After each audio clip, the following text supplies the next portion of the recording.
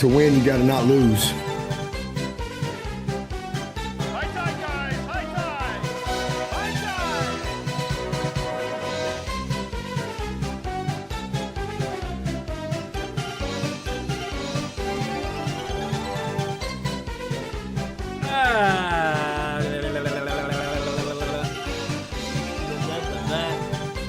Blah blah blah blah blah blah blah blah blah blah blah blah.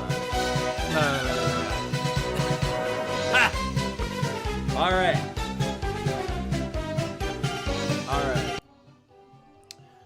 Okay. We live. I believe we are. Well then. No reason to waste any more time, huh? And all right, here. To win, you got to not lose. All right, enough of that.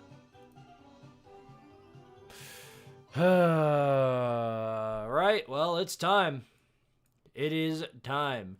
Good to see you guys here. Been a little bit of time. Had to straighten some things out over this week. Get ready for adulting life now that I've officially graduated from college. But I hope you guys are having a great Friday night. We got our first college football playoff game of the week. Alabama and Oklahoma. Now, I'm going to end that poll here pretty soon because I don't know when they're going to get this game started. But here's what I'm hoping.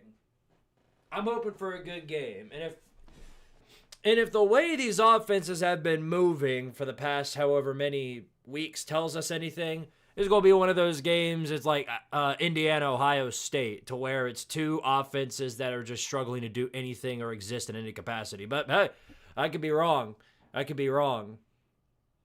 Game's actually starting at 8. Oh, I didn't realize that. I thought it starts at 7:30. Huh. Minor misconception on my end. I thought I could have sworn the game started at 7:30. Huh. Well, tomorrow night's game does. James Madison and Oregon. That one starts at 7:30. I'll be live pretty much all day tomorrow. Of course, I'm going live, as you guys voted on. I'm going live at noon for the first time in a while, as that's when Miami versus Texas A&M kicks off. And then after that, I'll be going live for James Madison and Oregon for members only tomorrow night. So if you are a channel member, I would highly recommend doing so that you can check out that live stream when it goes on. But yeah, some great games today. Well, great games today. I mean, not really. We didn't have any good games.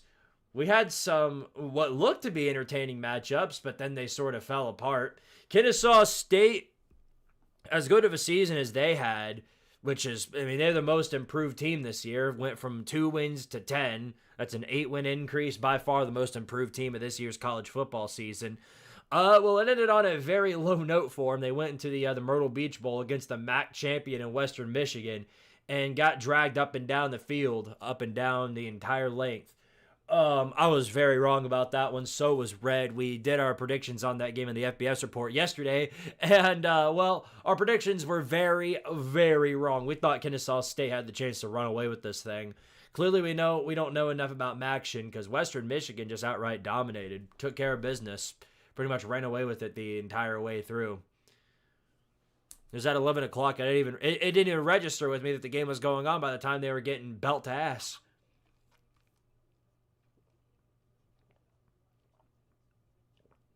But again, Jalen Buckley's good. He's good. I'm just surprised they had such a hard time stopping him. Did a great job shutting down Jacksonville State's offense when that game was around. Then all of a sudden, now they run out of the capacity to stop a run game. It's crazy. Western Michigan had 300 yards rushing. Stunning revelation. But good on Western Michigan for doing that. Then we had Memphis and NC State. They battled it out. The game was over instantly. NC State ran away with it. And while I wasn't wrong about this one because I did pick NC State to win, I thought Memphis would have put up a hell of a better fight than what they did. But again, with all this coaching turnover, are we really all that surprised? Memphis just wanted to get this season over with and move on because they've got to transfer their, going from Ryan Silverfield to their new guys, their head coach, there's a lot they've got to work through. there is a hell of a lot they've got to work through. So yeah, no, I guess we'll see how that pans out in due time. But yeah, no, neither of the games today were anywhere near close. They were blowouts. So I'm hoping for everybody's sake that this doesn't turn into a blowout, especially if Oklahoma winds up somehow blowing out Alabama. Because I'm telling you what, if that happens, all we're going to hear is a bunch of crybaby-ass Notre Dame fans talk about, where, we would have put up a better fight if we were in, where. That's all we'd be hearing. So I'd prefer for all of these games in the first round to be close, competitive matchups so that Notre Dame fans will shut the hell up. But I don't think that's going to happen. We're going to get some blowouts. We just have to. That's just the way it is. I mean, it really just do be the way it is. By the way, I wanted to give a special shout out. Hold on, I got to end the poll. So go ahead and vote because I wanted to give a special shout out to a new channel member. It's not showing me his name though. I have to end the poll in order to see it. Or maybe I can pop out the chat real fast and then it'll show me. No, it still won't show me. Ridiculous. Oh well. Okay, we'll give it a minute. Good to see all you guys in here for this stream. People, I guess, will start rolling in by the time the game kicks off. And it was my bad. I thought the game was kicking off at 7:30. Looks like it's 8 o'clock. We all OU fans tonight, says Young Man Connor. Yeah. I'm not necessarily an Oklahoma fan or an Alabama fan. No result does me any benefit. Like, if Alabama loses, sure, it's going to be pretty funny, but I feel like it's going to be that way no matter what happens. But, yeah. Well, that's new. I got a mod alert. Zach Johnson, 104 is the new captain of Tard area. Much appreciated, Zach Johnson. Thank you very much for joining us. Thank you for becoming an official channel member. Thank you, good sir. Welcome to the Tardarian Empire. Yeah, literally, because I've been seeing this, I saw a bunch of people from Barstool are of the same belief that somehow the Mouse is going to mouse their way all the way to the Natty. They're going to beat Indiana. They're going to beat Ohio State. They're going to do all the really cool, fun stuff. And I'm like, please, can we not think of that scenario, please?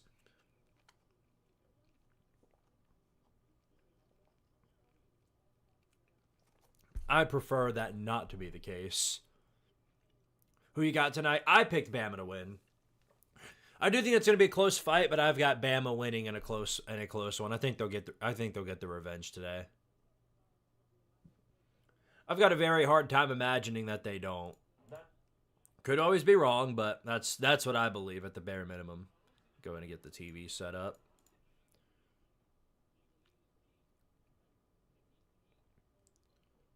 This is why you don't lose coaches before bowl games.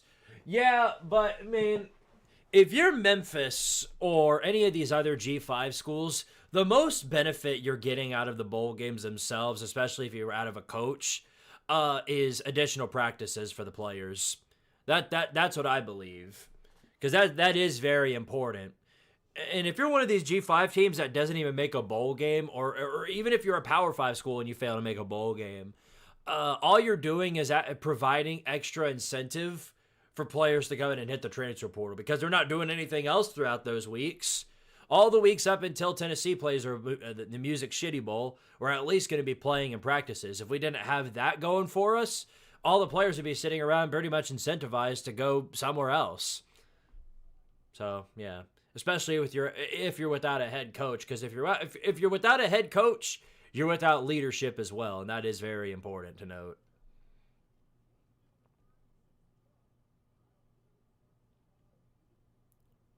Kennesaw and Memphis were sacrificed today. Yeah, I didn't think we were going to get 2 blowouts today. I hope that's the only ones we get these next 2 days. I do, because again, no matter if we get a blowout, all we're going to hear is, if we put this team in, the game would have been better. You weren't good enough to make it. I don't even know why I'm saying it. We all know what's going to happen.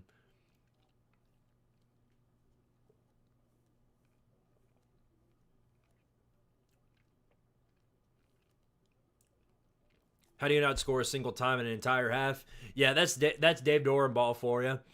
Moment they take a lead, that's it. That's it for them. It's GG's for the rest of the day. They're just going to sit there and let you do whatever. Bowl games feel like a formality instead of an achievement these days. Depends on who you are. Like for Kennesaw State, they went from 2 wins in the FBS in their first year to now 10. The Myrtle Beach Bowl, no matter no matter where Kennesaw State was, any bowl game that they were in was going to be an achievement for them. But if it were, I don't know, Notre Dame, if it were Notre Dame in the Myrtle Beach Bowl, it would not feel near as cathartic for them as it otherwise would for Kennesaw State. They would just be crying, screaming, and moaning about, we deserve to play out. That's what will be happening. That's what they're doing right now. I'll give BYU fans a hell of a lot of credit. I've heard a few crybabies from BYU fans, but I haven't heard like near as much crying from BYU as I have Notre Dame. I've heard more from Vandy, surprisingly. Lil Bats, appreciate the 20 super chat. Thank you very much for the 20. Says, congrats, grad. Enjoy. I very much will enjoy. Thank you very much. Yeah, I'm glad that we've reached this point now to where it's almost the off season. Not that I'm saying I'm glad the football season's coming to a close. But with how hectic things have been, I'll be able to focus on, other projects because I've got a lot planned for you guys. There's going to be a lot coming out this upcoming week. I'm very, very excited to show you all. Now, I am going to be busy some part of the through parts of the week. Obviously, Christmas is coming up. I'm not going to be working during Christmas. For those of you that are, I commend you. Thank you very much for your sacrifice. Yeah, no. So I'll be busy. I've got to do Christmas shopping on Monday. Gonna take my money and probably go do some shopping, get some stuff for the family, maybe for some friends that I don't have. In other words, for me. Tenor Horn, thank you for the 10, buddy. Says, here's a graduation gift. Thank you guys so much. Yeah, I still can't believe I've graduated from college. I'm really glad I did. Because people are going to tell me, it's so much harder once you get to the real world, and I don't deny that because you probably have a lot less free time. But what you don't have is projects from 27 different things coming off your back. So I feel it is going to be, at least in that capacity, in terms of organization, just a little bit easier. But we'll see. We'll find out in due time. I'll make sure to tell y'all all about it. Corporal Rhyme 994, appreciate the 5, says, love your videos. You've got me really into college this season. I understand it way better. Enjoy your graduation. Well, I'm glad that I was able to help out with that, brother. Thank you very much for the 5. Yeah, I've heard from several people that were out of the state, not just out of the state, but out of the nation, outside of the United States, that are more interested in college football because of my content, and that really does make me happy. So thank you for letting me know about that. Yeah, I'm glad that you guys are getting a little bit more of a feed. And it's not even just, it's not even just about the education itself, but it's also the fact that I like making it as entertaining as humanly possible, because that's the whole point. Otherwise, why would you watch if it isn't that entertaining? So I always try and mix the two together, make it factual, make it entertaining, but also make it comedic in a way that separates myself from anybody else. And I think people do enjoy that, which is very, very fun. So I'm glad to hear that. Realistically, the way to fix the crybabies by forcing them to be quiet is giving them every conference champ an auto bid. How do we tell them? How do we tell them? Notre Dame. That would not benefit Notre Dame in any capacity. Oh my gosh. Do you have any suggestions about actually getting into college? New York student asking, by the way. Well, if you're getting into college, I mean, I don't know. This is kind of a broad question. Are you saying you're trying to get into a college, or are you actually in a college but don't know how to adjust to the college life? Because those are two different answers. Is what I'll have for you. But based off of your question, you're asking about actually getting into college. What I can say for you is that you just got to save up. Just to save up, try and get financial aid in any capacity that you can get. Try and get to a college in state, because that does matter a whole lot. Go to a college out of state means a whole lot more tuition money. So keep that in mind. But yeah, that's about the only advice I would have in that regard.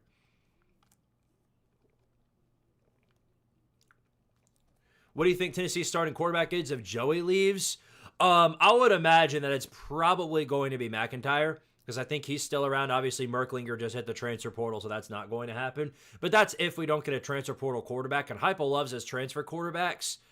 So my guess it's going to end up being Josh Hoover. I want Drew Messmaker. That's who I would want. But I don't think it's going to be him. I think he's going to go somewhere else. I don't know where, but I think he's getting ready to go not to Tennessee. So I think if Heupel's going to grab a quarterback from the portal, that is where I would go. But I guess we'll see. I guess we'll see and see how it pans out. I'm transferring from Jacksonville State to UCF. Guess I'm rooting for Scott Frost and the Fools Golden Knights. Yeah. Yeah, you don't have to necessarily root for him, but I would highly recommend, if you get the chance, to at least go to one of their games before you graduate. Because I would love to go to any game outside of, Tennessee. Not saying that I don't like going to games in Tennessee, but I also love, going to different schools, seeing their traditions, seeing what they do. It's a whole different feel once you're actually there attending the game. Even when I was at Georgia and went to that game where Tennessee was playing, the traditions are different, the feel is different, the environment is different. It's very fun. Same for LSU. I went there too several times. And it's different for every single university. And once you get that feeling, it's hard to take back. So I would highly recommend at least going to one of their games. Notre Dame deserves to be punished for refusing to join a conference. They already have. They already have by getting left out. Holy Jesus, Western Michigan. Yeah, they put the whooping. Did you ever get a job? Technically, no. Not yet. December is not the best time to go searching for a job. I know that. Not that I'm not searching at the current moment, but I also I know that it's going to be very tough, since obviously there's a lot going on, a lot going on during the holiday season. Definitely now is not the time to go and search for a job, but that doesn't mean I'm not looking. Finances are an issue here because I'm going to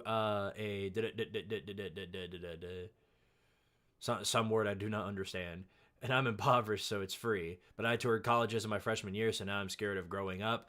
Well, I'll tell you this much. Everybody grows up. That's unfortunately a fate that you cannot escape, no matter which circumstance you're in, especially if you've got parents who are hardcore about you growing up and getting a job and all that. Good luck with that. That's all I can tell you. Besides, I want the best for all you guys, and I don't want you guys being 30, 40 years old and living in your mom's basement. I don't want that for you. Unfortunately, it just so happens that everybody has to grow up one way or another. So all I can really say to you is that I hope you find the college that you're looking for. And once you've found it, all I can tell you is that just get ready for a little bit of a grind is all I can tell you. That's all I can really say. I don't really know how lenient the professors are going to be at whichever university that you're attending, but all I know is that you're not just going to be able to lay on your ass all day and then do nothing. You know what I mean? If you can reconstruct the college football conferences, how would you do it? I'd go back to the way it was before Texas A&M and Missouri joined our conference, because this is always something I stood by. I don't think A&M and Missouri are SEC teams.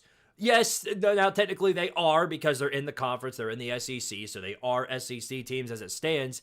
But the SEC is, as it stands, the Southeastern Conference. That's literally what they call it. The Southeastern Conference. Is Missouri Southeastern? Is Texas Southeastern? Is Oklahoma Southeastern? I mean, they're South, I guess, but they in no way close to East. So wherever they're getting that from is absolutely insane. We've just thrown geography completely out the window. And we've also got it to where the system in total is just completely imbalanced. So I think you got to move it back to the way it was before the deconstruction of the Big East. That's what I would do. But that's never how it's going to pan out. Not anymore. We have these super conferences. The SEC and the Big Ten are getting up to 20 teams. So it's just never going to pan out that way.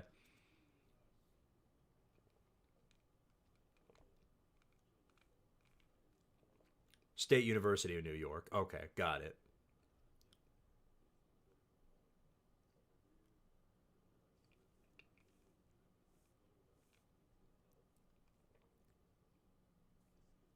Is Missouri and Kentucky Southeastern? Kentucky, absolutely. Missouri, no. Why did Texas and Oklahoma decide to join the SEC? Money. That's the root of everything in college.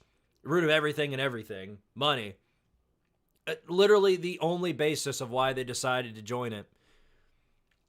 The TV deals, all of it. That's the reason they joined the SEC. They were going to get paid a hell of a lot more bank by joining this conference than they were staying in the Big 12. And everybody knows it. That's why they did it. That's why the Pac-12 disbanded. USC and UCLA knew they were going to get money by hopping over to the Big 10 instead of staying in the Pac-12. All the TV deals, they didn't make any new ones. They didn't make any new funding adjustments. And that's on the Pac-12 for not doing that. Because had they done so, it probably would have changed. They probably would have been able to convince the other teams to stick around. But instead what happened was that the conference completely disbanded. And now they're known as a G6 conference because of it. I love Pop-Tarts. Unfortunately, not everybody does. I like them too. And I'll tell you what, if I ever got the opportunity, Tennessee ever somehow joins in the Pop-Tart Bowl, I'm going. Hell, I'd probably go if I could. I'd go even if they weren't in it. Money talks, bullshit walks. Ain't that the truth? It just means more money. Different leagues. What can I tell you? Might as well be in different leagues, not conferences, different leagues. What do you think of the Pac-12 next year? To be honest with you, it's obviously going to be nowhere near what it was before everybody left. They're basically a G6 conference now. They're going to be a lower league compared to the power conferences like we have now. But, 2 years ago, we all thought the conference was dead. Like, dead. Like, it was over. They were never coming back. They were going to have to just completely disband the moment Washington State and Oregon State finally found somebody. But that's not how it happened. They rebuilt, brought some teams in there, and, well, at least make it a competitive conference for the time being. And my guess is they'll probably expand further because you're going to have these other G5 conferences that are going to be looking for teams in the FCS to build upon. Kennesaw State proved that. Kennesaw State, James Madison, some of these other teams that have come up from the FCS. They've come up from the FCS and they're already playing well above the league of many, many other teams in the same conference. They've proven that you can be in a lower league, jump up, and then, perform on that level. Houston's another one. Joined in from the G5, only took him a couple of years. I think they joined the Big 12 in 23. Won 9-10 games this year? Yeah, Houston's not bad. So if they can do it, I think we're going to see a lot more expansions. The Dakota schools, at some point in time, I guarantee you, they're going to be in not a power conference, but they're going to be in the FBS one day. It's going to happen.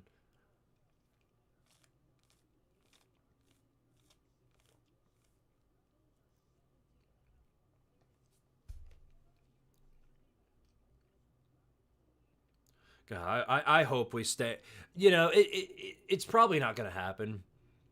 Especially if the G5 teams today or tomorrow get blown out and dragged up and down the field the entire way through, I feel like it's going to be more than enough of an incentive for the playoff committee and everything around it to go ahead and make a new bracket, maybe even a bigger one with 16 teams.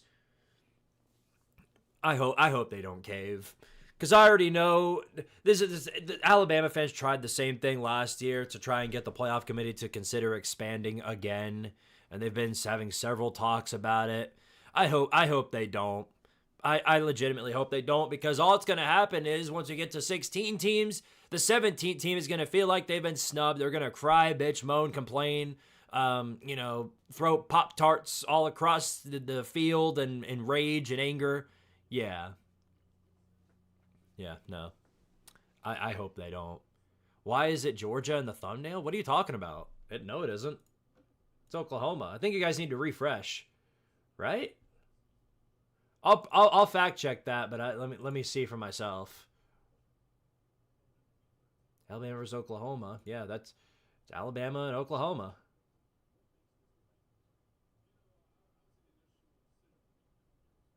Yeah, you guys just need to refresh. I don't know why it's showing Bama, Georgia. I don't know if you guys are seeing something weird. But I mean, I'm looking at the thumbnail right now, and it shows Alabama and Oklahoma.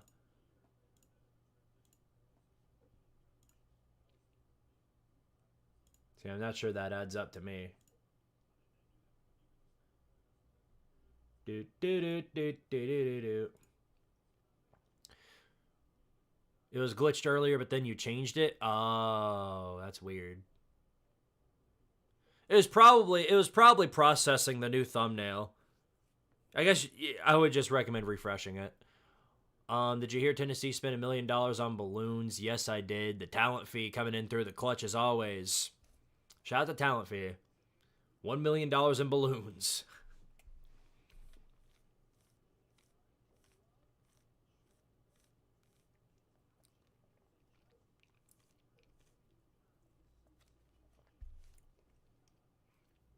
If Bama fans were going to do it, the Notre Dame fans are going to flood social media with their tears. They already have.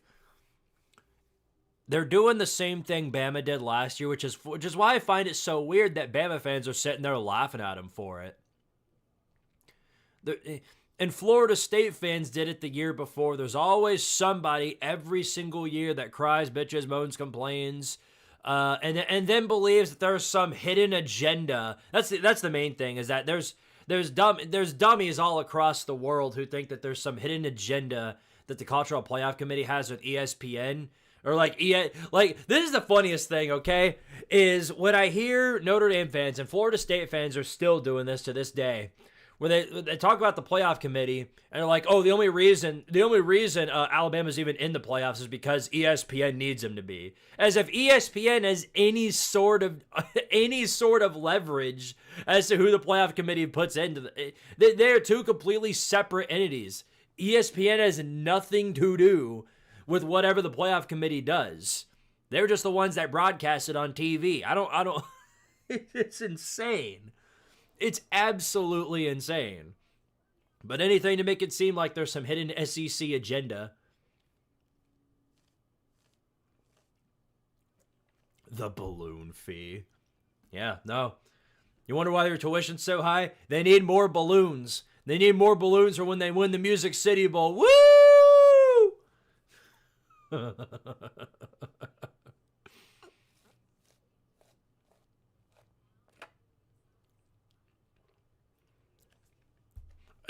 Perfect timing. There's an investment fee commercial up on here, and they're talking about the transparent fee.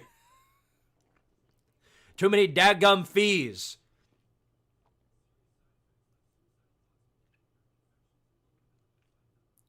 We should just have two conferences like the NFL. That is a terrible idea.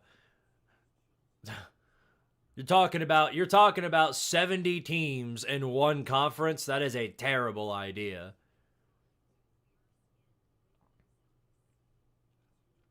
What would happen if Tennessee loses in the Music City Bowl? We move on with our lives.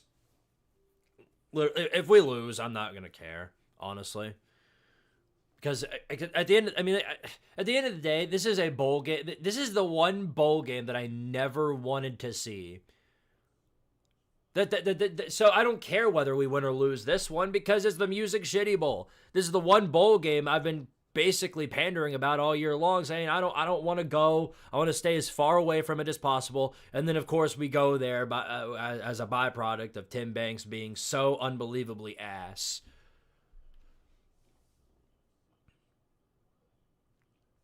Look, just if the football gods have any sort of leniency to the suffering that I've been through, they're going to somehow let James Madison and Tulane fight off in the national championship. That's what I would hope for. It's not going to go that way. It's going to be more suffering. It's probably going to be Georgia, Ohio State, just because they hate me.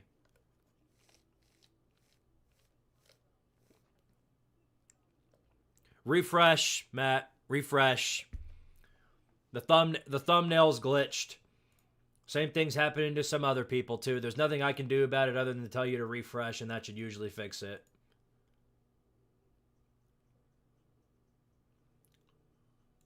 I'll see if I can make a... because I know I fixed it. I fixed it a while back. I'm not really sure why the thumbnail is glitching out. I think it's YouTube having a very hard time processing. So they're just potato. I'm gonna end this poll here very shortly. I'll give it till 7:45 and then I'll probably end it. So if you haven't voted already, make sure to do so. I can't edit midway through the stream, can I? Well, yes, I can. Okay, let me double check again. Yeah, the thumbnail is updated. So I guess the only thing I can tell you is that you just need to refresh. I'll add it in again just to be double safe, but yeah. I can't figure it out for the life of me. 2 conferences of 70 teams would work if teams can play football all year round like they do in football in Spain. Yeah, no, that ain't happening. Would it be hilarious if Heupel gets ravioli from the portal? Oh, my God. Oh, no. Oh, good Lord. Dylan Mahomes. I think we'll pass on that one. We need a real kicker. Oh, yeah. No, Guangdong, here's the thing about Guangdong Gilbert. He actually really isn't even that bad. The thing about him is that he gets so rattled whenever when we actually need him to make a field goal. He can hit all the garbage field goals from 50 yards out, no problem, because there's no pressure for him to do so. But whenever there's just that slightest hint of pressure, the kick goes to a different realm. Like and that is a big problem. You've got to have the nerves of steel if you want to be like an actual really good field goal kicker. And he just doesn't have that. He just doesn't have that. The moment there's any just itty bitty teeny weeny little bit of pressure, turns into a dadgum jellyfish. Yeah, they just need to expand the playoffs to 134 teams. But then the 135th team, oh, they've been mad about it. They'll be all kinds of angry about it.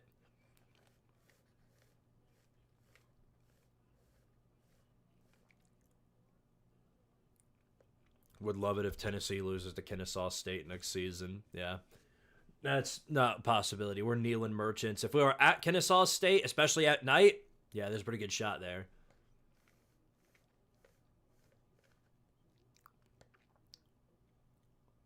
I'd love if James Madison did something.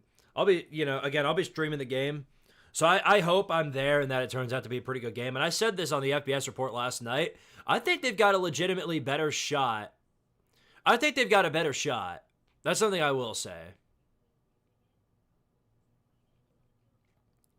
Better shot than Tulane. That's all. They're a lot less unpredictable, or they're a lot more unpredictable.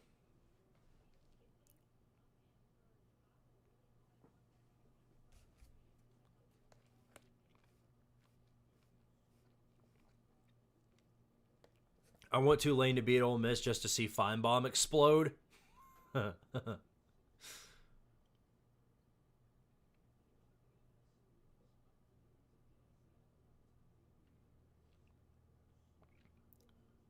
Georgia going to put belt to ass to Ole Miss next round?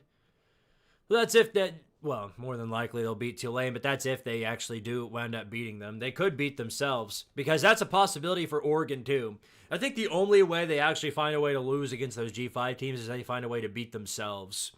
And it is an absolute possibility, especially with Oregon. Oregon finds all kinds of ways to coach themselves into a hole whenever they're in one of these big games. But I think they'll be just fine. I think they'll do their part. I think they'll hold on and survive and thrive.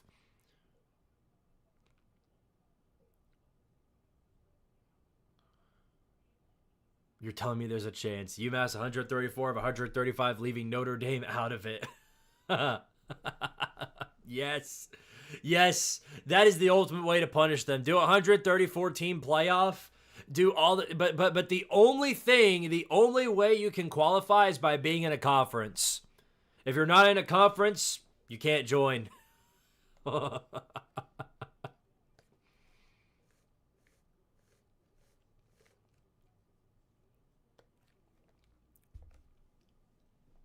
Yeah, James Madison. I think they do got it. I think they legitimately do have a better shot because I think they have a stronger line up front than Tulane.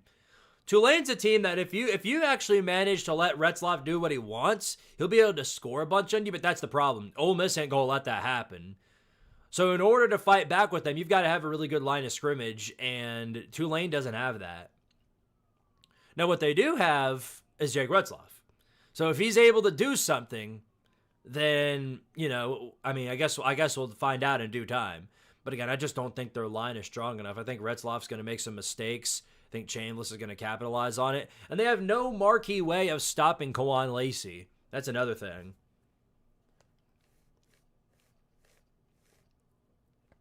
Meanwhile, I do think that line of scrimmage for James Madison is going to make some... I think they'll make a little bit of noise on Dante Moore. But I don't think it's going to be enough to make as big of a difference as they otherwise would like. UConn is close. I think UConn is very, very close to joining a conference. I'm not really sure which one, but I think sooner or later they're going to go ahead and sign the papers and get into one. My guess is that it'll probably be the American, but it could absolutely be somewhere else. Point is, I think it's sooner or later they're going to be in a conference. Notre Dame, have no idea. You never have any idea with Notre Dame. UConn is borderline mid most of the time. Yeah. Well, a lot of teams that were independent were, and then they joined a conference and they suddenly got better.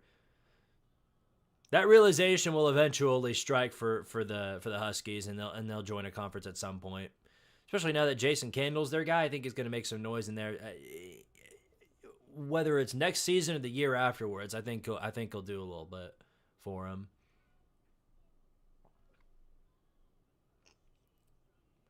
Yeah, I think it's way more likely it's going to get ugly for Tulane than it is for JMU.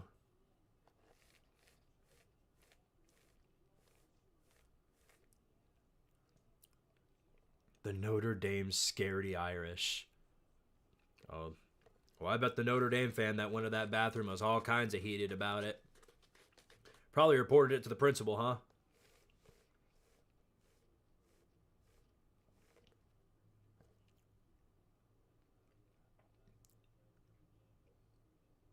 I wish my alma mater would join a conference. Memphis Tigers. Memphis isn't a conference. What do you mean? What? Oh, Power 4 conference. Duh. Okay. Yeah. I think Memphis has a good argument for that. I think if the Big 12 is getting ready to expand a little bit further, that would be one of the first places I would look, is Memphis or South Florida. It's not even just about the fact that they're consistent contenders, but it's also the fact that they're in a really good spot for recruiting. So is Kennesaw State. Kennesaw State, if they ever expand even further, that would be a great option because if you get them in a good spot like that in terms of recruiting, they can make some noise once they get to the Big 12. It's going to take some time. They're not just going to waltz into the Big 12 and then instantly win 10 games. That's not going to happen. But what they can do is with the right recruiting, they can make some noise, and I think that's very, very beneficial for the Big 12. Wazoo to the SEC. Well, we got Cal in the ACC, so I guess anything's possible. Yeah, I know they denied Memphis several times. That's one thing I don't understand is why they would deny them like that. I don't know why they're so against expanding.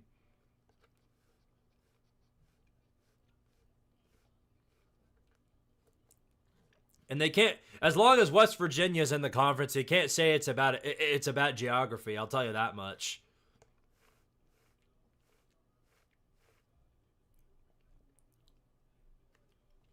We'll see how relevant the Pac-12 becomes. I'm interested to see how that pans out because how relevant is it going to be once we get to the postseason?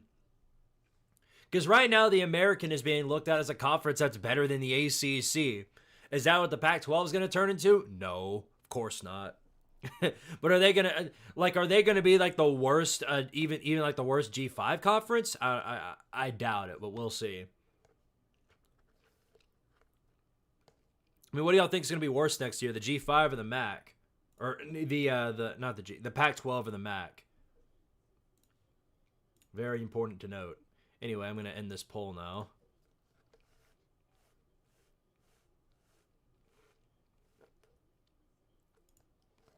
And most of you guys took Oklahoma. Not surprised.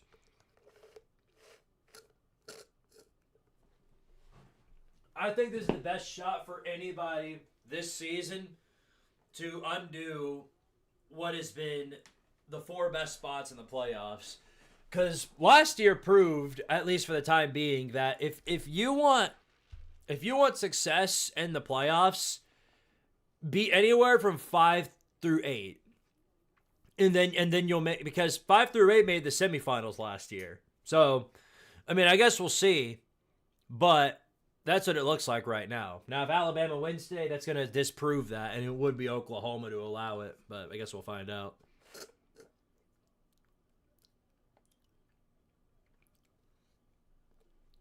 The MAC was the worst G5 conference this year. They absolutely...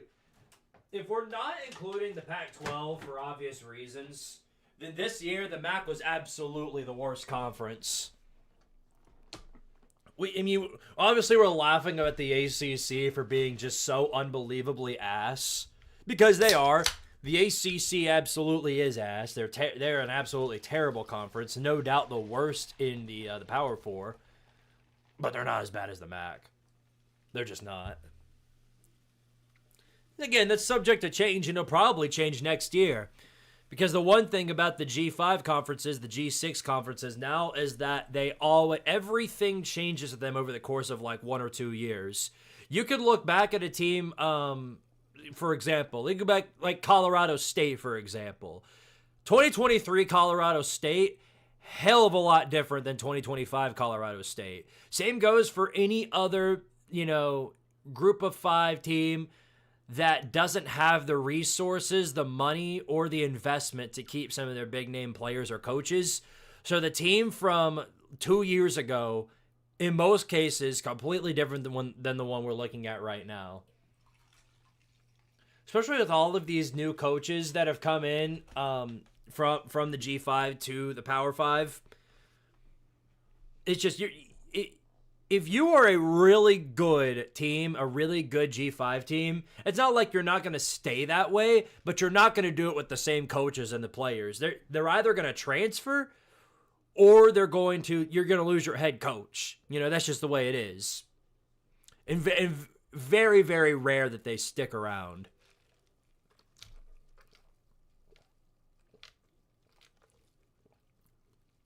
UConn at this point should just resurrect the Big East and bring back some of those to the teams of the Big East, like Memphis and Temple. Yeah, good luck with that. That's that scenario is far gone now, unfortunately. The only way you're getting them to join the conference is by incentivizing them with more money than what they're otherwise earning at their other conference, which I'm telling you right now, not going to happen. They ain't got the funding for that, but it would be very funny. Now, in cases like Miami, that would be beneficial for more than money because that means they can actually win a conference again. Dear Lord, man. Miami, if Miami doesn't make or win against A&M, this is just going to be considered another bust of a season for them. Because while they did finish 10-2, they're in the playoffs. It's a decent year for them, no doubt. But I think there's a lot of Miami fans that believe that success only comes with winning a playoff game because you missed your chance at the ACC. You still can't win the ACC despite it being handed to you on a silver dadgum platter. I mean, everything went right for you. Everything that you could have asked for. Florida State is still in the dumpster. Clemson fell off the map. They lost 5 games this year. Looked absolutely terrible. There were several other teams in the conference that fell apart. Georgia Tech was looking really good for a long time. You didn't even have to play them, so it didn't matter whether or not they fell off the map. There's several other teams.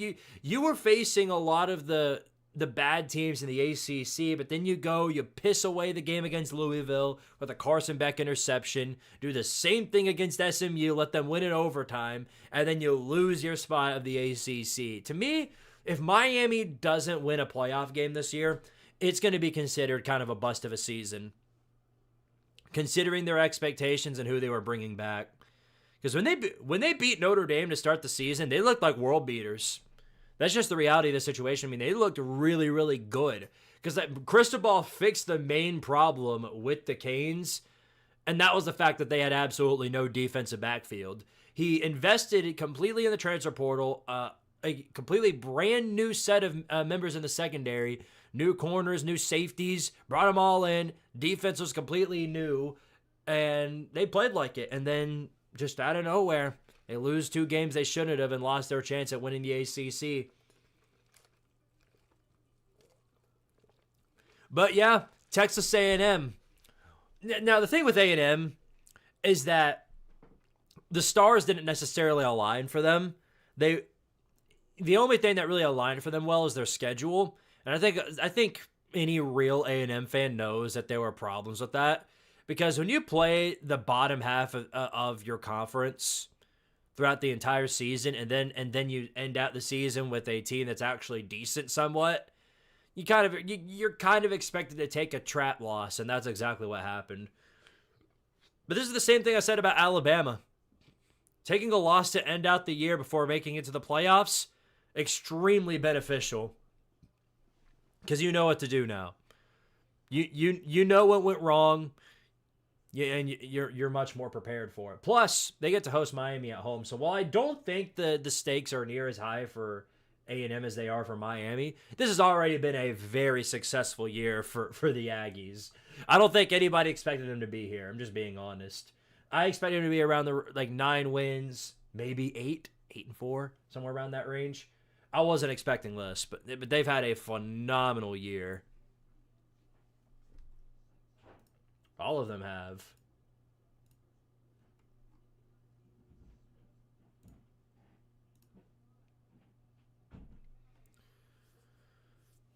RIP, my Sun Devils. We've lost nearly everybody. Yeah, I feel bad for Arizona State.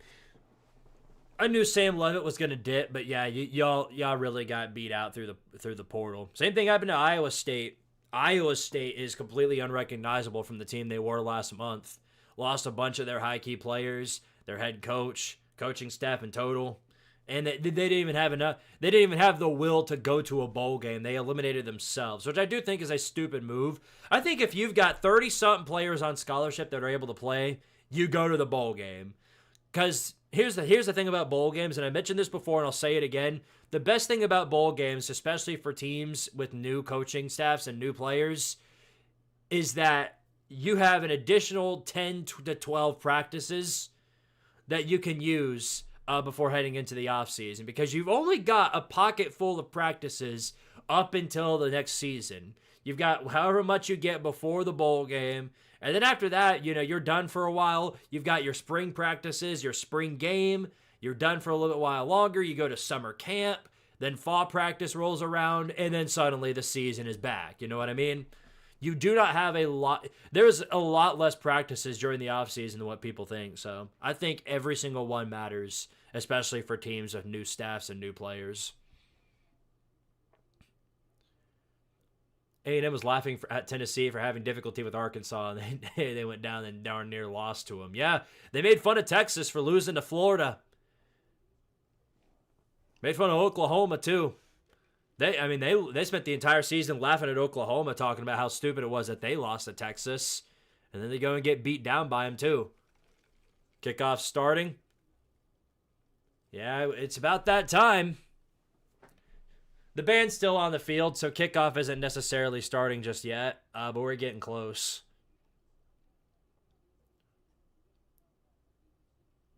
By the way, in case you guys aren't aware, I'm sure you guys know by now, but for those of you who aren't, that counter down at the bottom left of my screen, of course, when we get to $50 in Super Chats for today, that means I get up and I hit the squiddy for a little while. And we managed to get it to the famous number of $19.98, in other words, $199.08.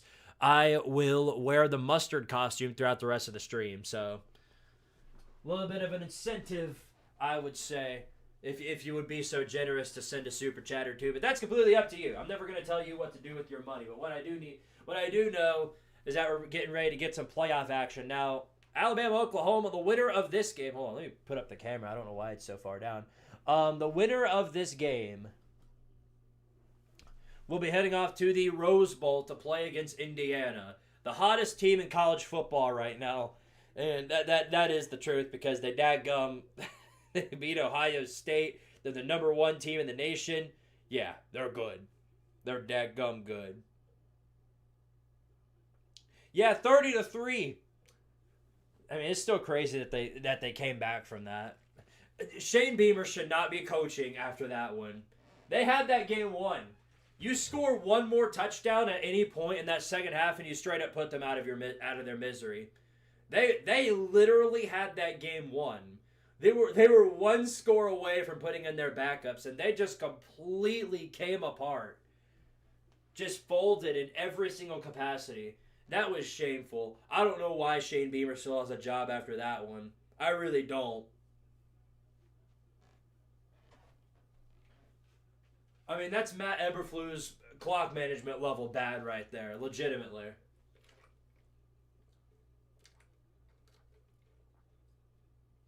If Oklahoma poos all over the field today, please rip us. You know I will. I mean, we know this. Every single team that loses in this playoff run gets a little extra video about them. The Oklahoma get out video will go hard, I'll tell you that much. But that's if they lose. Who knows? They could win. They could win. They've got the home turf. They've got home field on their side. That has to count for something.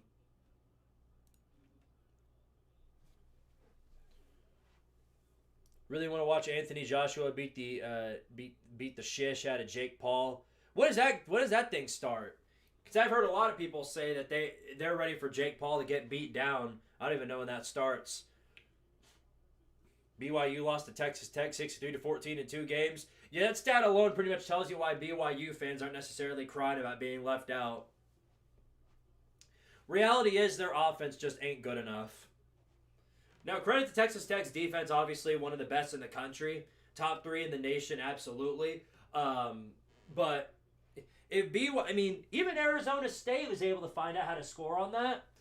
If BYU wanted any legitimate shot in the playoffs, they had to put up a way better fight than what they did. And they just couldn't. They were. It wasn't even like they were terrible, but they weren't good. I'll say that much. I still can't believe you two removed the Carolina jackpot, South Carolina versus A&M stream. Yeah, that blows. But I'm not surprised. A lot of foul language on it. Carolina jackpot does not shy away from any of the language that he uses. And there are a couple of buzzwords that'll get your channel immediately. Not your channel, but it'll get the video immediately taken down and striked. And yeah, no, they. Not that I'm saying he's used them, but I can't deconfirm that he hasn't. All right. Turtle Phillies, appreciate the 10 says, congratulations on your graduation. Penn State and Cal alum / fan here cheering for your chaos.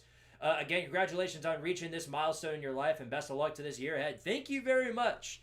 Greatly appreciate your support. Goes a very, very long way in supporting the channel. And yeah, no, thank you. I can never say it enough. Penn State and Cal. Ouch. Yeah, that's a double whammy right there. Yeah, at least you got Wilcox fired. By the way, I think one of them is down here. Hello? Oh, it's both of them. They're both here. I was checking under the bed to see, because I'm pretty sure one of the cats was under here. Crazy, both of them are. They like it down there. That's their spot. Let me see if I can get them out of here. Hey guys, don't be so camera shy. Come here. Come here, little buddies.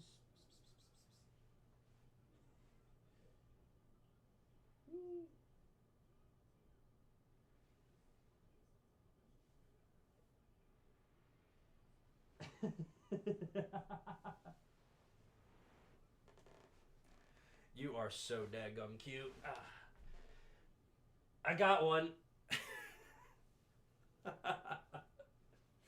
Okay. Come here. There we go. Smokey's here.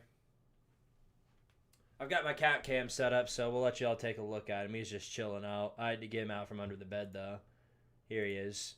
There's Smokey.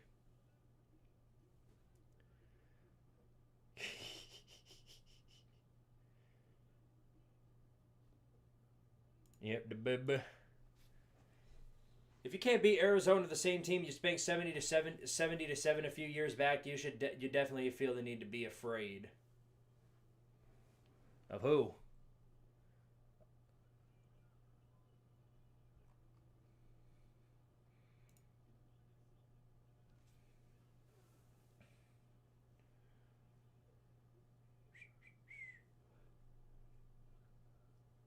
I've got up here.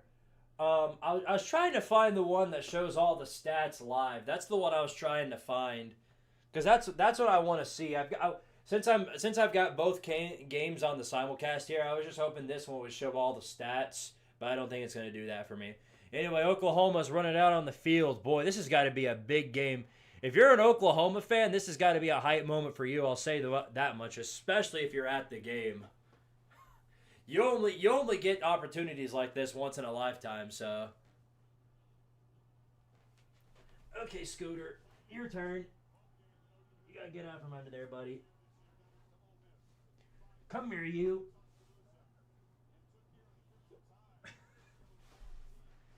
Come here. Come here.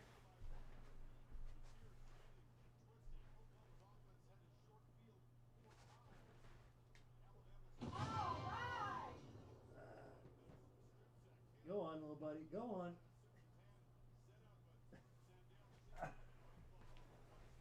on. I got him. I had to get Scooter out from under the bed. Come here. Say hi to the people. I know you don't want to, but they just want to say hello. Okay. There you go. He'll probably go right back under, but I wanted you guys to just get a quick look at him. Did Kentucky win? Do they ever?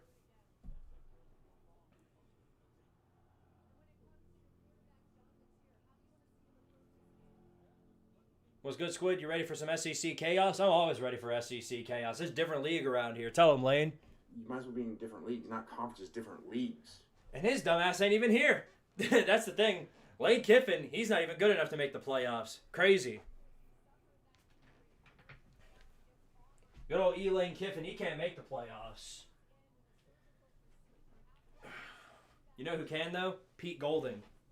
Pete Golding can make the playoffs. Okay. Here, go see your brother. Oh. Man, why don't you just chill out? See, your brother is completely chill.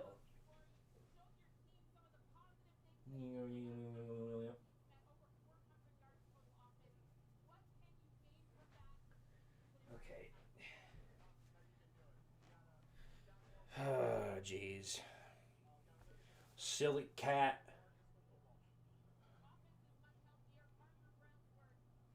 Squid, how do you feel about people who say, I watch Auburn for basketball and Tennessee for football? Well, those two teams specifically, I would say that that's just you supporting your fan base, specifically on a sport. But if it's somebody like, I've seen people say like Ohio State football, Duke basketball, yeah, those people are just dadgum bandwagons and they need to be shamed. They need to be absolutely shamed because they have no shame in any capacity. Like Duke basketball, Wake Forest baseball, all of it. Yeah, I mean, they just can't handle losing in any capacity, so they just need to be shamed.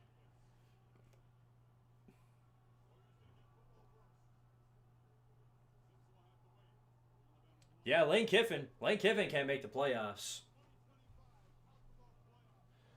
All right, well, we're getting ready to get started here. Oklahoma and Alabama. Now, neither of these teams are Georgia, even though Alabama's a rival of mine. I don't necessarily care all that much if they win or lose, as long as today's a good game. That's all I can ask for. Give me a good game, free of injuries, and one that's enjoyable to watch. Because no matter what happens here, today's scenario is going to be funny. If Oklahoma loses, it's going to be funny. If Alabama loses, it's going to be just as hilarious. So, best of luck to you both. Here's the kickoff. Oklahoma set to receive. Ball rolls back, gets down around the 5. They'll take a knee and take the touchback. All right, so we get Sooner ball to start out with. How quickly do you guys think this offensive drive is going to end? That's what I want to know. Ever since Mateer's hand injury, nothing has been the same. Like they used his brain matter to cover his cover surgery for his hands.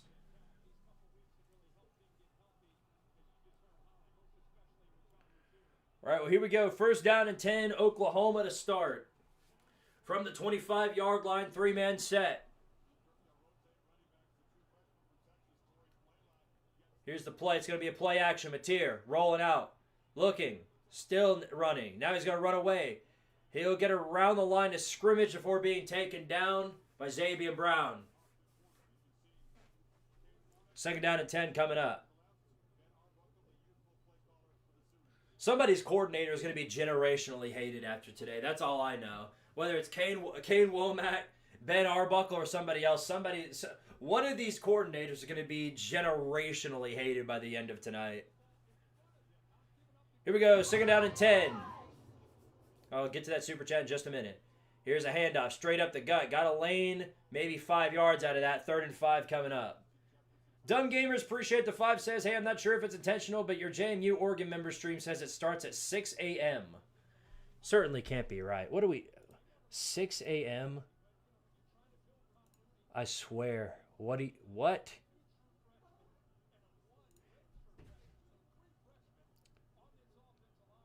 Seven, yeah, it says 7. Oh, you're right, it does. Meant to say 7 p.m. Oops. Good call, thank you. Anyway, here's 3rd and 6. Mateer back to roll. He's going to throw over the middle, and I think he got it.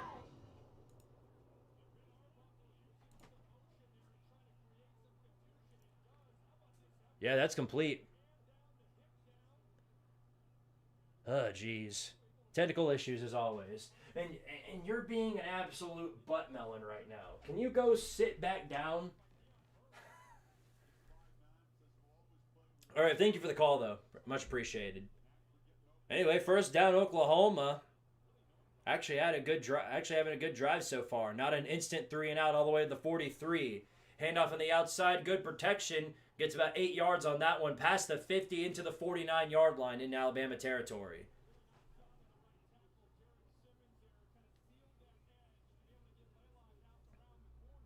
I don't know why. I think I'm pretty sure I switched it to 6 p.m. That's or 7 a.m. or 7 whatever. You get the idea. Here's 2nd and 4. Mateer rolls out of the pocket and tries to dive for the first down marker. Won't get there. Ball slipped out at the end. I think he recovered it on his own. 3rd down and short coming up.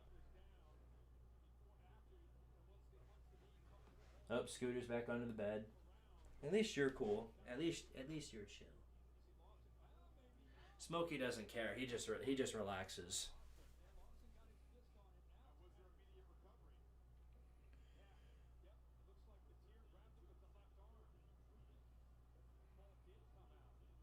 So yeah, the ball slipped out there, but he recovered it. So it's going to be a 3rd down and 2. Got to get to the 47-yard line. They're at the 49. 3 receivers out. Mateer all alone. It's going to be a quarterback run up, straight up the middle. Good push and a first down. All the way to the 43-yard line. The drive shall continue. This is going to be, it's like, watch this be one of those things like BYU where Oklahoma goes down the field and effortlessly scores, and then they just proceed to never score again. How many picks from each quarterback? I want y'all's predictions. I think it's going to be a total of 4 interceptions today. I don't know who it's going to be from, but I think it's going to be around a total of 4 interceptions, and I think they'll all come in the second half. 1st and 10 for OU. Rolling out of the pocket on a play action. Throws straight over the middle and incomplete. Looked over the middle again. Xavier Brown's there to deflect it. 2nd and 10.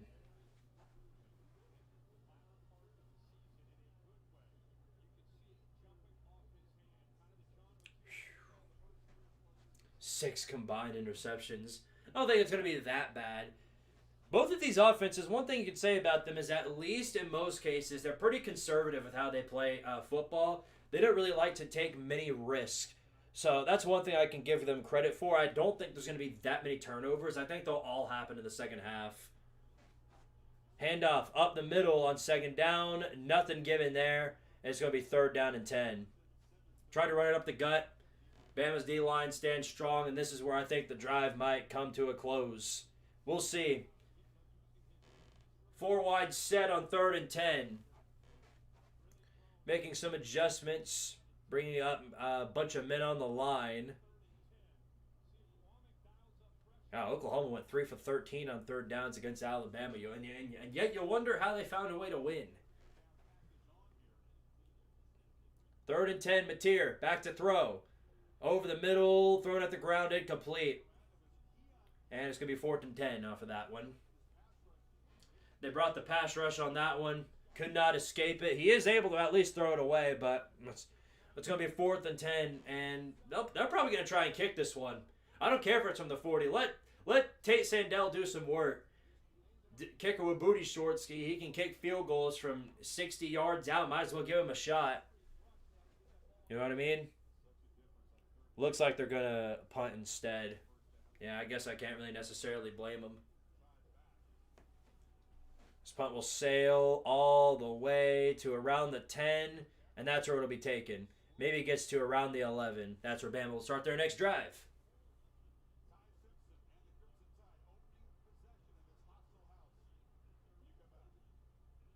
Yeah, JMR, I'm going to ask politely not to just say every single play that happens. That'd be greatly appreciated.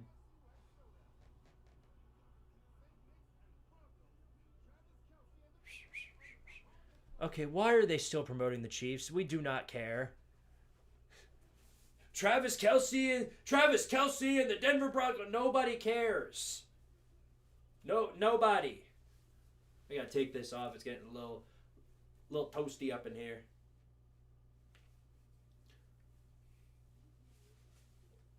Don't remind me of Sandell. Yeah, no, that dude's got ice in his veins, I swear.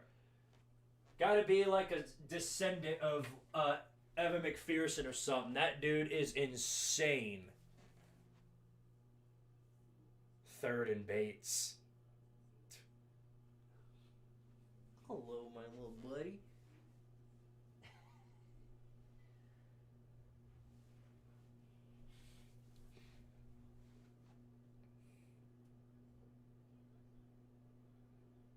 The Chiefs are so ass, and I'm a Chiefs fan. Yeah, no, they had a great run for as long as they've had it. AFC Championship every single year except for this one. I mean, that's pretty impressive. But, yeah, the end must come at some point, and boy, did it come this year. That was a bad performance they had last time, especially with Mahomes going down with that ACL tear. Absolutely terrible.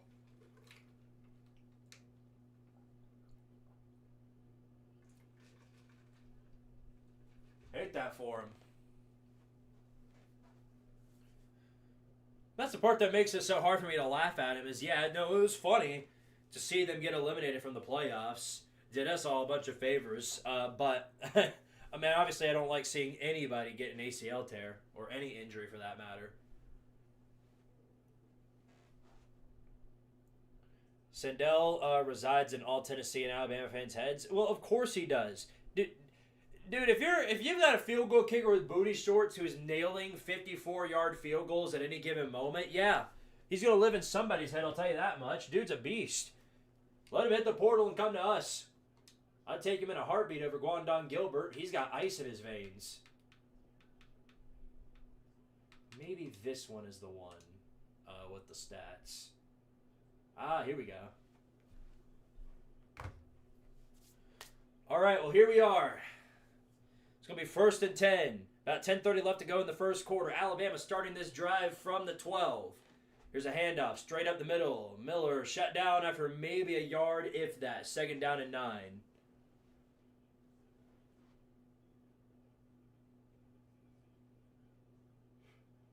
Wow, that's impressive. Oklahoma got like 30 yards out of that drive. They're on par to get 100 yards of offense today. That's crazy. All right, 2nd down and 9 rolling up. Line up in a 3-man set. Man moving in motion. Here's another handoff. There's going to be a screen on the outside. A little dump off. Got it. It's going to be about 3rd and 5, though.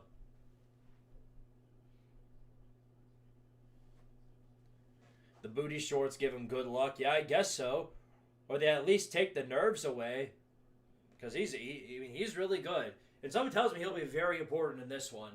In a low-scoring defensive brawl, he's all the more important.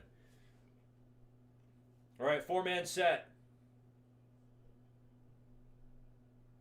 On the pass play. Here's Simpson. Throws on the outside. I don't think he got that. Nope, incomplete. 3 and out for the Bama offense. Oklahoma will get this ball right back. Yeah, Bart Simpson's going to have himself a day. I already know it. Maybe a bad one. Second time he's looked for Isaiah Horton. Might just be trying to throw to him every single game.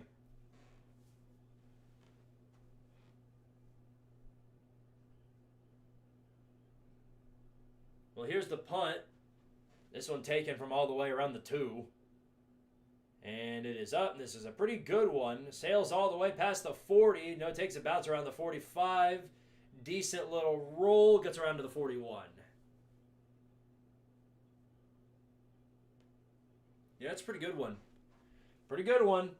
And special teams are going to be all the more important here. Really, I don't think this is going to be a shootout in any capacity. Neither of these offenses are going to get hot. I think it's really all going to come down to which defense or which special teams can force a mistake. Gilbert should just pretend every field goal doesn't matter. He seems to do better in those situations. Yeah, that's what I would agree. But that's unfortunately how it doesn't work.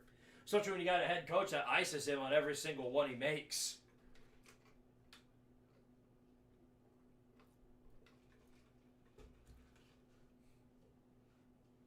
Or Mason Thomas just pushed back Proctor into his quarterback. Yeah. Dude, Oklahoma's D-line is just insane. They're going to cause nightmares for Bart today. 4-2 after 6 overtimes, potentially. Oh, yeah. No, both defenses are great. These are two defenses that are going to be bringing their all. No doubt about it. This will probably be... Because last year, throughout the entirety of the first round, it was all blowouts. None of the games are anywhere close. So to me, I think if this one to return into an actual really good game, it would change the mind of a lot of members on the playoff committee, and that's what I need. What I need is for us to have 4 really good, really competitive playoff games so that there's no room for Notre Dame fans to cry, complain, boo-hoo, we would have done better if we were in there. And you won't have to hear any of that. That's what I'm hoping for, but I don't think that's how it's going to go. We're going to get at least like two blowouts is what I would think. Well, but I guess maybe 1. I don't know, if we're lucky. How I miss it is if Alabama or Liar Quest Bowl runner-up. Yeah, well, I mean, there might be who knows, they might be a first-round elimination if they can't do anything on offense today.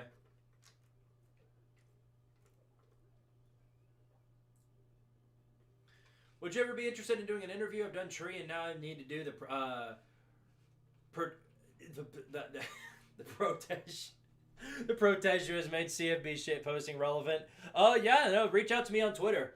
At Lord of Tardaria, it's somewhere in the description. Yeah, hit me up with the DM, and yeah, no, we'll talk about it. I have a bad feeling A&M and Miami being a tank-off. I certainly hope not, because to me, that looks like the most competitive, fun game that we could have throughout the entire playoff run. But we'll see. We're due to find out. Who will be the last SEC team standing in the CFP? Yeah, it's a good one. I don't know.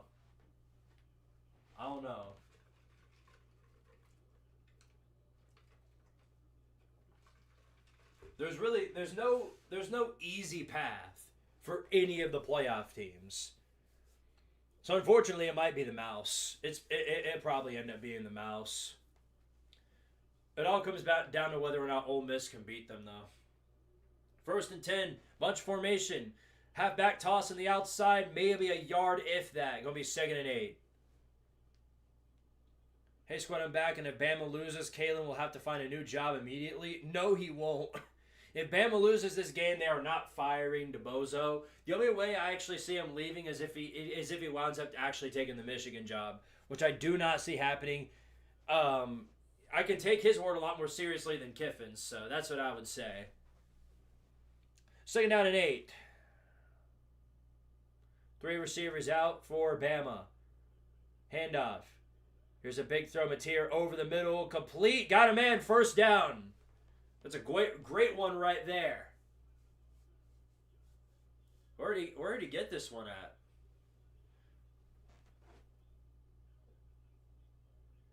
Yeah, he met Deion Burks over the middle. About 14 yards on that one. Any game like that's going to be a whole lot. Or never mind. That's not Deion Burks. My bad. That was Carter. So basically, the Dogs go all the way until they find out that the Buckeyes are the Hoosiers.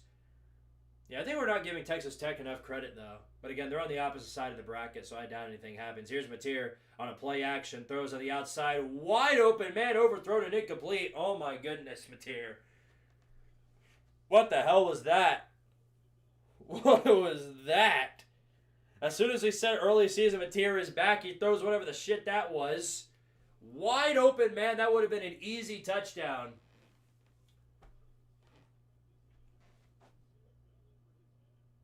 I think he needs a refund for that hand surgery. That was terrible. 2nd and 10 now. From the 36-yard line. Got to get all the way to the 26 to convert. Bunch formation, 3 wide set. Going to be Mateer on a quarterback run. Got some blockers. A good run here. And then gets down around the 25. He'll get the 1st out of that.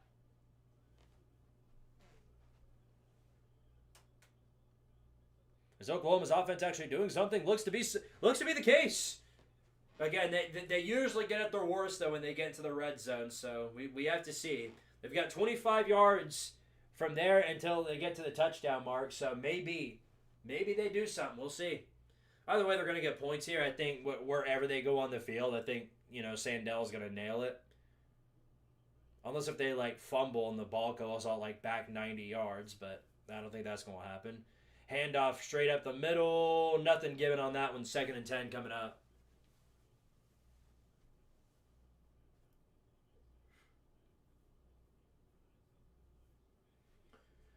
And that's how it's going to be all day for me. This game's going to be built like EA college football. Something tells me that's how it's going to be. I don't think either team's going to be able to run the football. But the only way they're going to actually have some mobility going forward is by passing it or doing some weird quarterback design runs like the one we just saw.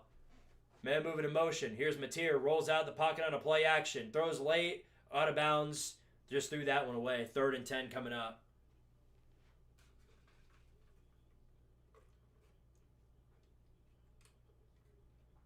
When does up the middle ever work when the other team's not expecting it? Like a running back draw or something like that. Or if the offensive line gets a really good push, but Oklahoma's not doing that. The offensive line is one of the weakest pieces on their team. They are not going to push around Bama's D-line. They're going to have to fool if they want to get anywhere.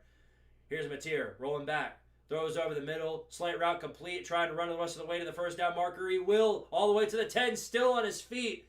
Gets down around, I think, the 5. It'll be 1st and goal, Oklahoma.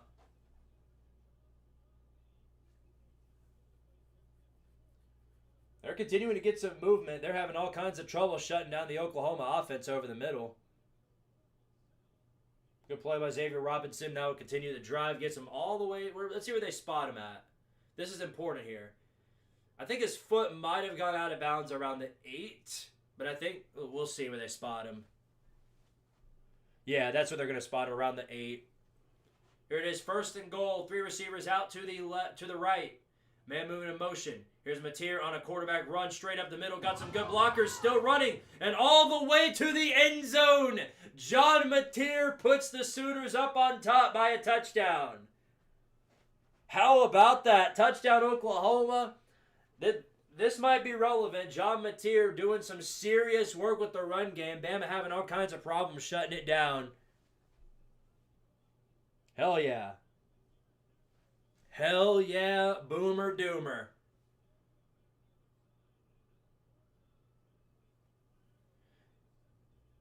Yeah, that's when I said it's going to be hard to directly run up the middle with like a running back. But if you're able to do it with a quarterback, you can do a whole lot of different stuff with it. That's something I will say.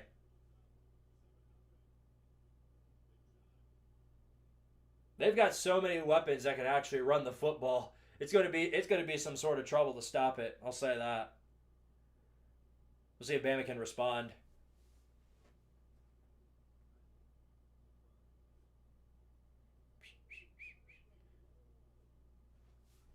Anyway, I forgot some super chats, so I'll go ahead and answer those. First off, Daizo, appreciate the being a soldier of Tardaria for 10 months. Thank you very much. Says, fuck Auburn for hiring Tim Doff Bankler. That's an interesting one. And yes, I did see Daizo. Thank you for the 2. Says, Ishii Osama, Tim Banklin got another SEC job. I did. Oh, poor Auburn. Poor Auburn. I almost feel bad for him. Except I don't. It's going to be a hard life for him next year. I'll tell you that much. Jackson Arnold as your starting quarterback. Tim Banks as your defensive coordinator. Gah. I couldn't live in a reality like that. Anyway, here's the Squiddy for you. Ooh. Ooh. Ooh. Ooh. Ooh.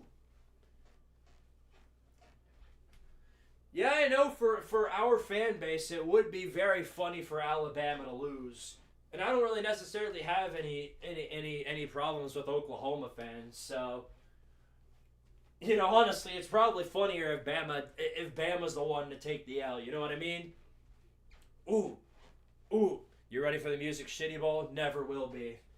Still figuring out how I'm going to do the protest, but I think I've got 2 different options in mind. I'll let you guys know pretty soon, though. I'll let you guys know in due time.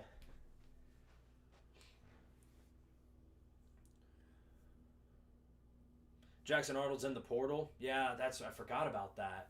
I forgot. Yeah, so who's Auburn's quarterback gonna be? That didn't even hit me. Who is their quarterback gonna be? Because they're not getting Messmaker or Hoover or anybody like that. They're gonna have to go with somebody else.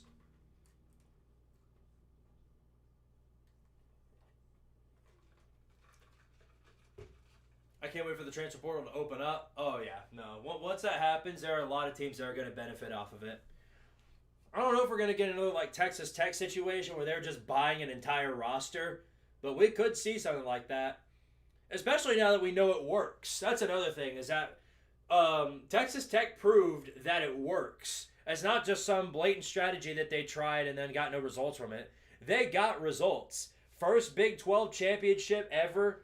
First Big 12 title, got into the playoffs with a bye. Yeah, they got some big-time results out of that. So something tells me we are going to see something like that out of a lot of different teams.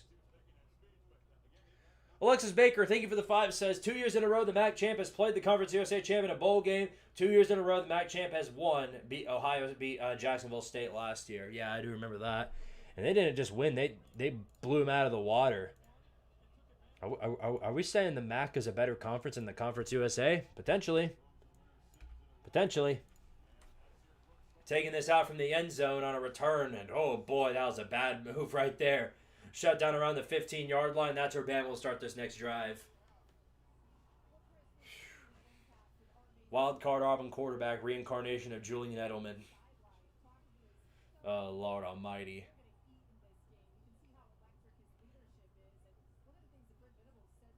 Not everybody's going to buy their whole roster. You're still going to have teams like the rich programs. You're going to have a lot of SEC teams that are going to do it the traditional way by recruiting teams and then building them up through that way. But the transfer portal, you have to use it now in order to survive and thrive. That's the only way. Here's the 1st down and 10. Bama with 4 receivers out. Simpson thrown down to the ground immediately. All the way back at the 3-yard line. Kip Lewis got in there and threw the man down on the ground around the 3. That's going to be 2nd and long.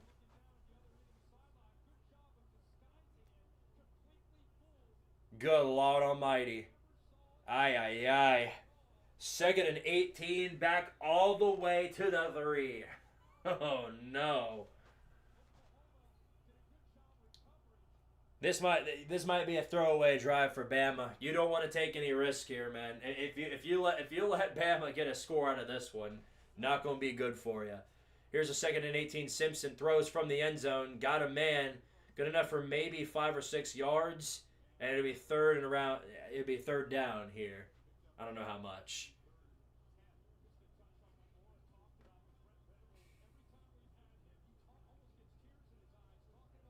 The Bama we saw against Florida State showed up in Norman. They just the reality is that Bama suffers from a lot of the same problems that Tennessee and Josh Heupel do. Whenever they get on the road, they're like if they're playing outside of Tuscaloosa in most cases, they're a shell of themselves. 3rd down and 10 now, 3 receivers out, bunch formation.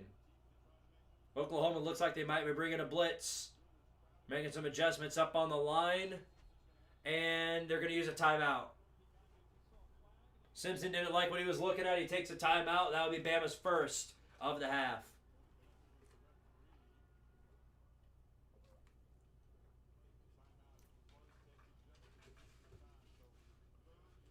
Oh, yeah. No, this, I don't really see them do it. I don't know how they're going to find anybody open here.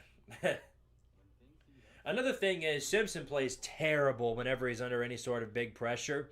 If he's consistently under that and knows that he can't trust his line, he just plays terrible because he's not a running quarterback. That's one thing. Ty Simpson can't run.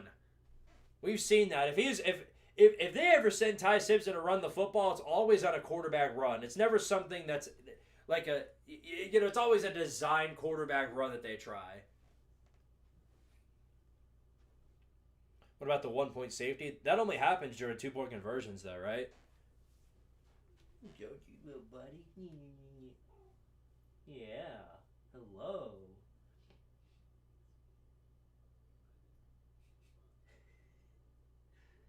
You're so sweet. Unlike you, you're a little rat. Why are you being a butthole? Yeah, he's just chilling out under there. He's never going to come out of that bed. Oklahoma needs to block a punt this game. I don't even think they need to do that anymore. They just need to get out. They need to avoid getting out of their own way. They haven't done so yet, but that doesn't mean they can't. They've done it before where they've thrown themselves into a loss. If you get up by 21 and then John Mateer comes out and starts throwing like 4 interceptions, Bama can just as easily get back into the ball game. But that's if they find a way to do something incredibly stupid like that.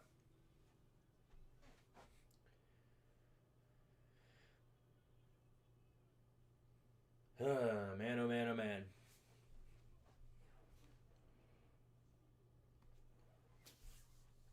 Scooter got stream fright. Oh, yeah, no doubt. Smokey doesn't care. He couldn't give less of a rat's ass. Look at this man. He literally could not care.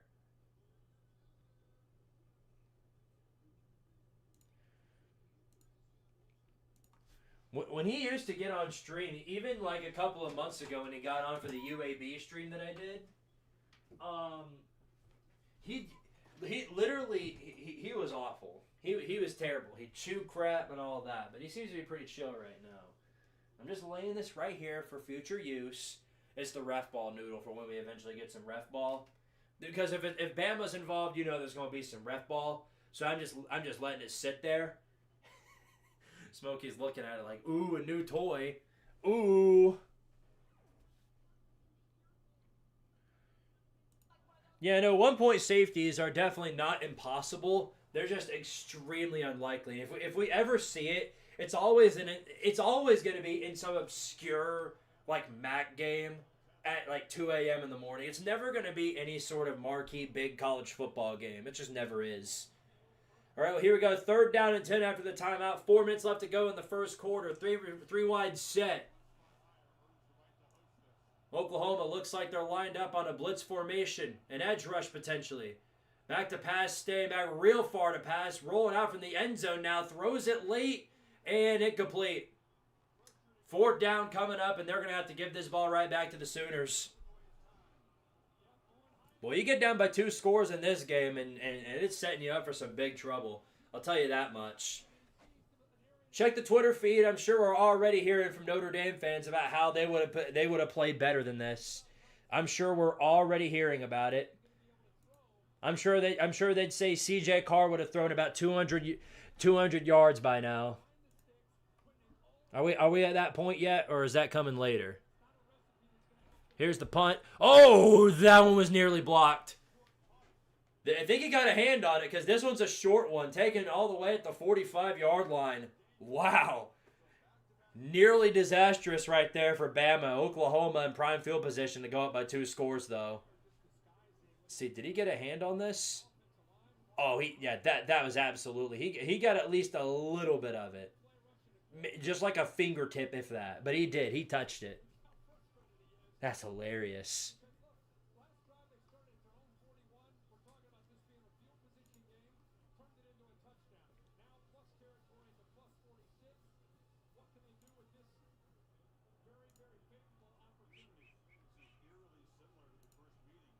All right, well, here we go. Here we go. First down and 10. Oklahoma starting from the 46. Mateer, plenty of time to throw. Slant route over the middle. Gets it off. About 8 yards, and it'll be 2nd and 2.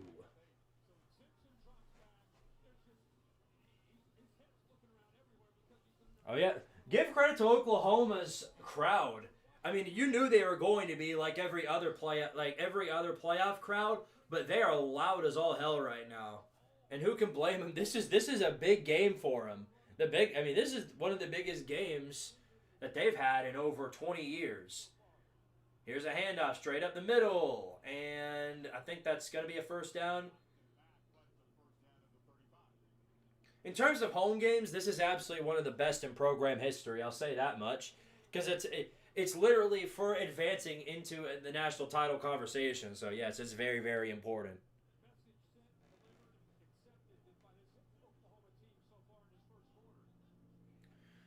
Total yardage, by the way, Oklahoma just reached 100 yards of offense. Bama has a total of 5. Yikes. Here's a run on the outside. Got some blockers. Decent protection. Nearly hurdles over somebody. I think he'll get about 7 yards out of that. Did you see they canceled all their classes tonight? Well, I think their classes are already canceled. I mean, what classes were there to cancel? That's what I want to know. I mean, I've been done with classes for 2 weeks now. What are they talking about? Finals are usually well over by now.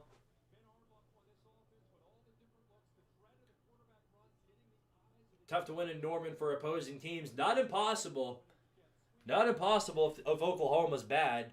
There were certainly some teams last year that had no trouble beating them in Norman. Wink, wink. But not this year. Yeah, they're actually really, really good. Halfback toss, no protection. He will get a gain out of that, so maybe 2 yards if that. Another third down. It'll be a 3rd and 2. But, late flag comes in after the tackle. What could this possibly be, I wonder? Are we getting some of that Bama magic here? Forget that. Oh, you're like, whoa, wait a minute. We can't have any sort of offensive movement. That can't happen. Let's see what they call. Wow. Unsportsmanlike conduct, number 55 on the offense. So Oklahoma's driven back 15 yards. Pretty much kill drives the entire drive. Wow, that's unfortunate. I'd love to get a second look at that so we could see. Okay, they're going to show us. Let's see what happened here.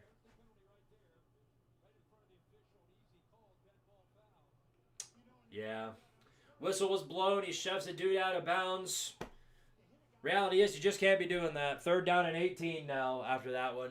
Easily convertible 3rd down. Turns into an extremely third and extremely long. 4 receivers out now for the Sooners. Mateer back to throw. Takes the screen on the outside. And he breaks the tackle. Still moving. Gets out to around the 32-yard line. Not good enough for the first down, but it does set up for what should be a much more manageable field goal for Mr. Booty Shorts himself.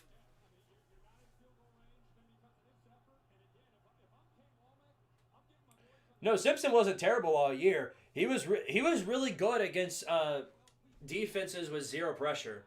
That's something I will say. is that if he's not getting pressure, Ty Simpson is going to make some noise. But even Florida State was bringing a lot of pressure up on the edge, and he had no way to adjust to it. Here's a 51-yarder for Tate Sandell. Almost straight up the middle, but here's Mr. Booty Shorts with the field goal. The kick is up. Sails in, and it is good. Easy. Easy money for Mr. Booty Shorts. I don't know what else you could have expected from that one. This dude is just insane in every capacity. I don't know how many more years this guy has in college, but whenever he gets ready to go to the NFL, whoever needs a kicker, that's your guy. That is absolutely your guy. Holy crap, dude. This guy is insane.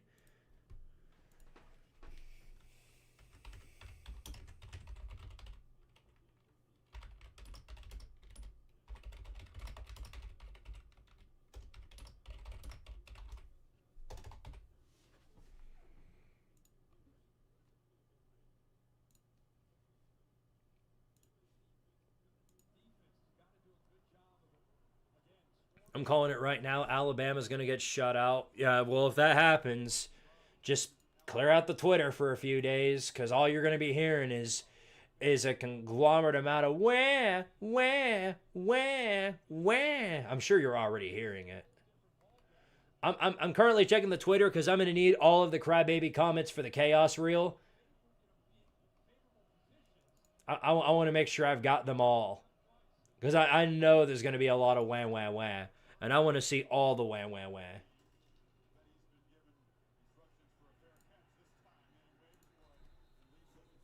This kick is sails around to the 5. Bama will take a touchback, and they'll start around the 25.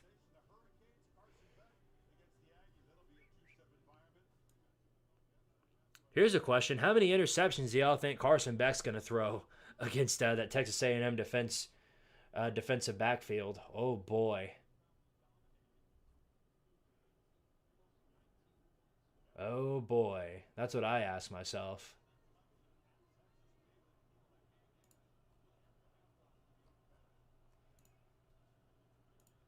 Here we go. Here's Bama's next drive. Quick run on the outside. Is that a flag? So let me explain this. The running back is continuing to run. Miller gets about 4 yards maybe, but as he's going down, his offensive lineman picks him up and throws him for an extra 4 yards. I guess that's legal because it's 2nd and 3. What in the world was that? That was crazy. But it's blown legal, so there you go. That would be the final play of the first quarter. Or maybe it won't be. There's 7 seconds left. They're getting everybody up on the line in a bunch formation. 4 seconds. They are going to run a play. It's a handoff straight up the middle, and Oklahoma's there to shut it down. No gain on that one. 3rd and 3 will come up after this break in the first quarter. That was hilarious, dude. I've never seen anything like that. Only Bama, huh? Only Bama could think of something as cool as that. Taking your running back and literally throwing him across the turf to get an extra 4 yards. That is insane.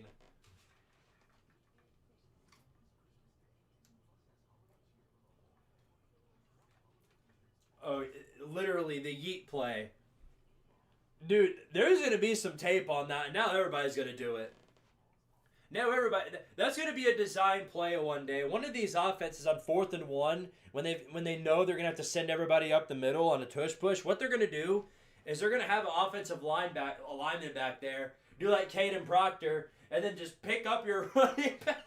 You're going to pick up your running back as everybody else is tackling. You just throw him over the line and get the first down. I could absolutely see that. Because there's no rule against it. I guess not. Because if there was a rule against something like that, they would have absolutely thrown a flag right there. That was insane. Was the running back down before getting chucked? I don't think he was. That's something I will say, is I don't think he was. But I just thought there was a rule against that. That was insane. I got word that Auburn is claiming this national championship, so this game doesn't really matter. Yeah. Oh, yeah, Auburn is absolutely claiming this one as well. They're claiming about every other frivolous natty they can. This just proves UTEP should have made it over Bama. Yeah, UTEP a playoff team, sir. We're Delaware. Why is Delaware not in? Or, you know what I mean? Delaware would have put up a way better fight.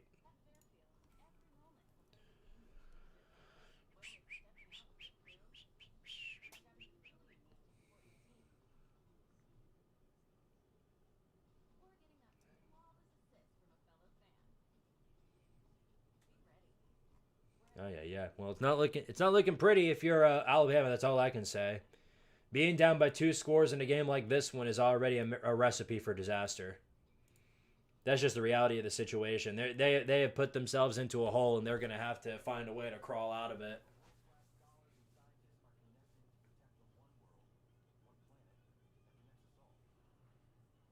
This is proof that Central Michigan got cucked. Yeah, tell me about it. They did. Yeah.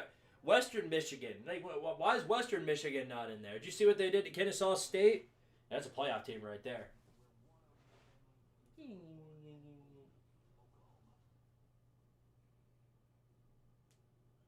Sad part about that is that there's actually going to be a Western Michigan fan out there who thinks they legitimately could have had a shot to do something in this playoff run. But I guess that's why we play the games. I mean, Bama lost to Florida State after all, so, you know, that again, this is literally why we play the football games in the first place. If we just gave out trophies for who we think was going to win, then Indiana would have already won the Natty.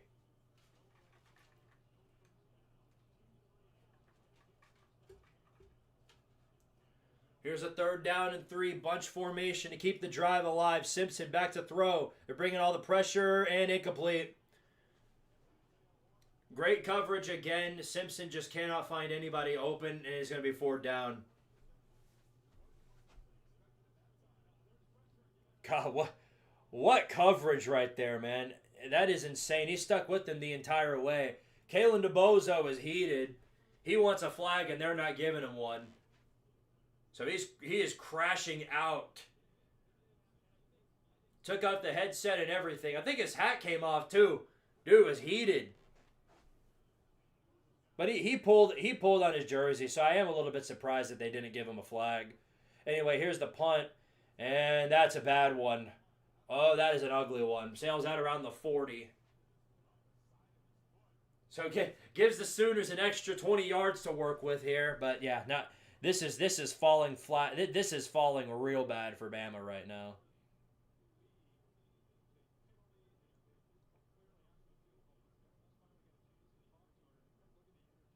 That corner is the same one that got owned by Cam Coleman. Well, that's Cam Coleman. Cam Coleman's one of the best receivers in the SEC right now. No big surprise there.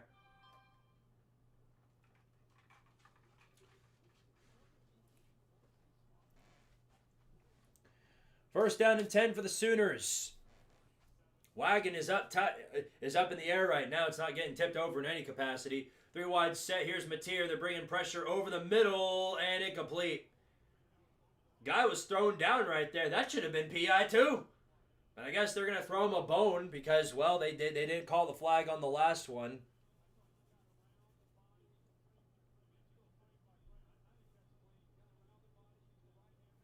Actually, now that I'm seeing it, okay, never mind. I don't think that was PI. I think that was just good pass protection by Lawson. Good play right there. 2nd and 10, 4 wide set. Man moving in motion, moving over to the right. Going to be a handoff straight up the middle. Nothing given there. The OU defense, the Bama defense shutting it down. They bring up everybody in the line pretty quick on a 3rd down and about 10 here. 3rd down and 8. 3 wide set. Almost got somebody to jump off sides.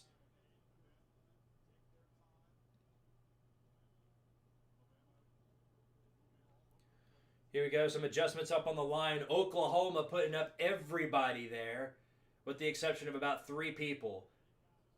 Still remaining in 3 wide set. 3rd and 8. Back to throw. Mateer rolls out now. Throws late. And I don't think he was in bounds. It was caught, but I don't think he got a foot in bounds. I think they're going to rule it incomplete. No! They're going to say it was inbounds, and it's a first down. Wow, yes he was. He had a foot in there. Tiptoed basically before he got out of bounds. Great catch. Hell of a first down. It'll keep the drive going. As Deion Burks off of that one. And the whistles are blown before the next play can be snapped. Looks like they're going to go back and review it.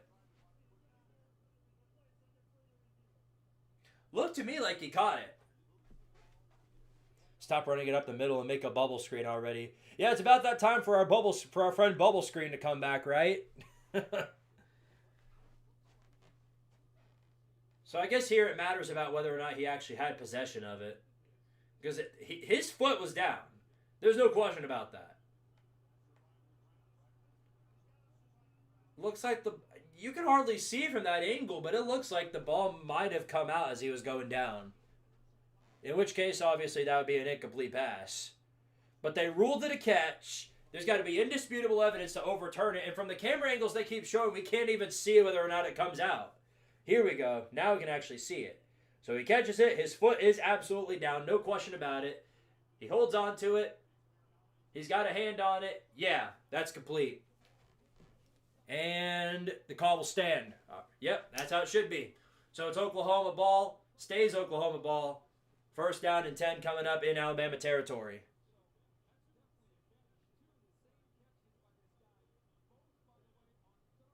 Some bozo said Indiana would lose to this Alabama team yesterday, and that's just sad. Okay, no, I don't think so. The way both of these teams have been looking, there ain't no way. I don't think there's any way Indiana loses, unless if they just completely beat themselves. Which that wouldn't be Bama beating them. That would be them beating themselves. Here's Mateer. Rolls back to throw. Plenty of time. Gets it off over the middle. Slant route complete. First down, Oklahoma. About 13 or 14 yards on that one. The drive shall continue, and it's another first for the Sooners. Makes it now 153 total yards for Oklahoma compared to Bama's 12. Holy crap, man. And this shouldn't be a surprise to you, but Bama has a total of 0. A fat donut in rushing yards. Everybody watching this right now has as many rushing yards as Bama does. Takes the snap. It's going to be a run on the outside. No blocking there. And it's a loss of about 3 yards. It's going to be second and 13.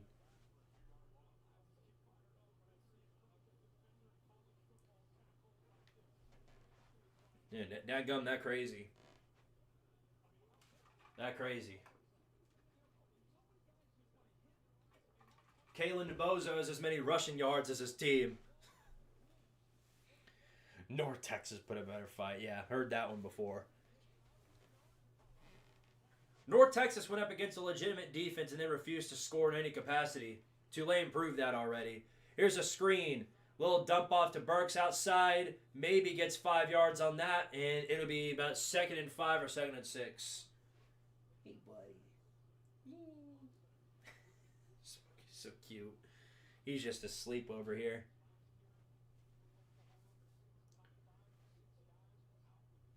Third and Banks counter. No, we get to do the third and Banks counter. Thing is, Tennessee and Auburn play next year. So we literally, Tennessee's offense gets to go up against Tim Banks' defense. That is going to be entertainment in every capacity. I'm looking forward to that. Anyway, here's Oklahoma on another third down on a 4-wide set. Mateer all alone in the backfield. He takes the snap. Back to pass. Plenty of time to throw. Gets it over the middle. Wide open man past the 10 to the 6. First and goal, Sooners. The drive continues. Yeah, dude. Oklahoma's defensive line is doing their offensive line is doing a way better job than I thought they would. That's something I can absolutely say because teams like Texas, they were all over Oklahoma's O-line, but the one I'm watching right now is having a field day. They're doing all kinds of work. Oklahoma's D-line Bama's D-line has no answers for this. First and goal now, 4-wide set. Lined up in shotgun, interestingly enough. Mateer throws to the end zone, and it is caught. Satinha in the end zone catches it, and Oklahoma now takes a 3-score lead. Oh, no. This is bad. This is bad. I thought Bama was going to adapt after last week. The only thing they have adapted is their own shoelaces. That's it. They at least don't trip when they're going after somebody, but that's the best they've got. Here's the extra point. Tails up, it's good. 17-0. This is getting disastrous for Alabama. They aren't built to come back like this. This team is not built to come back from this far down. They just aren't. That's the reality of the situation.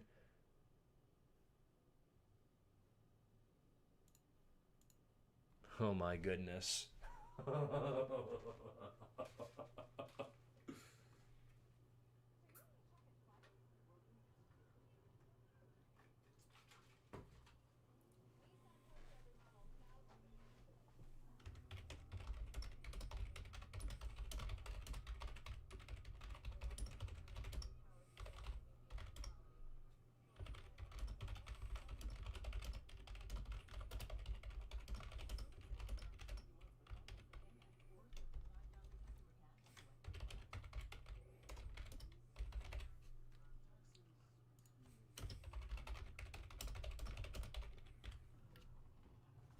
Yikes, this is bad. Well, at least in this postseason compared to the last, Bama didn't start getting their ass beat until the second quarter. When they played Michigan last year, the ass beating started immediately. They at least waited until the second quarter this time. Good for them. Good for them, but yeah, this is ugly. This is an ass whooping right now. Oklahoma out here putting belt to cheeks. Another 4-loss season for the football team formerly known as Bama. Yeah. Whatever remnants of Nick Saban they have, you can just feel it going away. King Kakara, appreciate the 10, says Bama once again. Get up. They're done. Throw in the damn towel.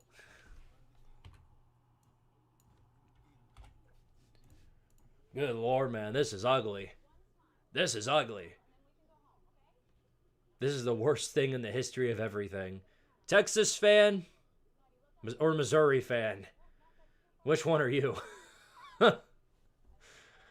DeBoer needs to take him and his weak-ass coaching staff back to Washington. This is not the Bama standard at all. You guys are getting pushed around right now. That's just the reality of the situation. This is going to come down to a battle on the line of scrimmage, and you guys are just getting completely pushed around. Oklahoma's doing whatever they want to. Yo, man, Connor, appreciate the being a fellow Tardarian member for 7 months. Says, I'm so glad it's not us. That is true.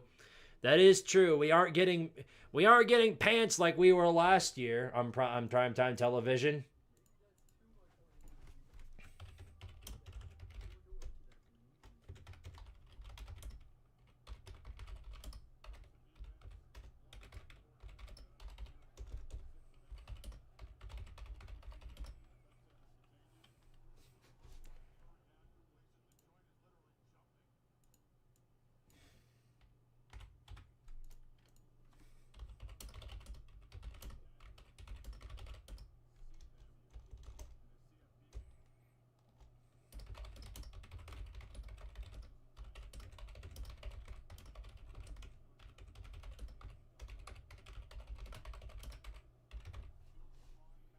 Oh, man. Ay. Another fair catch. Bama's too afraid to take out any of these kickoffs now. So they're going to start from the 25. It'll be a touchback, and hopefully Bama can get some sort of momentum going because right now it's looking like a whooping. It's looking like a whooping right now.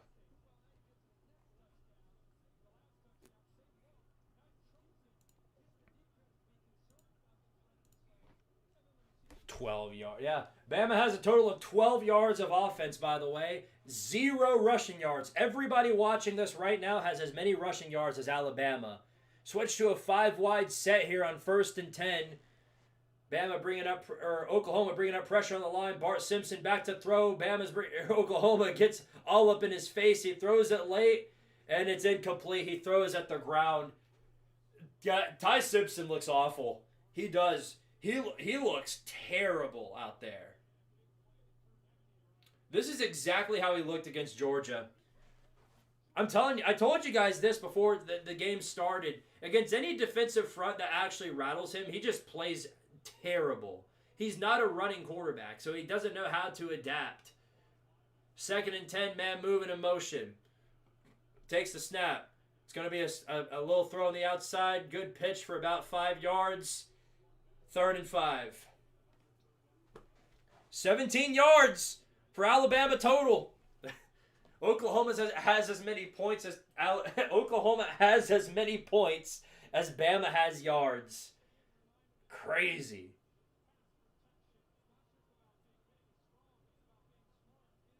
Just spike the ball. We're at that point already. Holy crap. 3rd down and 5. Bunch formation once again. Bama 0 for 3 on 3rd down conversions. Man moving on the outside. They've got to get to the 35. Simpson rolls back. They're bringing all the pressure again on the edge. Throws it late. Got a man, and he got it. It is complete. Good play right there. I think that was Isaiah Horton. He got that too. Bobbled it for a minute there, but he does remain his hands on it. And that was Brooks. Gets it to Brooks. He catches it. Ja'Cory Brooks 1st down. Bama past the 50 to the 45. Survives and thrives. That is the first down of this game so far for Alabama. And I think at this point, you've got to get some points here. At the 41-yard line of Oklahoma, this is by far the most successful drive they've had all day. Bunch formation once again. 3 receivers on the outside. Simpson rolls back again. Forced to run away. They're bringing all kinds of pressure. Throws the ball away. And it'll be 2nd down. Didn't stop him from getting his ass thrown down. It'll be 2nd and 10, though.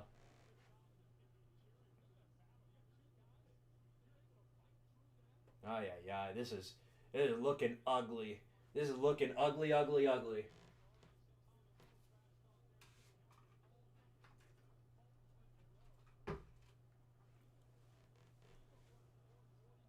Second down in 10. 3 wide set, all to the outside of the right. Man moving in motion now to the left. At the 41, got to get to the 31 to convert. Horton goes out on the outside to the left also. Simpson back to pass. Takes the throw over the middle. Slant route complete. Down at the 20. Cuevas gets the 1st down, and Bama's moving. It's moving now. They're getting a little bit going for him. I think it was out around the 25, actually. No, it was. Okay, it was the 18. All right. From the 18 now in the red zone. Bama having a very successful drive so far, but can they finish? Bunch formation for the Crimson Tide. 5 wide set. Simpson all alone in the pocket. Takes the pass. They're bringing all kinds of pressure. Throws late. Incomplete. Looking for the tight end. Couldn't hold on. It'll be 2nd and 10.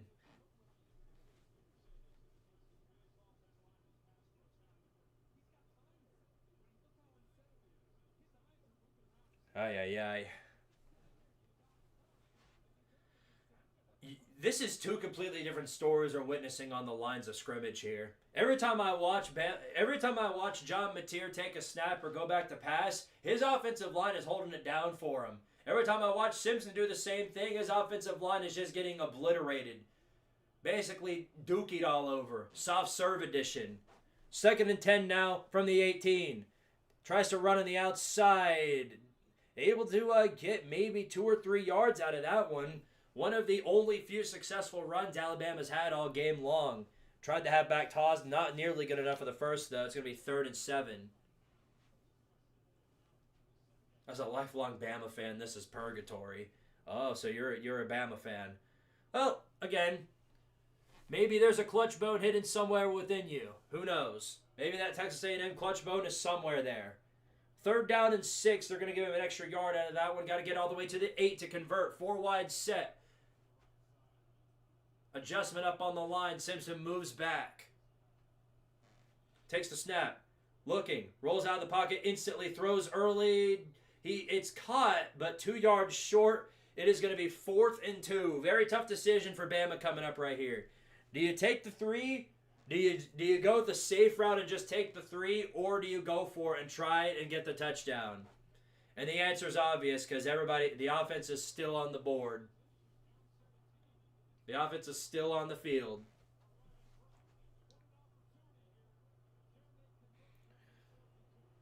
Only half of the quarter left to go. Offense is still on the field. Man moving in motion. 5 wide set on the bunch. Takes the snap. Bart Simpson rolls back to pass. Throws. Got a man. First down. Still moving. Breaking tackles. Hops into the end zone. And Bama's on top. Well, not on top, but they at least get a score. Latsier Brooks. Not Ja'Cory Brooks. I don't know where that came from. Wasn't that the Louisville wide receiver? My bad. But Latsier Brooks gets the touchdown, and Alabama at least puts some points up on the board. So there goes the shutout.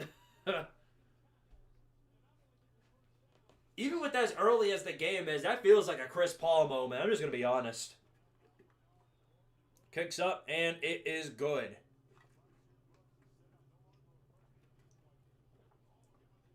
Flag comes in late. I'm not really sure what it was, but I don't think it's going to make much of a difference.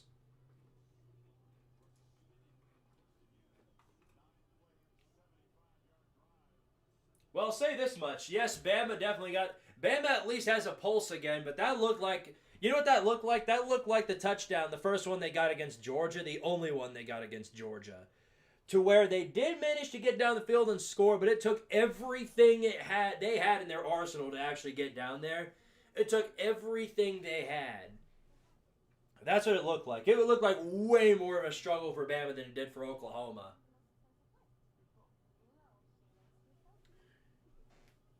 I'm sure this got to be rage bait, but I'm gonna read it anyway. Wrong. By the way. You're a idiot.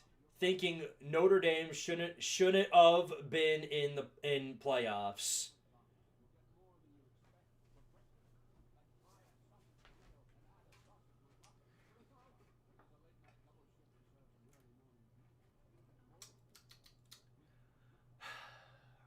Join a conference.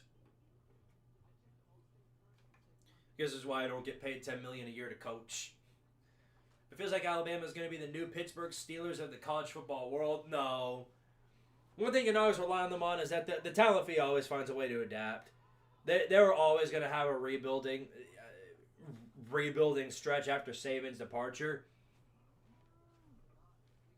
But this don't look good. I'll say that much. It was always going to be more difficult for them. This is a team that they've already lost to. And rather than even getting the benefit of them in Tuscaloosa, now they've got to play them in Norman. Yeah, all the more brutal for them. Coach Squid coming to a volunteer squadron near you. There's not much time. Next year, probably or in February after the playoffs are over, we're going to be restarting the Tardaria dynasty, jumping back from right where we left off. So I'm looking forward to that. That's going to be fun. Bring back the Tardaria dynasty on College Football 26. Y'all want to hear me play the High Tide Stinger? All right, here you go. High tide, guys! High tide! High tide!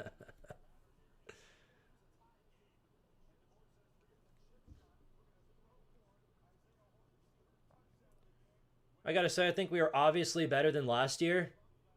Oh, for sure. No doubt about it. When is the next game, Shiro? It is...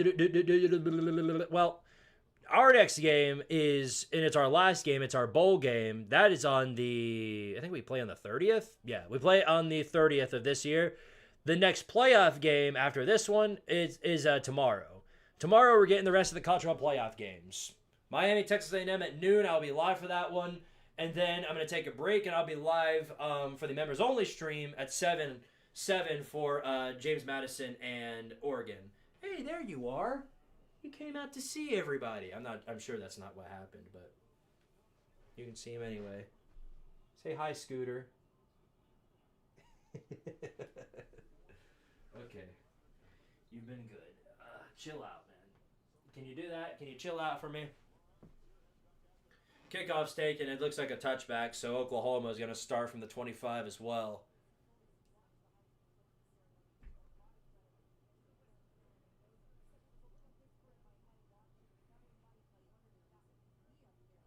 Tua farted. Okay. Tua farted. Wow. That's crazy. What a statement. I know that's not the statement, but that's how I'm going to read it. 1st and 10. 4 receivers out. Taking the pass. Mateer takes a screen. Plenty of space. Good enough for the first down. Still moving all the way to the 40-yard line. That was a good one for him. That was Burks with another great one right there, and it gets him all the way to the 40. You gonna wear the mustard costume? Not until we reach the goal. Of course, it's down there in the bottom of the screen right here. We got to get to that threshold in order for me to wear the mustard costume. Yeah, Burks is having himself a pretty good day. 68 yards. But again, Oklahoma as a total is having a great day of offense. They've gotten to 200 yards. Well, here's Mateer. Going to be another quarterback run. Good blocking. Not quite good enough to maybe get four so yards out of that. Maybe good enough for that. It'd be 2nd and 6.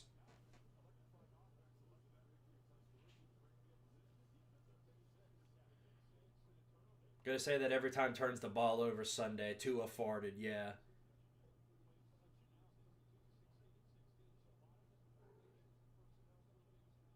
Hello, Scooter.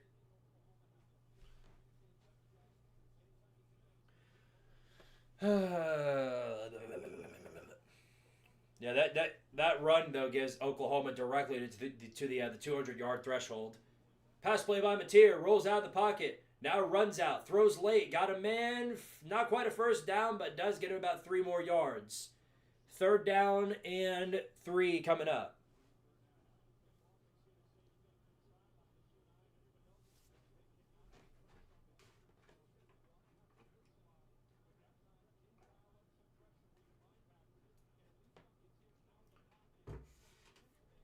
Nintendo Branch, good to see you, buddy. Welcome, welcome.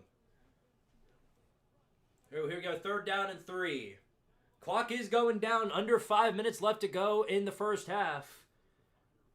Expect Bama to bring a blitz right here. That's what I think is going to happen.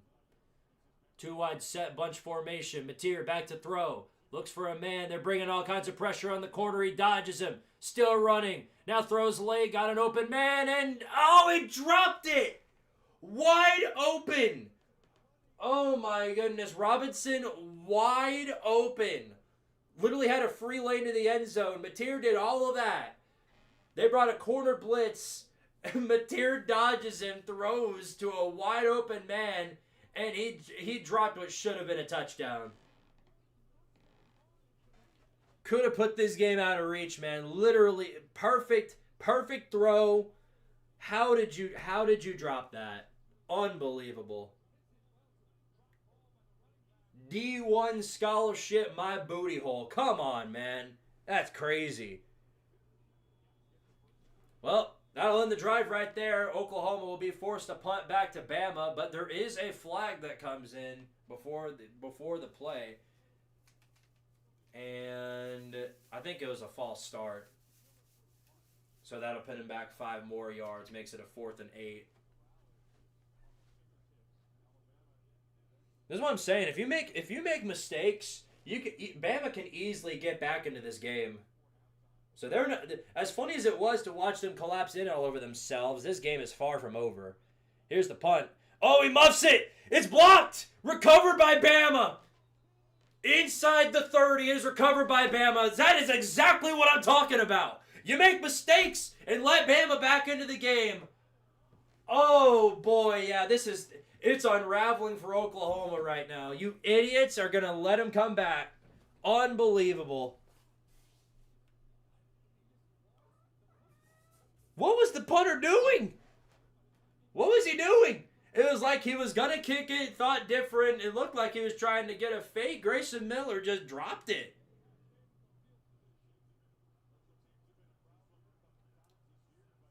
Yeah, they're throwing bad right now. Bama's got an easy path now to make this a 1-score game. All right, get out of here, Scooter. Go on. Bye-bye. Oh, well, here we go. Alabama with prime field position at the 30-yard line. Bart Simpson's going to start out with a pass directly over the middle. Slant route complete. inside the 20, first down, Bama. They're doing all kinds of work right now. Isaiah Horn on the first down. And it's not looking good. It's not looking good. I'll say that much. All right. I'll read that super chat in just a second. First down and 10. 4 minutes left to go. Oh, my mom's shaking the treat bag. Not the right time. Mateer, look at, thrown down. Big sack on the play right there. Sorry. Smokey wants out. Bye-bye. Somebody was shaking the treat bag and Smokey had to get out for it. Okay, Dadgum Bates. Okay, wow. Dadgum. Oh, what's up to you, buddy? Thank you so much for the super chat, bro. Thank you. Oh my goodness. Thank you so much, man. I greatly appreciate it. I don't know how to thank you enough. Thank you. Oh my gosh, dude.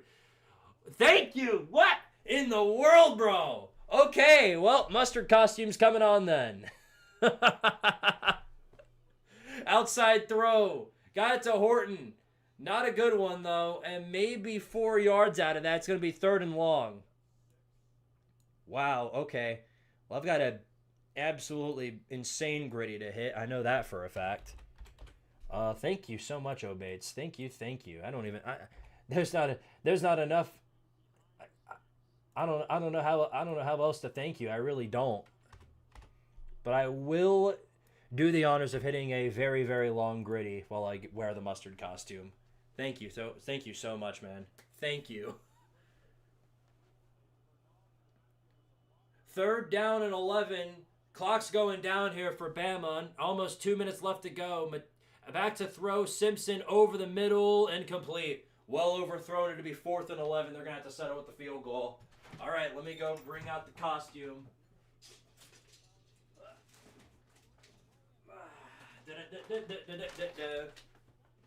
I don't know how to thank you enough, Obates. I really don't. I can only say thank you so many times. There's got to be something else I can do for you. So you want me to do like a video like Scott Crawford? I can do a video for you if you're a member. Or just a video for you in general. Here's a 35-yard attempt for Connor Talty to make it a 1-score game, and he makes it. It's good. 17-10 now. Oklahoma still on top, but suddenly things are looking way more competitive than they did 5 minutes ago. Fravoletits, appreciate the 5, says, if Alabama keeps this up, the committee is going to have to think long and hard about sending them to the quarterfinal. Oh, my goodness. Yep, here we go. Told you. Knew that was going to happen.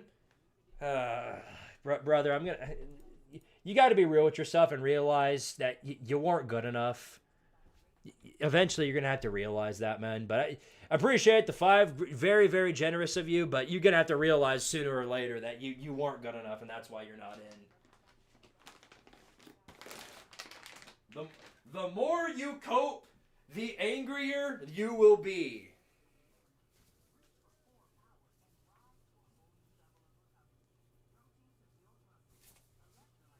That is the reality of the situation. Feels good to have this back on.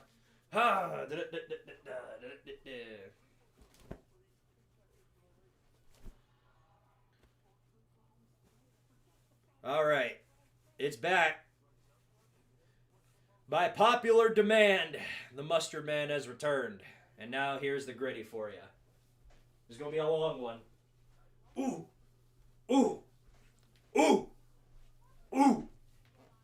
Send feet pics. I hope that's not what I have to do. I'll do it. If that's what he wants, I'll do it. But but only if he asks. Ooh. American tax dollars should go towards Squidtard mustard costume. I agree. I absolutely agree. Oh, Bates, you're a real one, brother. Did he ever say what he wanted? Hold on, I'll continue the gritty in just a second. The Squiddy.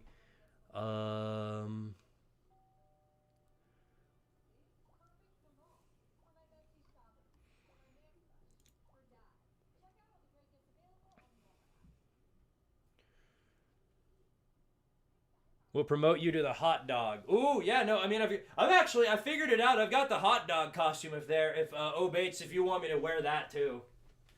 I'll wear that too if you want me to. Do we want to make a new sub goal? If we make it to like 500 in a stream, I'll wear the hot dog.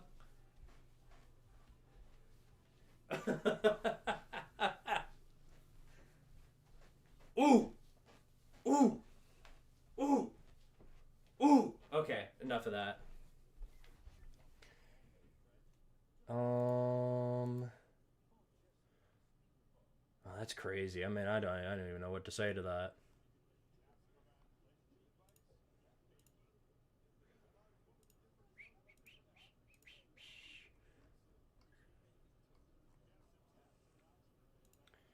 I do have a hot dog costume tenderhorn.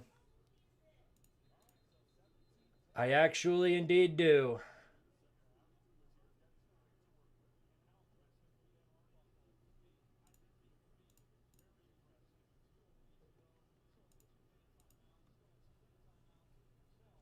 You wouldn't think so, but I do.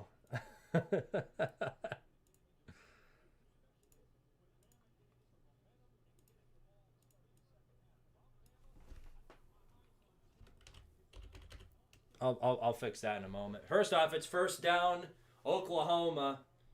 It's about 2 minutes left in this ball game. At the 25-yard line, bunch formation. Man moving in motion. Be a run on the outside. No, it's Mateer taking it for himself. Good enough for about 2 or 3 yards, nothing more than. That'll be the final play before the 2-minute warning. As Oklahoma is gonna have to try and get something here if they want to get that lead back, because they had a commanding lead just a while back, and then suddenly out of nowhere, it just completely vanished here.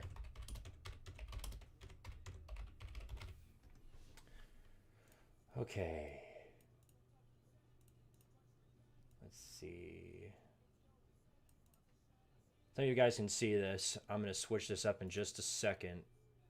I think you guys can see that. If you can't, let me look. I'll look on my stream to see. But if we make it to 500 on this stream, I will put on the hot dog costume for you guys, because I do have it.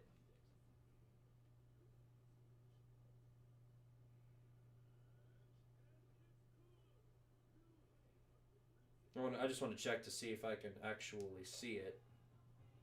Okay, yeah, I can. It's harder to see on mobile, but I can see it. Okay, great.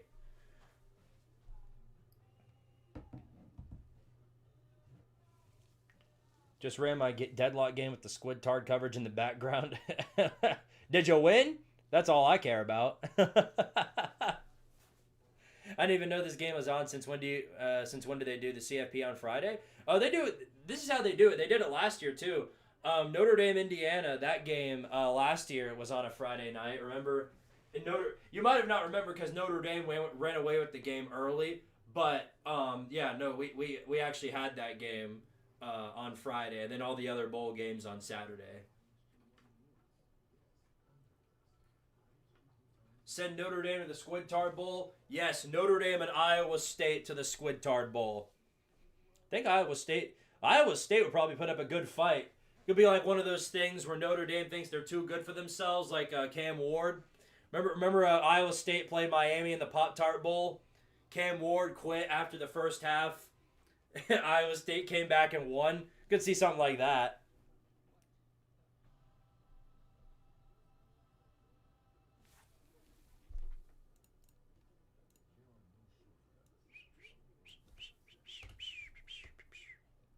Whoops, that's weird. Why is it a question mark instead of a slash? There we go. Glad I noticed that. Notre Dame would still opt out of the Squidtard Bowl. No, they wouldn't. Not for the Squidtard Bowl. If you ever make it to the Squidtard Bowl, you take that with pride. You own up to your spot. That and the Toilet Bowl. The Toilet Bowl is something you can't opt out of. So you don't even have a choice. You have to play in it. If you don't play in the Toilet Bowl, your program is just publicly executed. Fraboletics, thank you for the 5, says you can cope and troll Notre Dame fans, and I respect it. It's part of the game. But most people, and I bet even you, would say Notre Dame is better than Alabama. Well, it doesn't matter if it... I'm not even saying they aren't. I agree with you on that. I think Notre Dame is better. They're just not good. They just weren't good enough to make it. That's the thing. Bama was ranked ahead of Notre Dame, and you can't punish a team. You can't punish a team for losing in a conference championship game when they're in... and when Notre Dame isn't even in a conference, you just can't. So the only advice I would have for you is that you need to join a conference. Anyway, Oklahoma just had a big catch over the middle to Carter for a first down past the 50. That'll keep the drive going for the Sooners. They're going to get right back out on the field. They're going to blow them a little short of the 50, though. They're at their own 49. Man moving in motion here. Got 3 receivers to the left, now to the right. Minute 40 left to go. The clock is going down, but they've got all 3 timeouts. Mateer rolls out of the pocket. They're bringing a bunch of pressure on the edge. Cannot get away from it this time. He goes down, tries to run away, is thrown down with the big-time sack. It'll be second and about 14.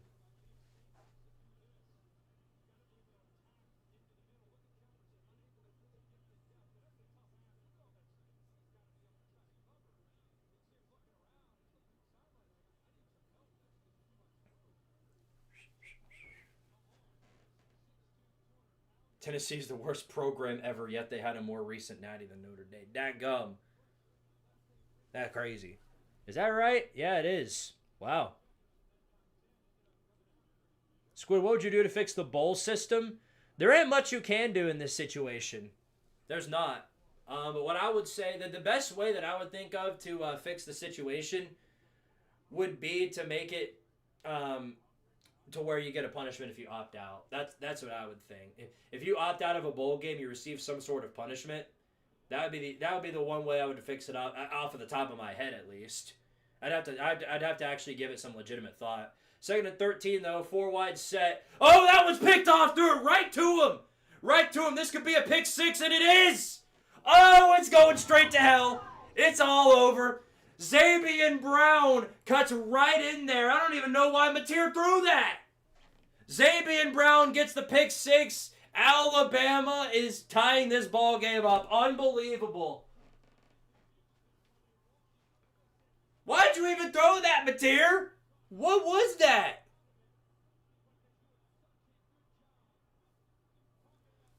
Holy hell, man. John Mateer throws right directly into the hands of Zabian Brown. It's like he didn't even see him. I don't even know. Like, it looked like he was throwing directly to him. There wasn't a receiver around that play.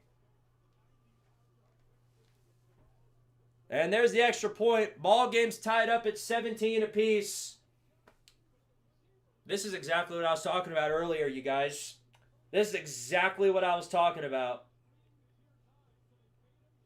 Oklahoma was doing great when this game first started, but all they needed was a couple of key mistakes, and Bama was right back in this one.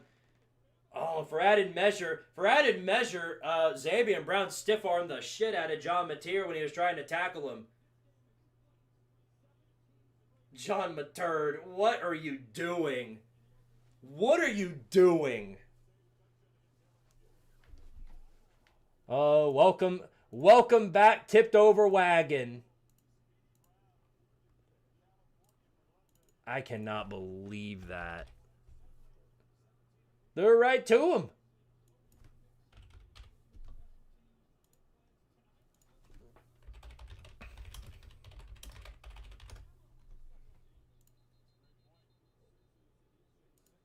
Unbelievable. John Mateer straight up blew this game with that one. All you need is a couple of key mistakes, and then everything goes to hell.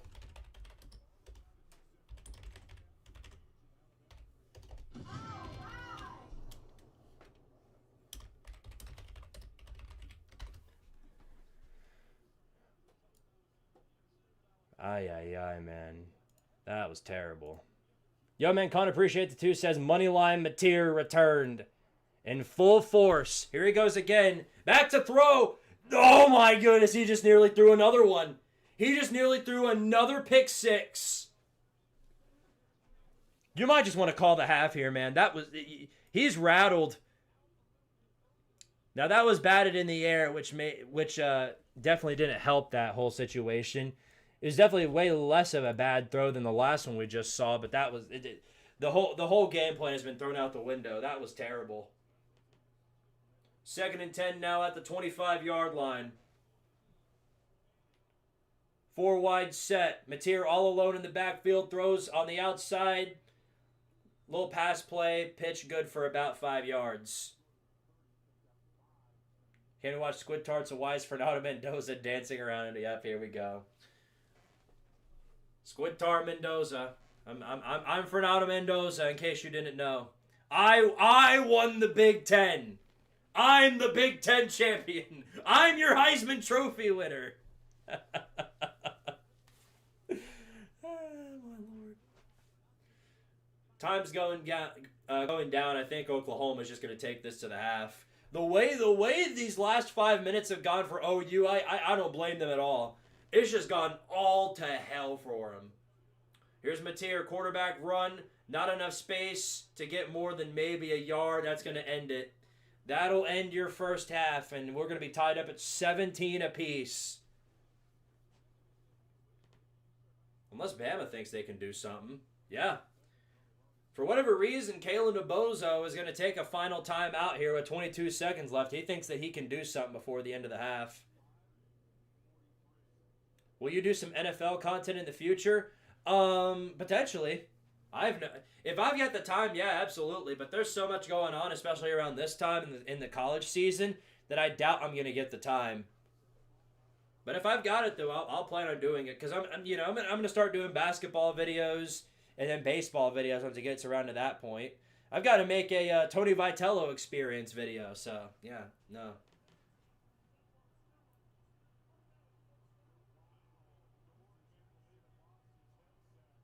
Ay. They might try and block the punt again. What's the bozo crashing out about now? He's mad about something. What the hell is he mad about? Was there saying there was like illegal contact on that 3rd down play? Either way, it doesn't matter. What's it going to do for you? You're still going to have 22 seconds left to do something here. Would love to see you dunk on the Cowboys. I'd love to see that too, but again, it's all a matter of time constraints, but we'll see. We'll see. I'll try and make it happen for you guys. Sideline interference. Yeah, okay. Got it. Sorry, again, I have to have the TV down. I can't have it playing, otherwise it would mess with the stream. So that's why I can't hear what's going on. Or if I can, I'd have to just basically shut my mouth. 2025 Kentucky basketball. Oh, yeah. Dude, yeah, Kentucky basketball is all kinds of dog ass this year. But this is hilarious. Bama's got 103 passing yards. They've got 100 yards total. -3 rushing yards again. You can't make this up. Bama just can't run the ball. That's all there is to it. Wow, sideline interference. Okay, so that's why he was mad. It gave Oklahoma a free set of downs to work with. Alexis Becker, thank you for the 2. I'll read it in just a second. Ball's out of bounds on that one. I think he caught it. It's going to be second and about 5. Thank you for the 2, though. Says, every Wazoo fan just went, that's familiar. Oh, yeah. Oh, yeah. The Washington State fans got to feel real vindicated after that. That was terrible. No, they're not going to get a free touchdown here. They've got 19 seconds left to work with. But they're at the 50, only a couple of yards away from field goal range. Oh, boy, big sack right there. That doesn't help. But that was more of a design quarterback run that just failed miserably. Oklahoma's going to have to take their second timeout. I don't know why you do that. You've got 14 seconds left to work with here. You got to pass the football. I don't know what they're doing. Oklahoma choked real hard. I talked about it at the start of the stream, Daizo. I'm pretty sure you were here for it. But I said all you need is a couple of bullshit mistakes, and Bama's right back in this game. And boy, did they force it. Blocked punt that forced it to a touchdown, and then a pick six. That's all they needed to get back into this game. This is Squid's third consecutive stream with the mustard costume. Yeah, you guys are doing serious work. I greatly appreciate it. And if Obates is still in here, I'd love to hear what he wants me to do, because man, that I can't thank you enough for that super chat, man. Thank you so much. Chris Fowler just got hit with the camera. Well, before he was in the booth. Pass play by Mateer, throws this one on the outside, taken out of bounds. He's trying to run for some more yards. I would have just run out of bounds there, but again, it doesn't matter. It was fourth down anyway, and they're going to take it to the half. Not even going to settle for the field goal. I would have let Sandell, Mr. Booty Shorts, try and kick another one, but that's just me. Anyway, that's your half. 17 all. Oklahoma looked like they were going to run away with this thing in the first quarter. Then out of nowhere, they just make a couple of really bad mistakes. The wagon tips over, and Bama's tied up this ball game. And this is going to be a competitive one from the looks of it.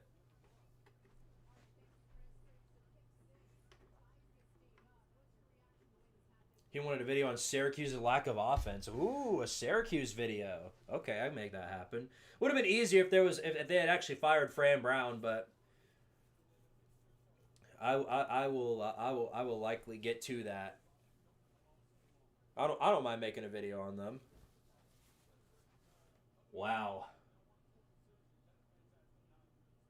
I'm still in awe at the fact that Oklahoma choked that hard.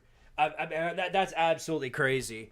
It literally took them like 10 seconds, 10 dadgum seconds for them to blow a 17-point lead. I mean, that was bad. That's like what Georgia would do.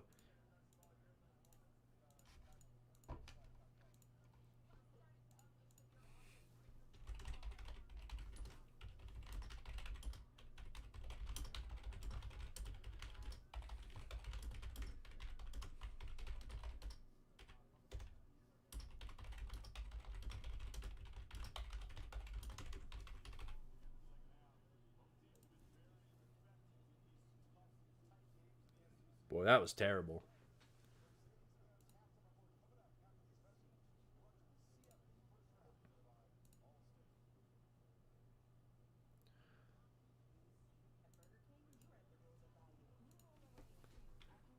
Oh, boy.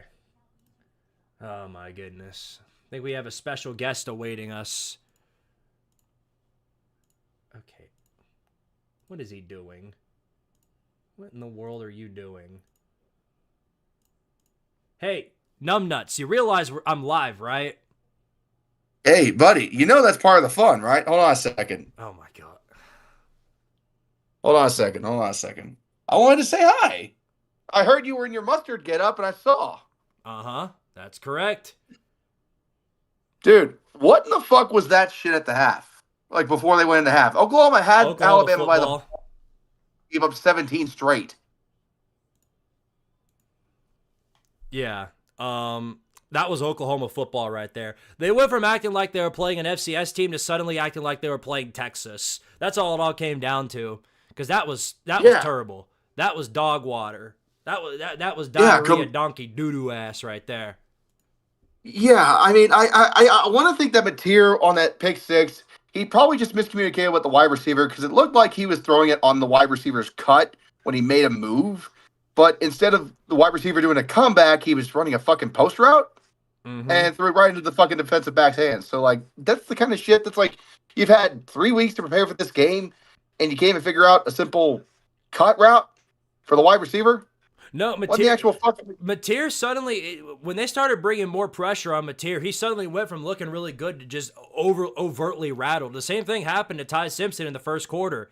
When Oklahoma was bringing more pressure, he couldn't figure it out. And then suddenly they adapted to it, especially since Oklahoma just kept making mistakes. That's the thing, is that they kept shooting themselves in the foot.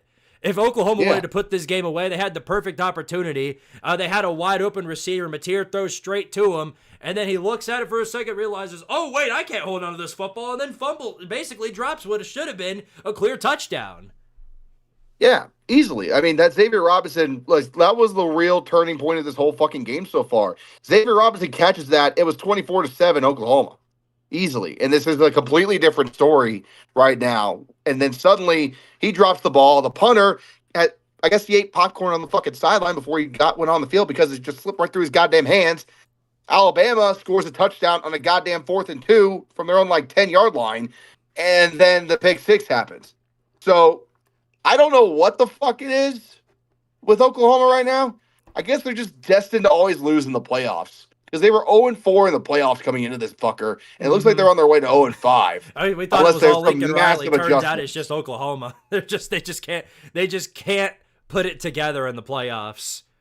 I guess not. And it's making the committee look right for putting Alabama in, which you and I both know is just making us feel so warm and cozy inside, right? No, I'm glad they came back because the last thing I need to hear, it already started. Earlier in the stream, I already heard it from several people in my chat and then even people on Twitter that Bama, it always should have been Notre Dame. Notre Dame should have been in, or they made a mistake. It's the same thing we saw last year when Boise State or SMU. We're thinking of the wrong horse. When SMU was getting belt to ass, when Indiana got the same treatment, all we heard was that, oh, if Bama was in, this would have been a problem. They would have been a competitive game. That's all we heard. So it's to me, I'm glad this is competitive. I hope all of these games are competitive. So maybe Notre Dame and Vandy and all those fan bases that weren't good enough to be there could shut the hell up. So here's open. By the way, why the fuck are you wearing the mustard costume? Oh, because we reached the threshold. The super chat goal. There's another one I've got where if we get to 500, that I'm gonna put on the hot dog costume because I found it in my closet. I'm gonna wear that one if we manage to make it to that goal. Oh, yeah. All right. Well, I'll let you get back to the stream. Just wanted to pop in and say hello and holy fuck. I hear you, brother. All right. Well, you take it easy. Enjoy the rest of luck to you on your stream. Hope for your sake, you get a good game with Miami and A&M because whichever dumbass finds a way to win that one's going to be playing y'all. Yeah, you mean whichever victim is going to play us. It ain't going to be pretty. I can tell you that right now. No matter who wins that game tomorrow, I don't see either one beating Ohio State, but we'll talk more about that later after the games are played. Right, we got to figure out which sacrificial lamb is going to play Indiana. So that's and I don't think either one of these teams right now are going to beat Indiana in the Rose Bowl. Like this is just, I mean, that defense would probably be able to shut down Simpson pretty much from everything I've seen so far, and I just don't see Ty Simpson and company steadily going downfield throughout an entire game against Indiana, which is what you gotta do. Yeah, ironically enough, these two teams might have some of the best shots though, because they're two teams that with iron walls for defenses. That's the way to beat Indiana. It's not by having a great offense, because if you have a great offense that gets shut down, you're out of options. If you've got a great defense though that's able to go blow for blow with them, then there you go. That could open the door. We've seen that several times. Iowa was able to figure it out. Even friggin' Iowa. They don't have a great offense, but one thing they do have is a pretty good iron wall for defense. They nearly beat Indiana. The Hoosiers literally needed a 2-minute drill touchdown to beat them. Penn State, same thing. Penn State didn't necessarily have a great offense, but what they did have was they had grit on the defense. So ironically enough, these two might have the best shot of doing it, but that's if, it all depends on whatever happens in the second half. Well, I mean, either them or maybe Texas Tech when they get to that point. Right. I guess we'll find out in due time, won't we? But there's a whole nother half. These two teams could probably come out and then just fumble 4 times. I said there was going to be 4 turnovers in this game, and I said they're all going to come in the second half. So obviously I was wrong about that, thanks to John Maturd. But that's all there is to it. Well, I guess we're due to find out. We will indeed. All right, buddy. I'll talk to you later. Love you. Good. Take it easy. Yeah. All right. See ya. And don't let Julian say it hit you on the way out. My good buddy Red, he's doing a live stream too. Y'all go support him if you can. Great guy. We'll be live together on Monday as well. But yeah, no, this is a great game so far. I'm glad it is for predetermined reasons. I always wanted all these games to be good, so that way there'd be no debates on who should have been in. It's not gonna matter because we're always gonna have those debates. There's people who think that Western Michigan should have been in, you know what I mean, or Kennesaw State, or teams that had no business being in this spot. But that's all there is to it. All that matters is that I hope that we get good games for good fun times for everybody. Oh, he was actually pulling a South Carolina. Not to that capacity. No, it's hard. It's pretty hard to blow a 27-point lead in any given circumstance. So we're not to that point yet, but it's not looking good for them. I'll say that much. They lost all of the confidence and enthusiasm that led them in that first quarter because they came out in the first quarter guns a-blazing, doing whatever they wanted to. Bama couldn't do anything on offense. They were scoring left and right. The defense was completely discombobulated for Bama. They looked like they were doing whatever they wanted to, but then all of a sudden they lost that after one mistake, and then they just completely went flat throughout the entirety of the rest of the half. And it came back to bite him off of that pick six. Because it's not even that they just went flat, they went predictable. Bama knew that they were going to run screens. Xavier Brown, one of the best corners in the nation, he figured that out. He figured that out pretty quick and made a marquee play that put them back into this game.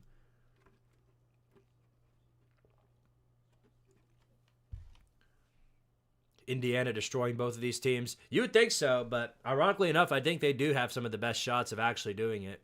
Because we've seen it before. Teams that rely heavily on offense like Illinois, they were the ones that struggled the most against Indiana because if you don't have a defense that can shut them down in some capacity, they're gone. You've got no shot. So teams like them, Alabama, Oklahoma, Texas Tech if they ever get there, Ohio State or Georgia, the teams like that which have a defense capable of shutting them down in some capacity, they've got the best shots of actually beating Indiana. So we're in for some good games in the future. That's all I know. All you need is a big play early in the second half or I fear the elephants will rumble. Yeah, the way it looked like Bama had all of the confidence, all of the enthusiasm at the end of that half. And that's a big problem. They need to get that back. Otherwise, Bama's going to come back and they're going to score and they're going to run away with this thing.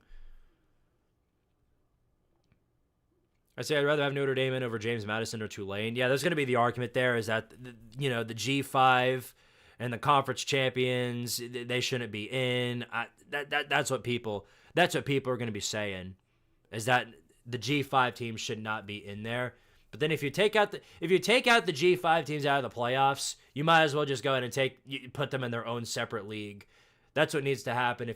If they can't qualify for this year's playoffs, if you don't have a couple of G5 teams or at least one that can qualify for a playoff every single year, at that point you might as well just split the leagues entirely and they can have their own G5 playoffs outside of the Power 4.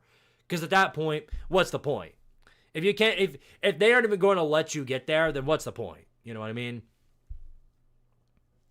Oklahoma Clown of the Week. Plenty of time left for one of these other teams to piss away in horrifically bad fashion. But no, this ain't looking good. I'll say it's not looking good. It's not looking great.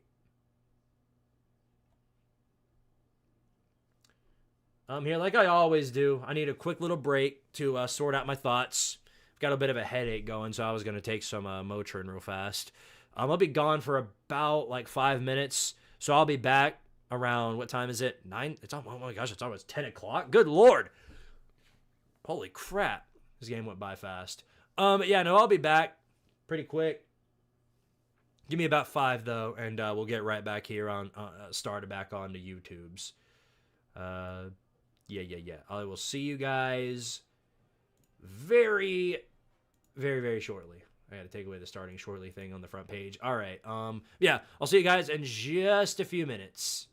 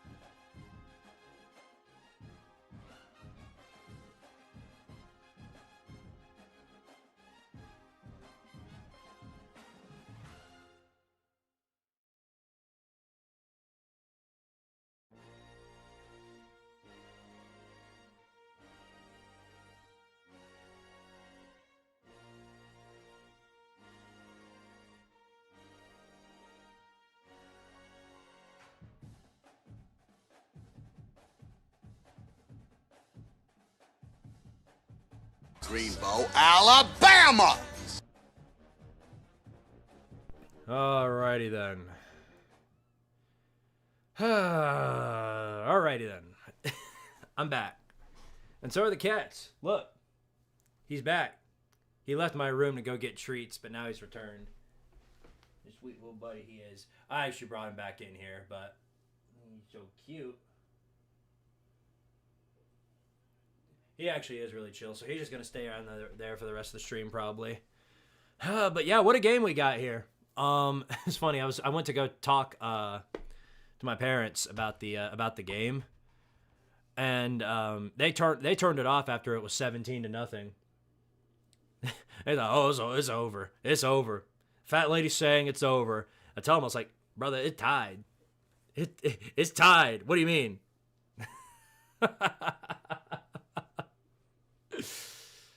Oklahoma pulled the Sooner moment, and so now the ball game's tied again. Whoop-de-friggin-do.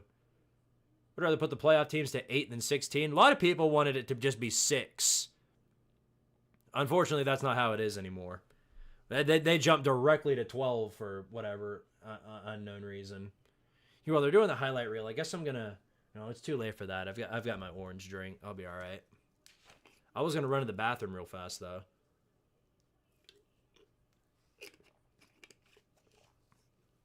If it goes to commercial, I probably will, but I don't think it is. No, it is. Okay. Give me just 1 second. I totally forgot to run to the bathroom. I'll be right back.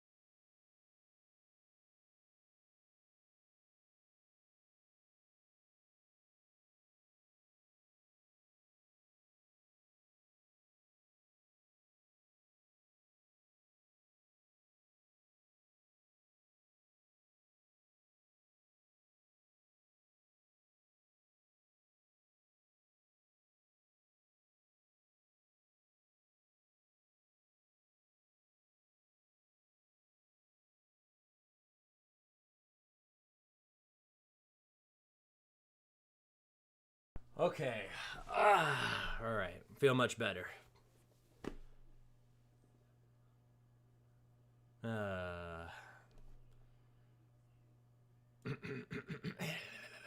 right. Well, let's see.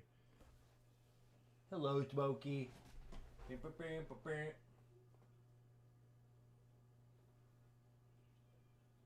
Please put a compressor on your audio or learn to talk at a more consistent volume. Why, is it that bad? Nobody's ever said that before, so it's not that I'm doubting that what you're saying is not a legitimate complaint. I just want to know if anybody else is hearing that. Part of it is because whenever I step away from the microphone and whenever I'm speaking at it from here, it's obviously way louder than it is when I'm stepping back here because it's a pretty big distance difference. I don't think a compressor is going to change that all that much, so I think it's going to be something you're probably going to have to deal with, but it doesn't mean I won't invest in a compressor. If there's silver lining of the controversy around the playoffs, at least we're having these arguments now with the teams that are long shots at the Natty instead of real contenders like 2023 FSU. Well, the problem with Florida State is that they never were a real contender. I'm sorry. It's the thing is with Florida State is that, and look, I'm not arguing that they shouldn't have been in because I was one of the people that thought they should have been in regardless. But when reality is when Jordan Travis got hurt and injured and out for the season, which sucks what happened to him, no doubt. But when that happened, Florida State immediately turned into a team that was unable to move down the field in any capacity. Truth be told, I think they should have been in over Bama, but even if they did go in, they would have just gotten belt to ass to Michigan. That's just the reality of the situation. Can we get Choklahoma in the chat? We'll get plenty of that. Again, don't call it too soon. This is a tie ball game. Bama's not even winning yet. You know what I mean? This is far, far, far from over.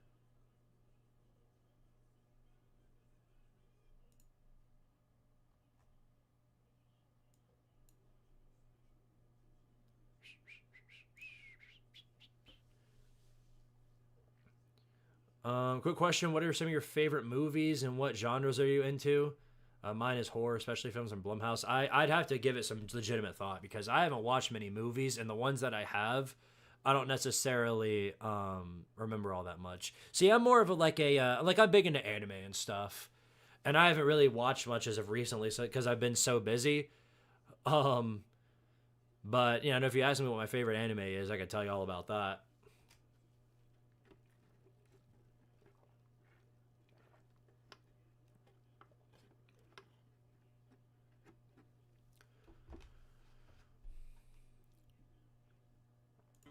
The second half is going to be absolute slop. Potentially so.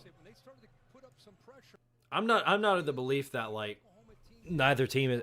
I don't think either team is going to get ran through. But what I do know is that it's going to be very tough. It's going to be very tough for both teams. Anyway, we're getting ready to get back started here. Of course, Bama set to receive here in the third quarter.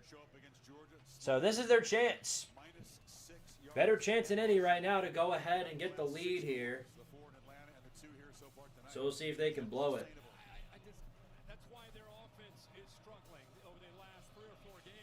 Second half going to be absolute slop.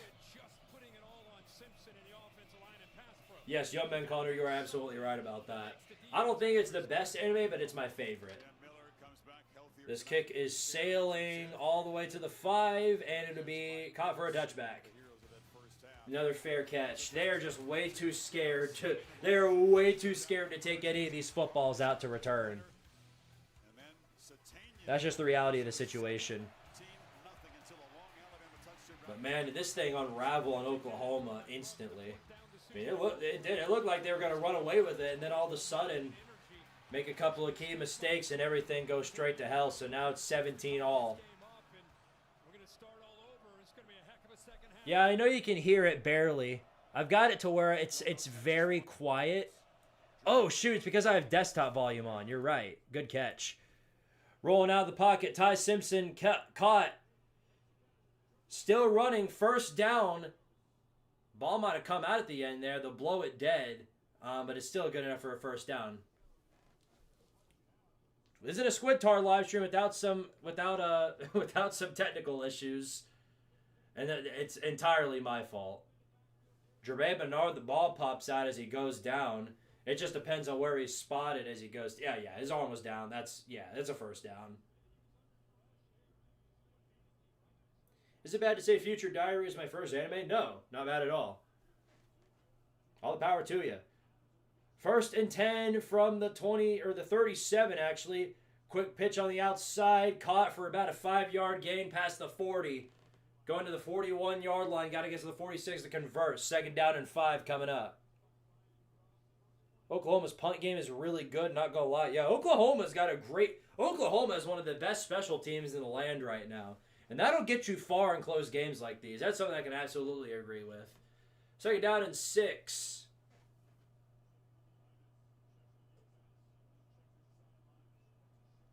Question, what is Bama thinking about this current drive? Hell if I know. They're thinking about what they're going to do against Indiana once they got to play them. 2nd and 6. Simpson rolls out, throws, well overthrown and incomplete. It'd be 3rd down and 6. That can't, even if that was pass interference, it can't be thrown. It can't be thrown as one because that was well too overthrown. Hello, buddy.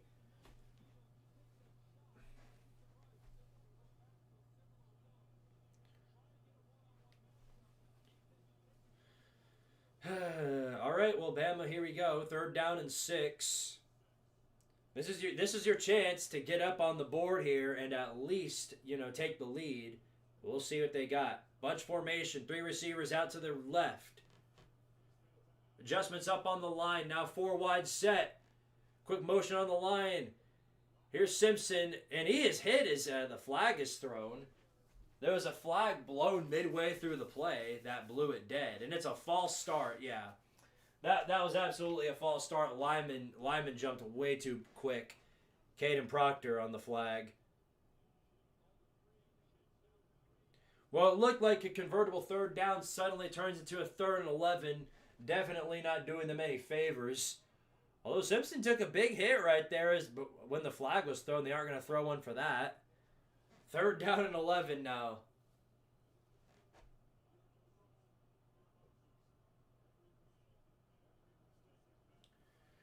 All right. Bunch formation once again. Man rolling out, takes the snap. Simpson back to pass again. They're bringing all kinds of pressure. He throws and incomplete.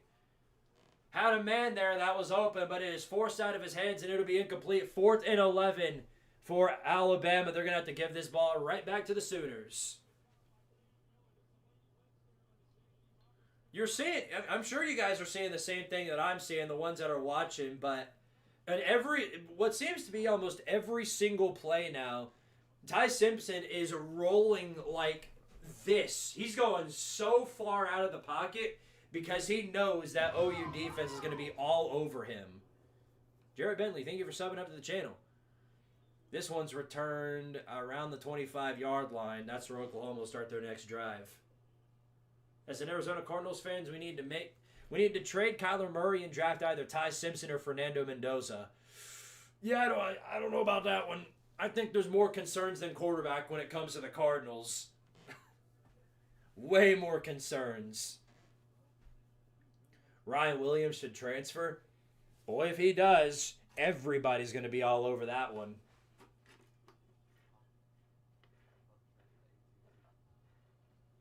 You know who Auburn's going to get? It's going to be DJ Lagway. Watch. It's going to be DJ Wrongway and Tim Banks on the same team. It might be the most useless team in college football.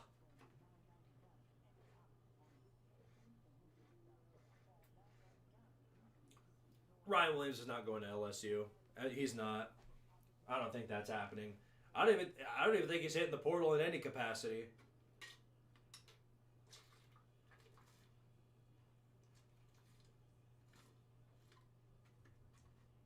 Will you ever buy an actual flag? I've got one. You just can't see it. I had a way bigger flag that used to be up here. But the problem was that I wanted to hang up more stuff, and it just took up so much space in this room that I had to take it down, unfortunately.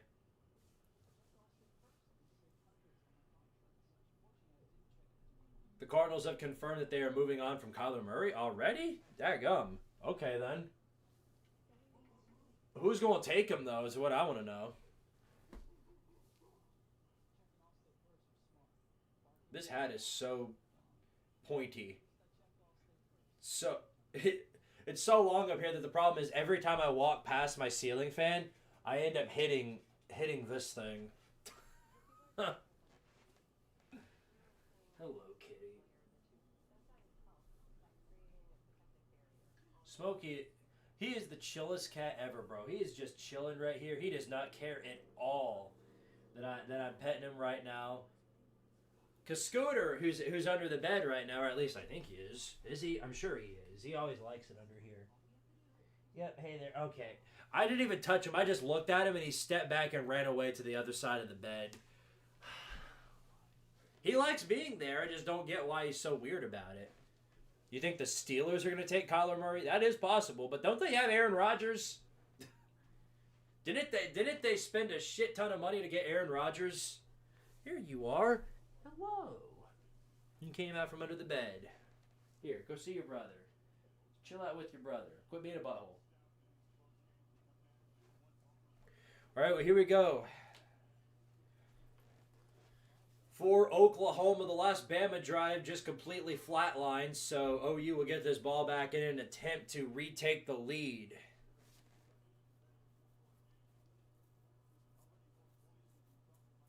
First and 10 from the 25-yard line, bunch formation again. Handoff straight up the middle. A little bit of good protection right there. Not much more than about 5 yards on the play. 2nd and 5 coming up.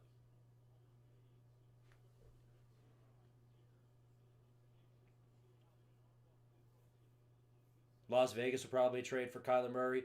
Yeah, this is going to be an interesting NFL draft, I'll say that much. Is there any, like, super desirable quarterbacks that you guys think are going to go? I mean, obviously, other than, like, Fernando Mendoza. I think he'll be desirable, but, like, other than that, though, like, you know, what options are there in my eyes? I think Jeremiah Love's going to be a great option. Here's 2nd and 6. Pass play for Mateer. Throws over the middle, incomplete. A lot of guys all around that one. He's very fortunate not to have it picked. It's going to be 3rd and 6. All right. Alexis Baker, thank you for the 5, says, what do you think about Wazoo hiring Kirby Moore? Will he actually stay here or will he ditch? Cougs fans like the hire because he's local. That's important to know. Is he local as in the sense that he's like an alum of the university? Because that's very, very important now. It goes really, really, that's very important for loyalty. And for a guy like that to stick around, I think that would be huge for Wazoo. 5 wide formation here for Oklahoma. Mateer all alone. He takes the pass, throws over the middle, incomplete. Had an open man over the middle, just couldn't hold on, and it's going to be 4th down. Give the ball right back to Bama. This is what we expected the first half was going to look like, where neither offense knew what they were going to do. Okay, bye, Scoot. Get on out of here, Scooter. Smokey's here with me. He'll chill. Scooter's weird. I don't understand what I don't know what he wants. Yeah, the quarterback class. One of the best options you have is freaking Diego Pavia. That's how you know it's a weak quarterback class. That dude is all shit, no fart. We're all fart, no shit. 4th and 6. This is a good punt here. It's returned. Trying to run on the outside. Gets to around the 25-yard line. Bama player is shoved down well after the play, and they're going to throw the flag for it. Gives Bama a free 15 yards to work with.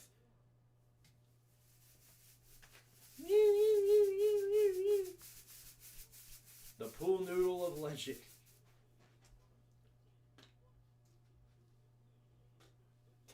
He does not care.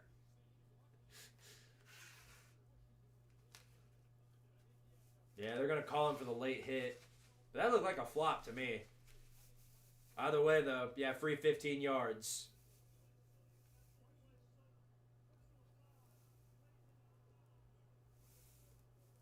Aye, that's unfortunate. Wah, wah, wah. Check out the stats for you. Bama still has a -3 rushing yards. Just like the Georgia game, they can't outrun the ball in any capacity. A lot of their scoring drives have come from Oklahoma's sheer incompetence. Like the Sooners are basically beating themselves. Because they've doubled Bama in yardage significantly. They have 240 yards. Bama's only got it on 116. Like, they have outright dominated Bama in terms of overall yardage. But they just, all the mistakes that they had have put them in this position. Raiola, dummy, messaging other teams' recruiters and getting kicked off the team. That's Dylan Mahomes for you. These 5-star divas, it's nothing new in college football. I mean, look at what happened with Nico.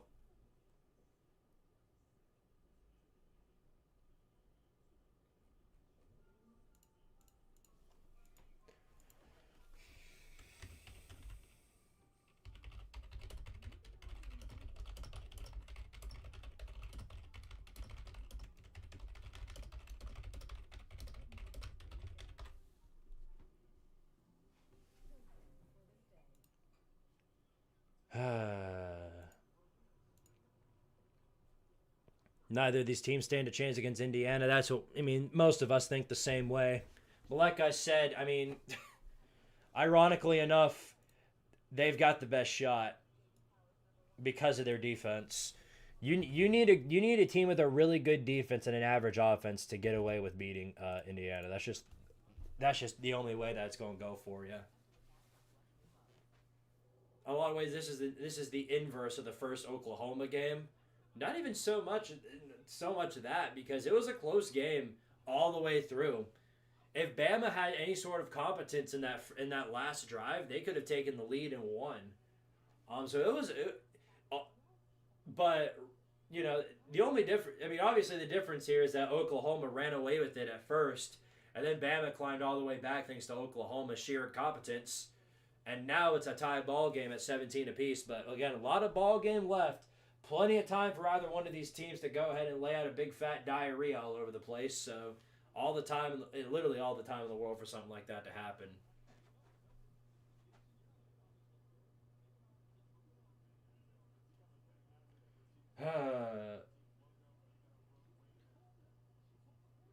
A lot of people don't stand a chance against Indiana, or so we say. Brian Denny was like a funeral after that game. Oh yeah, it's a well-known fact that Bama fans do not take losses well. Bama fans take losses worse than most other fan bases do. They've become a little more accustomed to it thanks to these past 2 years, especially last year where they lost 4 games for like the first time in over 15 years. That hit them pretty hard. But because of how successful they've been, they do not take losses well. Georgia fans are the same way. Anyway, here's a 1st and 10 for Bama at the 40-yard line. Good run on the outside. Good pitch. A lot of yardage to go. Running away with it. Plenty of yardage all the way down to the 30-yard line. And finally, Bama has a huge run. A successful run off of some great blocking. It's a Christmas Day miracle. Bama finally had a successful run. Freaking Christmas all over again. Holy crap. All the way down to the 30-yard line, 4 wide set now on 1st and 10.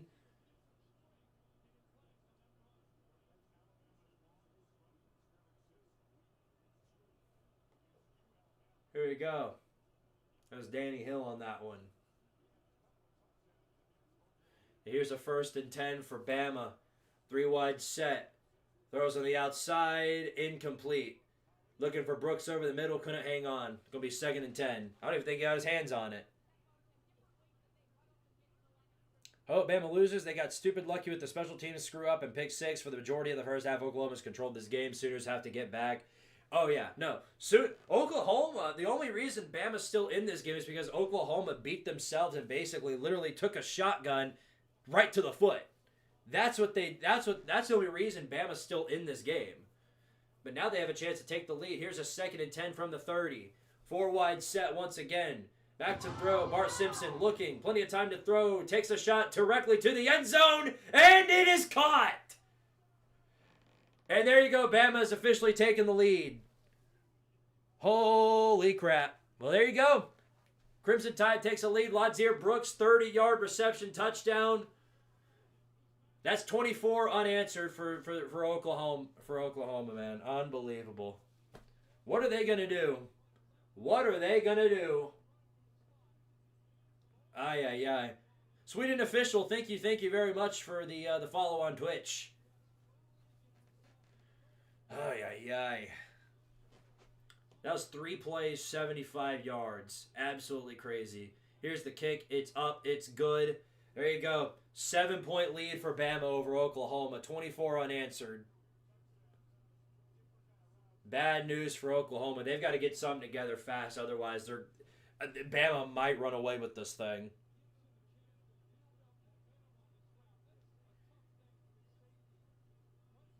Wow. What a catch. What that OU defender did, you know what he did? The way he jumped out, he went to the sideline, that looked like literally when you hit the X button in the game. Literally when you hit the X button, the defender always goes like this. Whoa! And just flies all the way to the opposite side of the field. That's what that looked like to me. I was gonna do it more. I was gonna jump on the bed, but I don't want to disturb the sleeping Smokey. So, hello, buddy. Okay. See, the baby's asleep. The baby's asleep, and I don't want to disturb him. Oh yeah, this is a Falcon job for sure. Moreover, this is just Oklahoma football. Oklahoma football in the prime time right here. That's literally all it comes down to. They're never going to find their way in the playoffs no matter who's coaching. That being said, I mean, this is only a 7-point game. They've got a whole nother half to figure it out. But time will run out pretty quick. Oklahoma takes their time with these drives, so if they don't start doing something pretty soon here, it could get out of hand.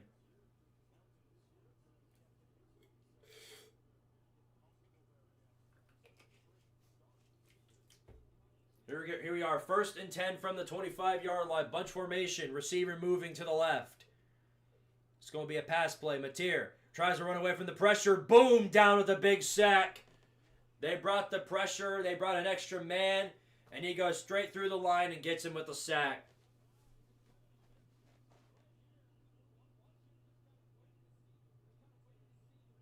They didn't even bring an extra man. All the linemen did was just stand there for a minute. The offensive line just completely forgets about his existence. Left him a wide open lane to get to Mateer. Back 5 yards now on a 2nd and 15. Backed up to the 20. Back to pass again. Mateer. They get him again. Down he goes. The Oklahoma offensive line has suddenly reverted back to their midseason form. They can't do anything about the Bama pass rush now. Oh, this is bad. This is bad.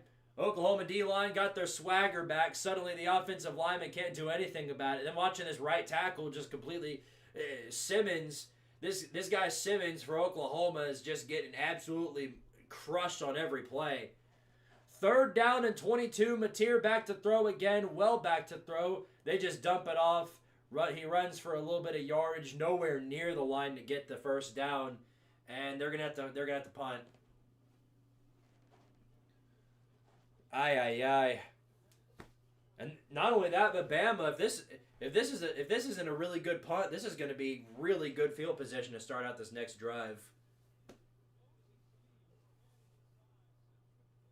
This has just been a disastrous last 15 minutes for Oklahoma, man. Here's the punt. Boom. Pretty good one right here. Sails all the way back inside the 30. It'll be returned, though. Little decent return right there. Gets about 7 or 8 yards. And they're going to start this drive around the 38. Aye, man. Unbelievable. Who has Tennessee beaten to even get here? We didn't get here. What are you talking about? We're the furthest thing away from here. We have 0 wins.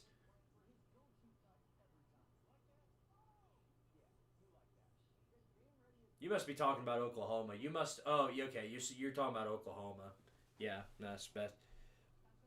Big typo right there. Someone tell me why 17-0 and 24-17 the rapid fire scoring chances. Crazy, stunning revelation. Oh, y'all are already saying Oklahoma, get out. Oh, mates, thank you for the 5, good sir. He says this is why Oklahoma is losing. I'm wearing an Alabama hoodie. You were the key all along. I'm not surprised. You know, the thing is, Brent Venables came out and tried to do the Kalen DeBozo thing of wearing the black hoodie. Yeah, it looks like he was wearing black to his own funeral because this is terrible. Aye.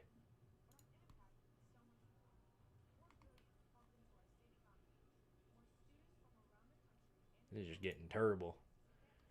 It's getting terrible.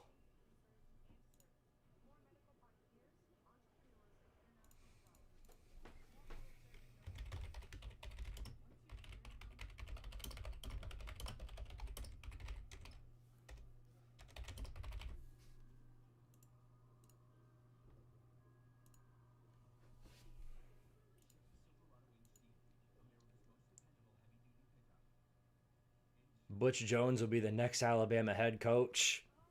Unlikely. But the way it's looking like for Michigan, who knows? He could go to Michigan for all I care. No, I think Michigan is getting divine retribution in the form of BK.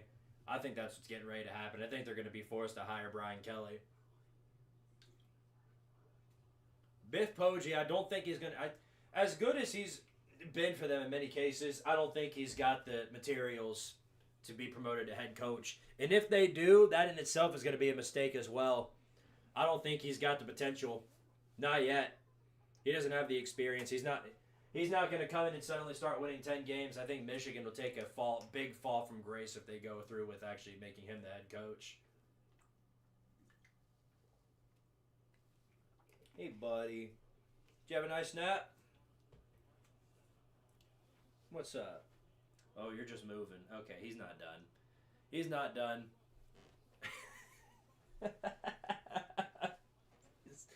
he's so daggum cute. What's your take on the anime Uma Musume Pretty Derby? I have not seen it, although I do want to play the game. I'm probably going to do that eventually. I think I'm going to give that a shot one of these days. It's free. Might as well give it a shot, you know what I mean? 1st and 10 for Oklahoma from the 38-yard, or for Bama actually, on the 38-yard line, my bad. Bart Simpson takes it for himself. Can't get anywhere other than back to the line of scrimmage on that one. Be 2nd and 10. Oklahoma's the Atlanta Falcons of the CFP. It's not that far off, actually. This is the first time I've seen them do this in the playoffs. Remember how far ahead they were in the Rose Bowl against Georgia? They were up by like 3 or 4 scores, and then suddenly everything went to hell. 3-receiver formation. Back here at 2nd and 10. Bart Simpson takes it over the middle. Pitch formation, got it. First down. Well, not quite a first down, but it's going to be maybe 2 yards off. Good little dump-off pass. Gets about 8 out of that one. As a Texas fan, I'm just soaking it in. Oh, yeah. Nope, gotta feel good for you, but plenty of time. I'm telling you, there's all the time in the war for Alabama to do something incredibly stupid here. 3rd down and 2. 5 wide set for the Crimson Tide. Shotgun formation. Back to throw. Simpson takes it. Now he's running. Now he's going to throw late. Taking a deep shot. Got an open man, and he drops it again. Jermaine Bernard wide open, but guess who's here to save the day? That's right, it's a flag.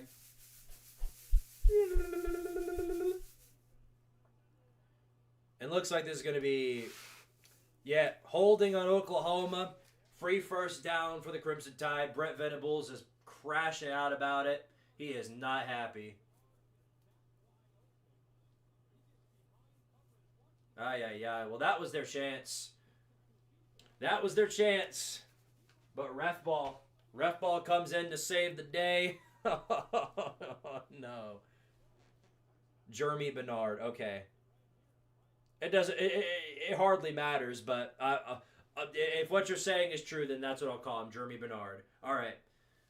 1st and 10, 5 wide formation. Man moving in motion. Now it's going to be a handoff straight up the gut. No good blocking there. In fact, that is just a design run.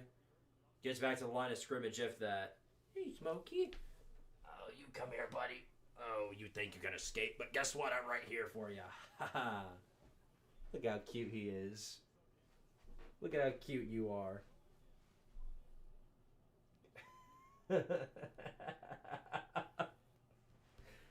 Okay. I'll let you right there. You're free to do what you want. All right. 2nd and 10 now. Bama in the 45-yard line. Back to throw. Simpson throws it off immediately. A dump off good for 5 yards. If that, and it'll be 3rd down and 5.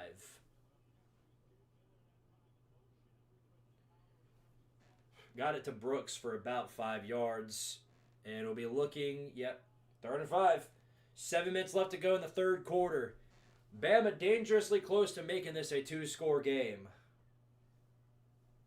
You have the best cats? Thank you. Thank you. They don't really care about that compliment because now Smokey wants out. I don't know what he wants. I think he just wants to go eat or something. Here's Bama on a 4-wide set. Got to get to the other 35 to convert. Here's Simpson. Rolls out the pocket. Now he's going to run for himself. Got some space. Enough for the first down. Still moving. And then finally gets out around the 25-yard line. It's rare to see Ty Simpson take off, but when in the rare circumstances that he does, in most cases, it's the right move. And he's got legs. Actually put some speed on that one. He's not a quarterback that takes off often, but when he does, he does. All right, Smokey, let me let you out. Go on. Bye-bye. See ya. Here's 1st and 10 for the Crimson Tide. All the way to the 26-yard line.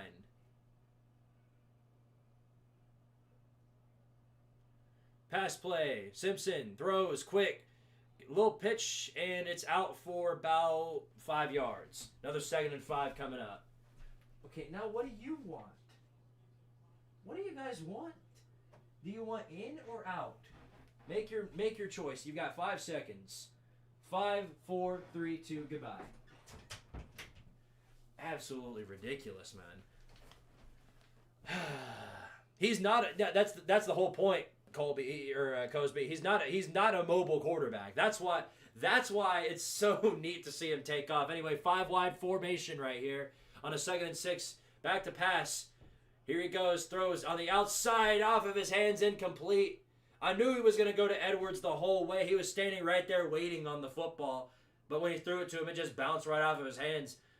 Great job. Great job, Edwards. You were standing there for 10 minutes with the ball, waiting for the football with your opportunity. And the moment you get the opportunity, it flies off of your hands. Now, good luck ever getting the football back in your hands.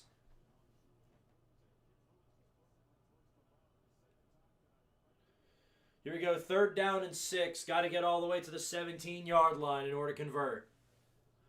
4 wide set once again, lined up in shotgun. Man moving in motion. Moves over to the left side. Simpson takes it. He hands it us straight up the middle. What the hell are y'all doing? That's the play you get on 3rd and 6? I think they were just playing it safe, honestly. They didn't want to let Simpson have a mistake, so they were going to go the field goal the whole way. So now here comes Connor Talty out to kick the field goal. Going to make it a 10-point game.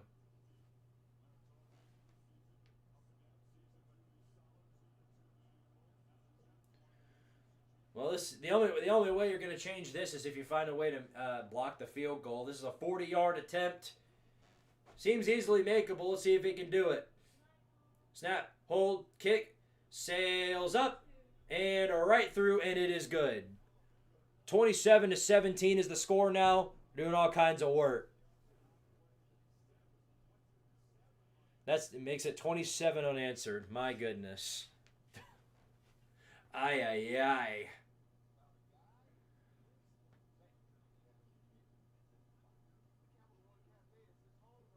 Ay, ay, ay. That's crazy.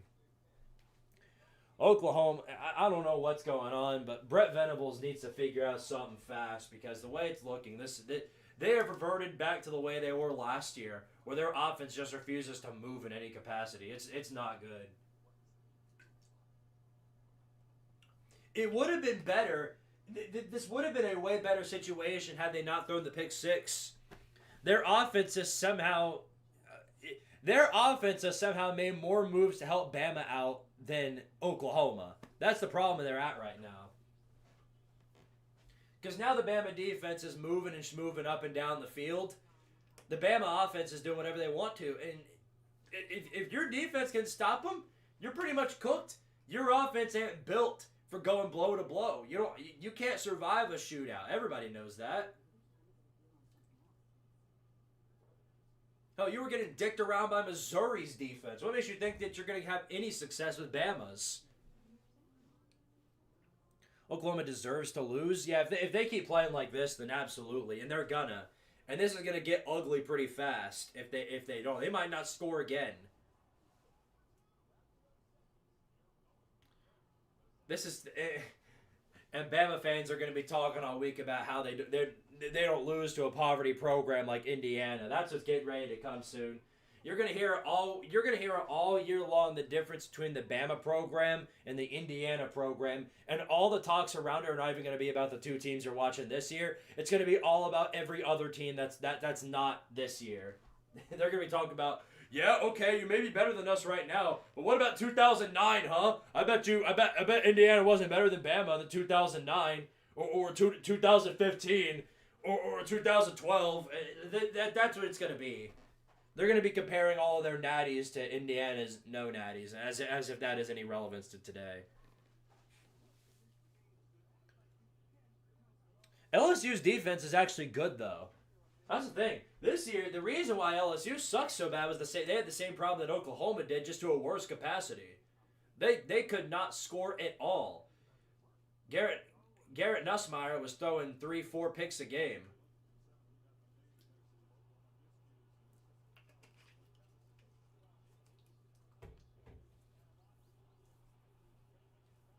I think Bama could make it competitive. It's just I trust Indiana's offense a whole lot more than I do Bama's because they don't. The thing is, I don't think Indiana scores like 13 points and then leaves it at that. They're going to score way more than 13. Bama's got a good defense, even a great one if you could say so, but they don't have Ohio State's defense, and nobody's got Ohio State's defense. Texas Tech's defense and Ohio State's defense.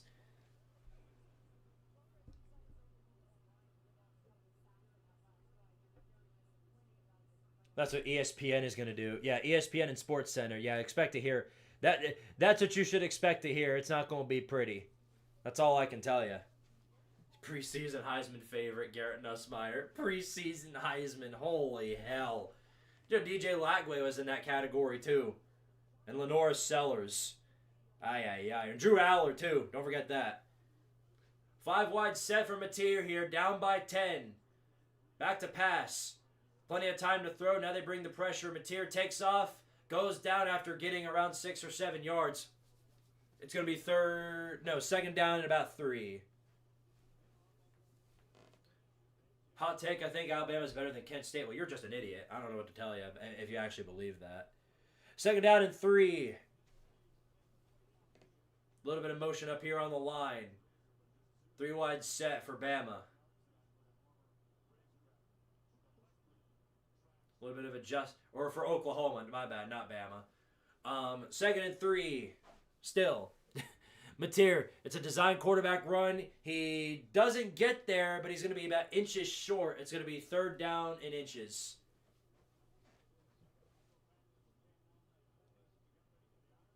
Oh, yeah, Kate Klubnik, too. Kate Klubnik. Crazy.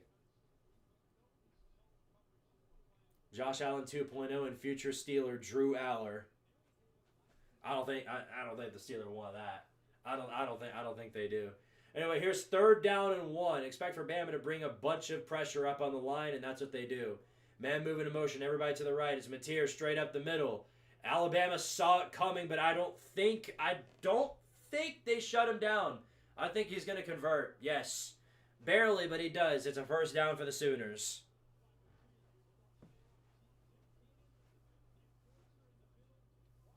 Yeah, no, you could tell by the way Oklahoma's positioned. They knew that was coming. That was just a good push by the line.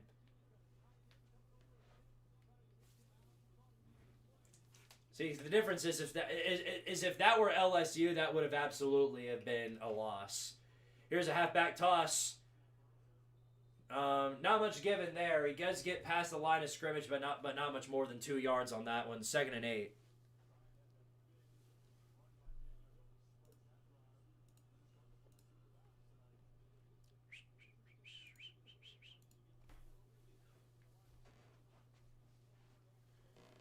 Time's going down here. This is what I'm talking about. Oklahoma, one thing about them is that whenever they're on offense, they take their sweet time. They're like Houston. They take all the time in the world before they actually do anything. Here's a handoff straight up the middle.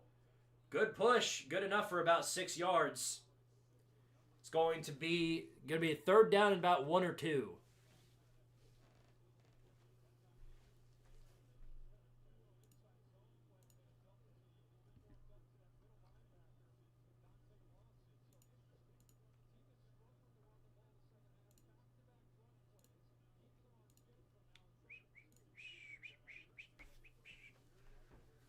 Did you see the world's worst flea flicker attempt? I did not.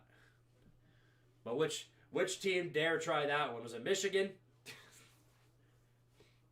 Third down and 2, man moving in motion for the Sooners. Mateer rolls out. No one protecting him. Gets it off. Complete first down. They're trying their hardest to make it happen, but they're doing so. It's another first down. We've got about a minute left in this third quarter. They're taking their sweet time, and normally this is the right thing to do when you're up. I'm not really sure why they're taking their sweet time though, because you're down by 2 scores, and by the time you actually score, you're going to still be down. So I don't know what they're doing.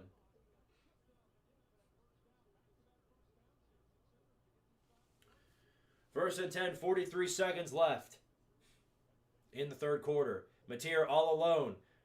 Takes another quarterback draw, and this one he's thrown down maybe behind the line of scrimmage. Second down coming up. You're going to have to do you're going to have to do something way less predictable than what you're doing right now.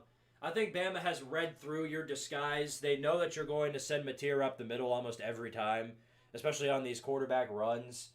You're going to have to play something different because now Bama's catching up. Earlier in this game, they couldn't do anything offensively, but now, I mean, Oklahoma had more than double the yardage earlier at half.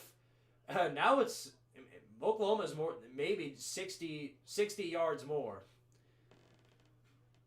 But Oklahoma's going to end the third quarter there. We're heading out to the final quarter of our first game of the first round of the college football playoffs.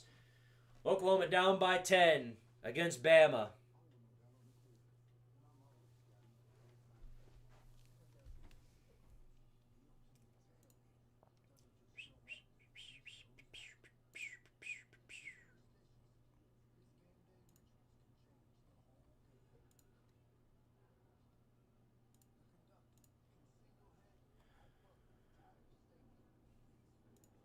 Nussmeier, Klubnik, and Aller should have just entered the draft last year. Yeah, I mean, Klubnik, I can agree with you. I mean, thing is, though, about all those quarterbacks is that while they had decent years, especially Nussmeier, like, they didn't have, like, God-tier seasons. Anything that would have pushed them above, like, the 6th round in the NFL draft. Well, I do think they could still go. It's like they definitely didn't do themselves any favors. In terms of the NFL, I don't think they're going to be any much further off than what they otherwise would have been. They're still going to go ahead of Diego Pavia.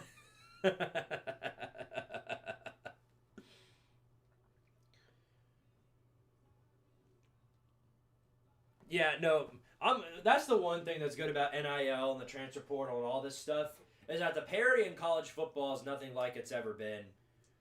You know, back in the days, like early 2010s, all that, you would have never had a team like Indiana be this good. That's changed with the transfer portal and everything else around it, NIL, all that. It's definitely changed. I mean, Texas Tech, as stupid as what they did was, it seems to have worked out in their favor because they spent. We made fun of Oregon for spending $20 million on their roster last year. Texas Tech spent over $28 million to get where they are right now. So, I mean, credit to them for at least, you know, taking advantage of it because there's other schools that bought their roster and then still flopped all over their faces and died. So, it's not like you buy your roster and then suddenly everything works out in your favor. It was still a tough road for a lot of these teams. Even Texas Tech, even with the $28 million, they still had a loss. So it's not a perfect run for mostly anybody, except for Indiana, at least right now. Fun fact, Big Ten refs have no idea what a holding call is. They're also very dumb. Yes, but that's ref ball in general. Trust me, that isn't synonymous to just synonymous to just the Big Ten. Trust me, the SEC knows a lot about that too. God. That screen is so daggum red I can hardly look at it. They're blowing all this red smoke. I don't know how 50 Cent. I don't know how 50 Cent could see out of that. That must be that daggum Bart Simpson experience right there. That must be your Ty Simpson vision.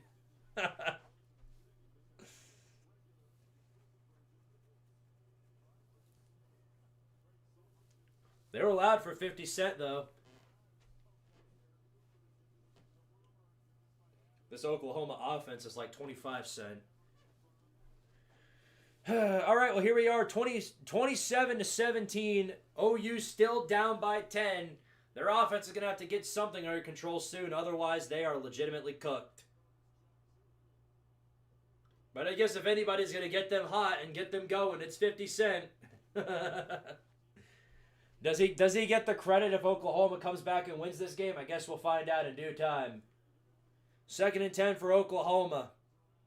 Driving down the field here. They're around the 48-yard line of their own. Bama bringing all kinds of people on the edge right there, about 8 people. Mateer back to throw. Doesn't have a lot of time to do it. He throws at the end there, and it's batted away and incomplete. But good enough to force the flag, and that's going to be PI. That's going to be pass interference, and that'll be a free 15 yards for the Sooners.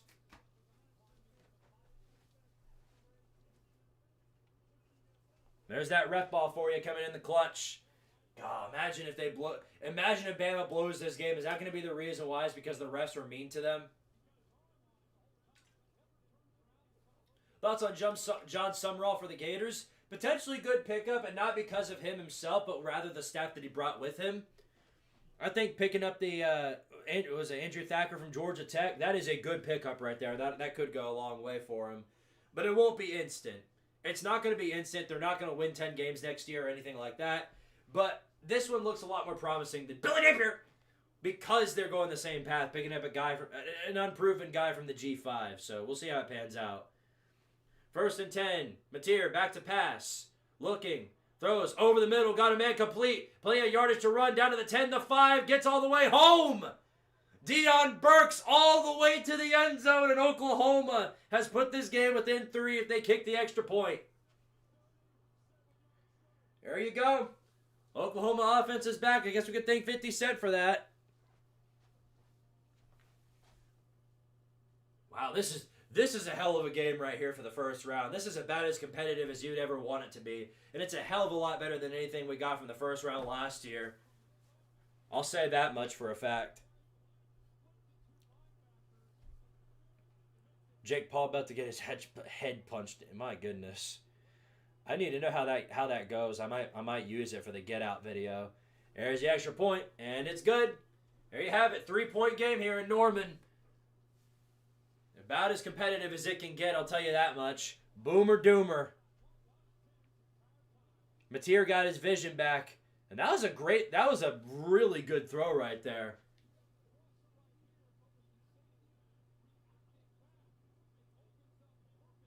Watch this game turn into a shootout. No, I don't think that's happening. Their defense is too good to let that happen, but I don't think that Bama is going to go down. They're not going to go down not swinging. I'll tell you that much. They're going to give it their all in these final few minutes of the ball game. Might be the longest 15 minutes of football we're ever going to get.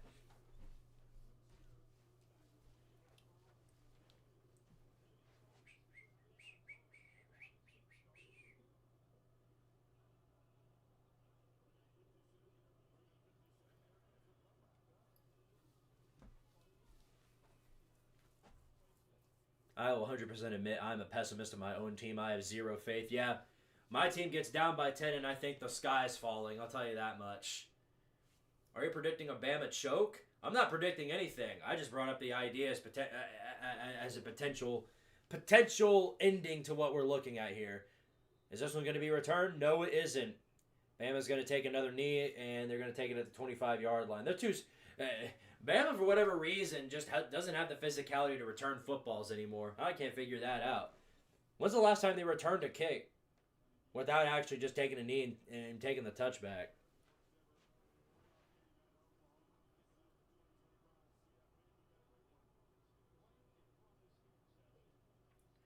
Boy, this is about as competitive as it'll ever get.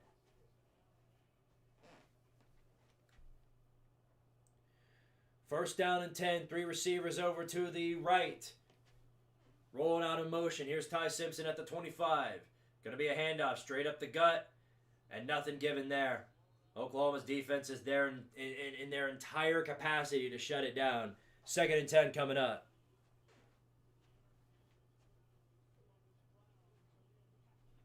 We were up by 17 just like we were against Georgia. And as soon as X-Rob dropped the pass, my stomach dropped.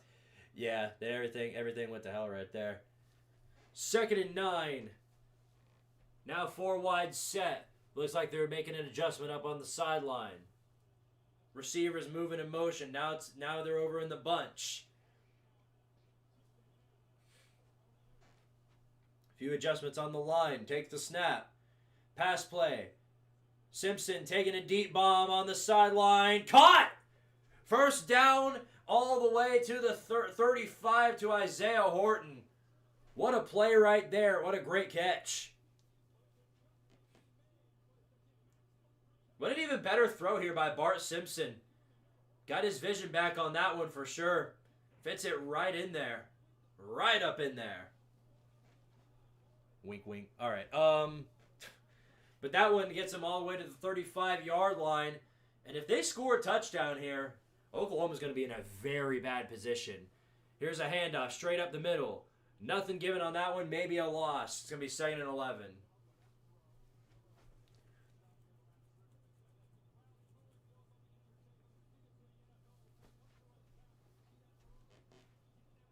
I will say Bama's kind of lucky right there. The right tackle jumped a little bit before the start of that game. That very well could have been a false start. 4 wide set here on 2nd and 10. Bunch of motion lined up in the Wildcat, it looks like. No. All right, here's Simpson back up in the middle. It's going to be a halfback toss on the outside. Some good blocking. Nowhere good enough, though, as Oklahoma's entire defense sees it coming. But wait a second. There is a flag that came out at the end there. I think. No, that wasn't a flag. That was just somebody's headpiece that was yellow. See what happened here on the halfback toss. Uh-oh. Ball came out at the end there. And he wasn't down. It's all a matter of who recovered this fumble now, because that's a fumble.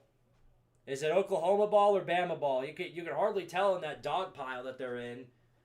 But it looks like they're going to rule it Bama's. It's going to be 3rd and 11.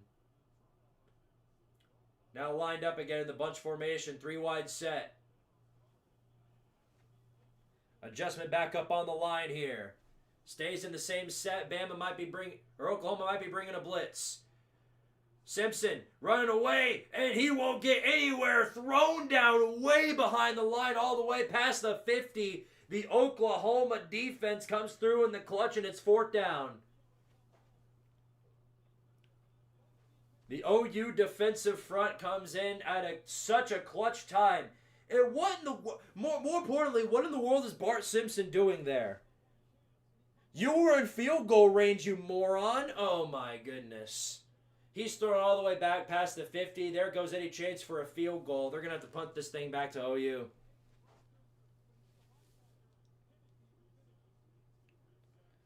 Fourth and 20.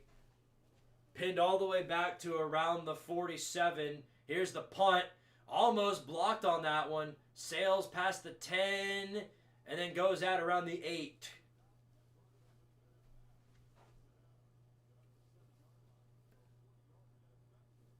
All right, well, this is about as competitive as a game as it can get. 10:57 left to go. Oklahoma with the ball, but they're going to be deep in their own territory. They might run out the entire rest of the clock with this drive. That was Ryan Grubb's fault entirely.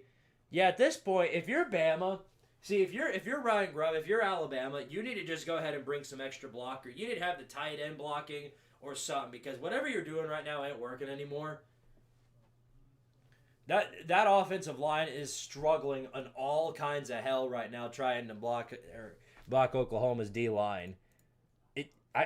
I don't know what they're gonna do.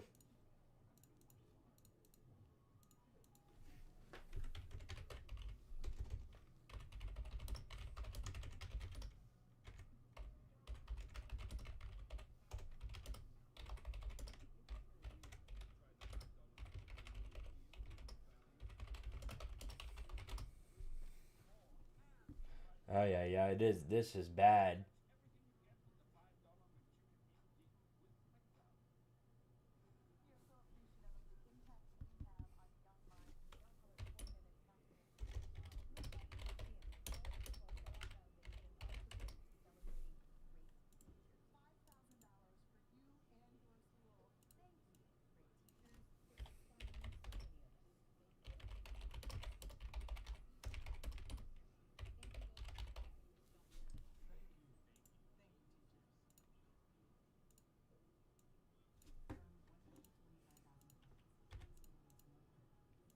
Watching this Bama O-line trying to block OU's defensive front is like a group of midgets trying to block a tsunami.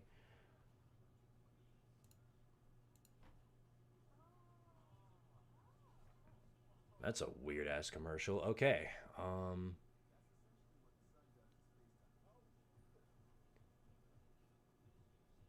Yeah, it might be the way it's looking, it might be Bama's turn to choke.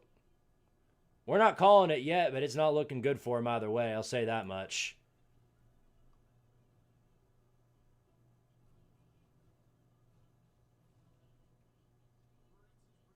Ay. The different leagues principle. But that should be that way for both schools. You know what I mean? Might as well be in different leagues, not conferences, different leagues. Oklahoma's offensive line, when you ask him to block. I'm not going to, so quit asking. All right, well, here we go. Comes down to this. Down by 3, 11 minutes left to go in this ball game. You'll probably get the ball back again if you don't do anything here, but this feels like a definitive drive for Oklahoma. Either you do something here or you go home. Well, that's the thing, you're already home. You're already home. 1st and 10, starting this drive from the 7. Man moving in motion on a 4-wide set. It's another quarterback run straight up the middle. Mateer, nowhere to go on that one. Stopped directly at the line of scrimmage. They know that's coming. You gotta have why don't you just run straight now? I don't understand. Why do you even have running backs on scholarship if you're never gonna hand them the football? Midget tossing his peak, by the way. You should have seen what happened earlier when the offensive lineman threw Ty Simpson 3 yards.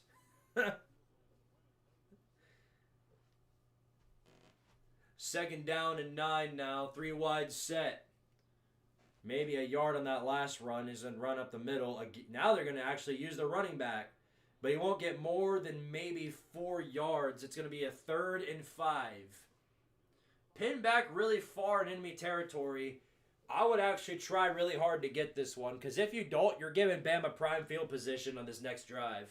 Got to think about that. Because now they got while they don't have their offense back necessarily, that's all they need is one good drive, and that'll kill it right there. That'll kill it. False start on Oklahoma. Pins them back 5 yards. They are not happy about it at all in any capacity. Oh, boy. Well, now it's going to be a 3rd and 10. Ay. Oklahoma at least passed the 300 yards threshold for offense. They got 300 yards of offense in this game. When's the last time you saw that? 3rd down and 9 now. 3-wide set once again. They're going to stick with their game plan. Hell, this might be a quarterback run. They might just send Mateer up the middle again. Here's a pass play. No, it is going to be a pass. Throws over the middle. Incomplete. Swatted down by the D lineman, and it's going to be 4th down. They're going to have to punt straight from their own end zone. Ay. Not good. Not good. Again, they're going to get this ball back more than likely, but to me, that felt like the definitive drive. You had to do something there, in my opinion. Hell, that football was thrown directly into the face of Lawson.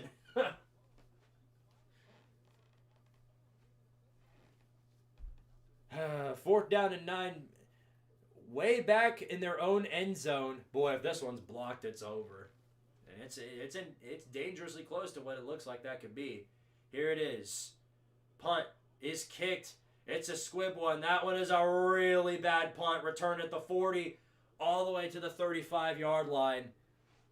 Oh, Lord almighty. This is exactly what I was talking about. He had to get that one off really quick, and it was a bad one. Gets Bama in prime field position to score. If nothing else, unless if Ty Simpson goes back 15 yards again, they're getting at least a field goal out of this.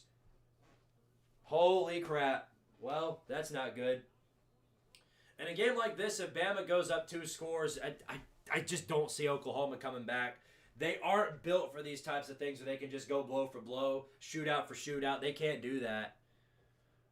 So here we go. Let's see how loud Oklahoma can get. Let's see how loud their fans can get. 9:20 left to go. Gonna be a handoff straight up the middle. No protection there. He'd get about 7 yards, though. So a good run. They're able to break the Oklahoma D-line for once. They all saw the pass coming. The way they were moving, they all thought it was going to be a play action. I can't blame them.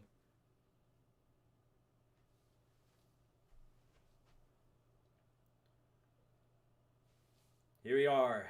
Second and about 4. Man moving in motion. Going to be a handoff. Straight up the middle again. No, this is going to be a play action. He's got a man. And does he catch it? Oh, I don't know. I think he doesn't. Are they going to rule it a catch? Yeah, that's ruled a catch. All the way inside the 5. Holy crap. Jeremy Bernard, what a catch, dude. Moved his hands past the Oklahoma defender. And even though the ball is pushed out after he was down, that's a first down. And it's going to be 1st and goal Bama at the 5. Potentially killer drive here. Run up the middle. Nothing given on that one. Maybe lost a yard. It's going to be 2nd and 6.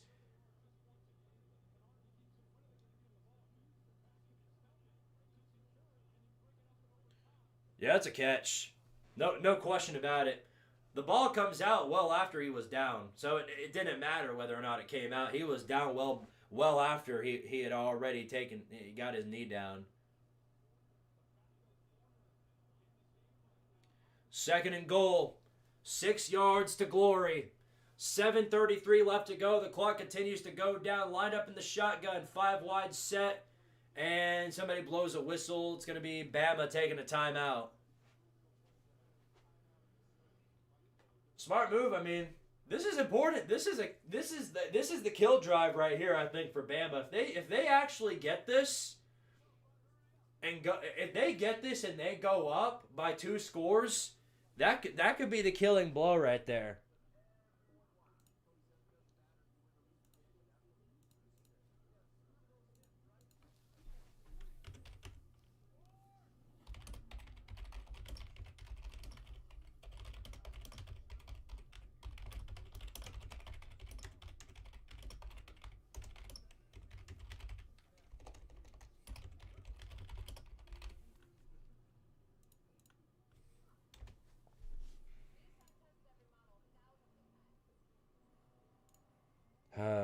Yeah, it might be time for OU to get out.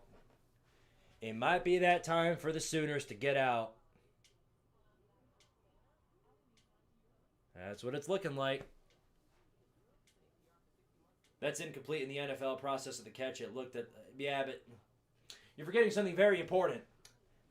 This ain't the NFL. Not the NFL. That catch reminded me from another Bama catch an old day against Southern Miss. Yeah, I know. Well,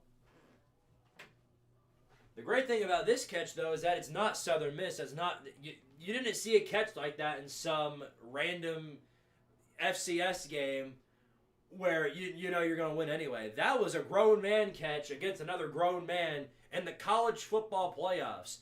That could be looked back as the play that won Bama this game.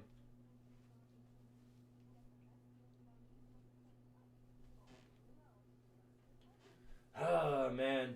I mean, if there was anybody that was going to get ready to lose at home, I thought it was going to be Oklahoma.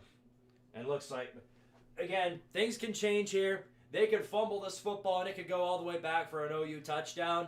But from the looks of it, it is definitely not on Oklahoma's side. I'll say that much. The crowd better get loud, because if they can't hold Bama to a field goal here, I just don't. I don't see a scenario. I don't see a scenario where they get out of this one. They've pulled all kinds of BS, though. That's how they got here. Remember, they got several turnovers against LSU that brought them back into that game. I mean, we could go back to the Tennessee game, too. They had plenty of chances to lose in that one and somehow pulled it out as well. I mean, they have come out. They have found a way to win in the most inconspicuous ways possible every single time. So, we'll see. 2nd and goal comes up for Bama. They've got 6 yards if they want to get to the end zone. The only problem is, Bama's throwing all their cards on this drive right here. You know what I mean? Kalen Bozo has already used one timeout. He might use another before this drive's all said and done.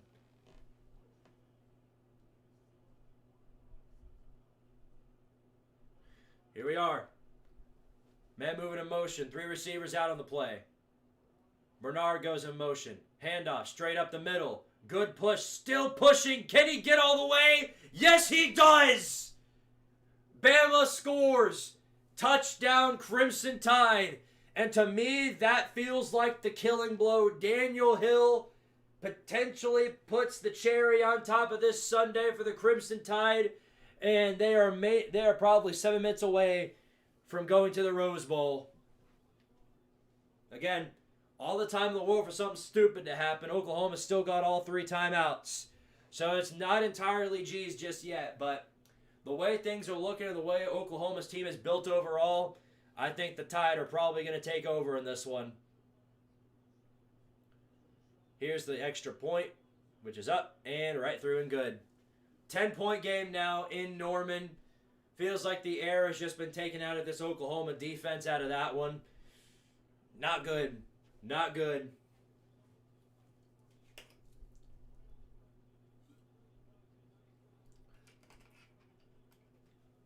I'll say this. This game was definitely more high scoring than I thought it was going to be. But credit to Bama. Credit to Bama. It's hard to beat a good team twice. Anybody can tell you about that. Georgia can tell you about that. But after one of the worst halves of Bama football I've ever seen in my life, except for that one time they lost to Michigan horrifically bad, they adapted, they adjusted, and well, it's looking like they're going to the Rose Bowl.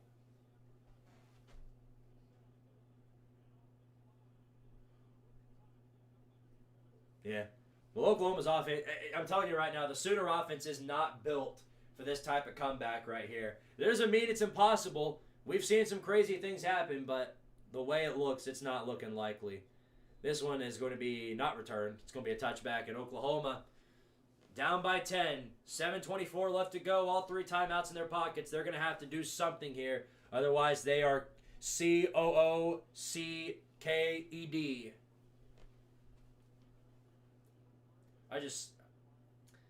Yeah.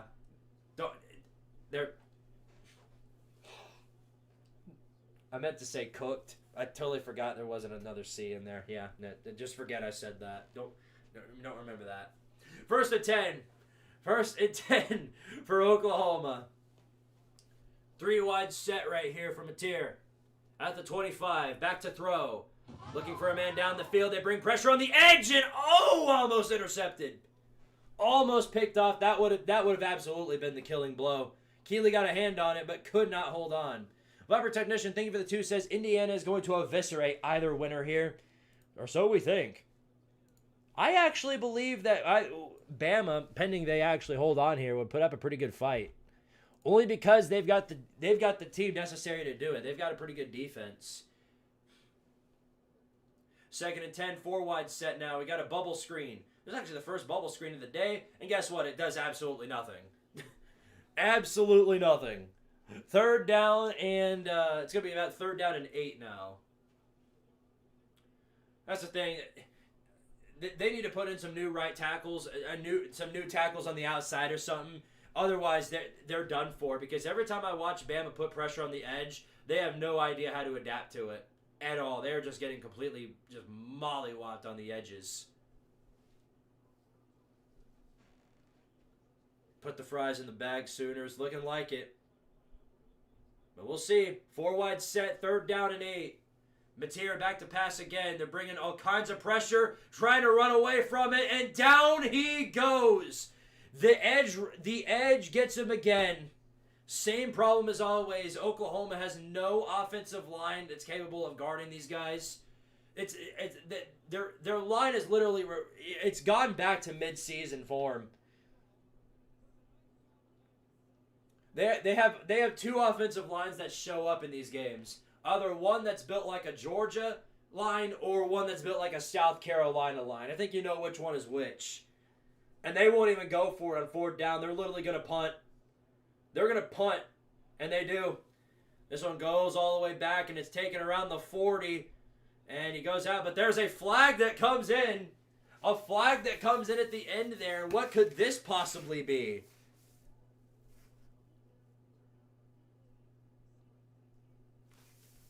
And they're going to call it a holding on Bama. Wow. Kalen DeBow not happy about that one. He is not happy about it. Ay, man. Ay. I mean, the damage has been done because Bama's still going to get the ball, but yeah, it's not looking good. Just curious, who's your least favorite account on Twitter? I have to give some thought into that one. For a while, it was Blue Bloods Bias. But he's gone. I don't know where he went. I think the Twitter community as a whole took a sigh of relief when he was gone. And I don't know if it was just supreme rage baiting or if he actually legitimately thought the stuff that he was saying. But I've never seen somebody glaze Colorado as much as I've seen that dude do. The Dion glazing, I mean, he was, like, that was ridiculous. I've never seen such glazing in my life, but he just vanished out of the blue all of a sudden, and I haven't seen him on my timeline in a long time. Even Smokey would coach a better game than Brent Venables, and all he does is lay around and eat. And then again, though, there's not much you can do other than add more blockers if you're Oklahoma right now, because their offensive line is the main problem here. That's what it's all come down to. I mean, they are just getting absolutely melted.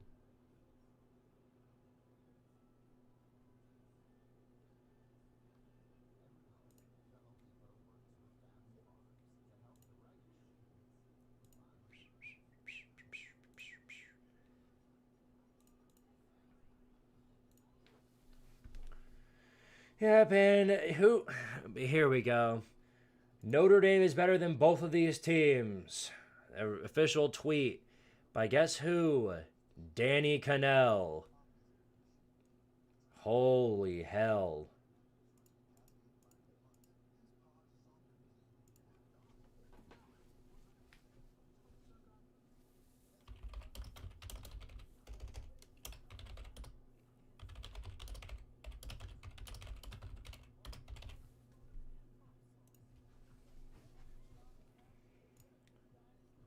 Yeah, some of y'all got to get a grip, man.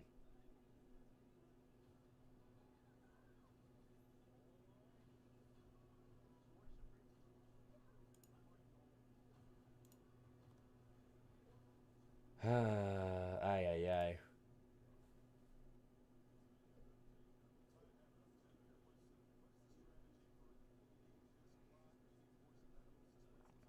Where does Paul Feinbaum rank among worst analysts? That's a good question.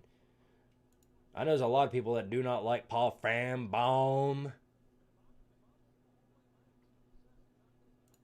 Thing is, I will say this. If you're not an SEC guy, then I completely understand where you're coming from when it comes to the stuff that Paul Feinbaum says. Because that dude is a supreme SEC glazer. I'll say that much. Anyway, 6 minutes left to go. Bama in a bunch formation. First down at the 30. Handoff up the middle. Looked like good protection, but not good enough. Haru, thank you for the follow. Thank you for the subscription. Thank you.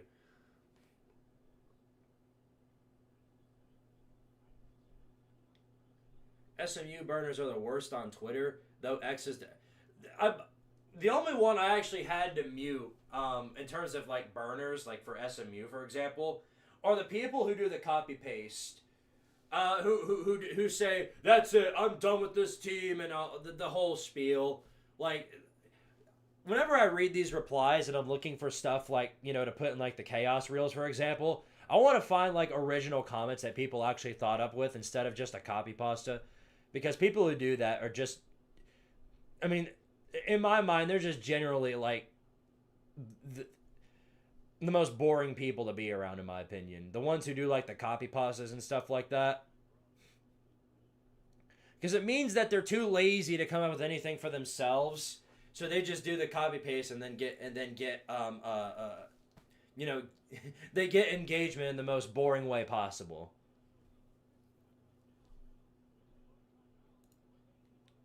Here's what I want to know about this game. Where in the world has Ryan Williams been? Because I know Bama's winning right now, and they're up by 10. But Ryan Williams has just vanished off the face of the earth. Dude's just chilling in the dadgum shadow realm. Nobody knows where he's at. 2nd and 8, bunch formation again. Another handoff up the middle. Maybe 2 yards, if 3.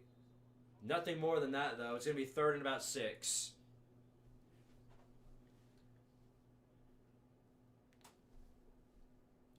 Yeah, most of the people I listen to nowadays when it comes to college football stuff are people on YouTube. Mostly my friends, people I attend the Slob Olympics with. Obviously, I listen to Reds coverage, especially since we kind of have to, since we do a show together. But no, it's there's some analysts I do like. I mean, Josh Pate is one of them, and it's not even like, you know, I mean, because Josh Pate hasn't done anything that I necessarily see is pissing me off. But what I will say is that he's absolutely a sunshine pumper, and I get it because it's part of his job to sort of sing kumbaya about every single fan base, because he wants to ride the fence, and it makes sense. He doesn't want to piss off any fan bases, especially since he's a big time YouTube analyst, and the college football world is his. That's how he makes money. So I understand. Anyway, 3rd down and 5. Expect another run by Bama here. 4 wide set. Man moving in motion. Lined up in the bunch. No, it is going to be Simpson taking the pass. Tries to run out of the pocket, and he's thrown down. Big time sack right there by the Oklahoma defensive front. I think Wine is doing a little bit too much there. The guy that sacked him, he's doing a hell of a lot of too much there. Buddy, you're down by 10. He's doing all this. Buddy, but pal, you're You're the one who's down by 10. What are you doing? 4th and 16. Bama having to punt from their own 10. Sails all the way to around the 45-yard line, and that's where it'll be taken, around the 38 per se.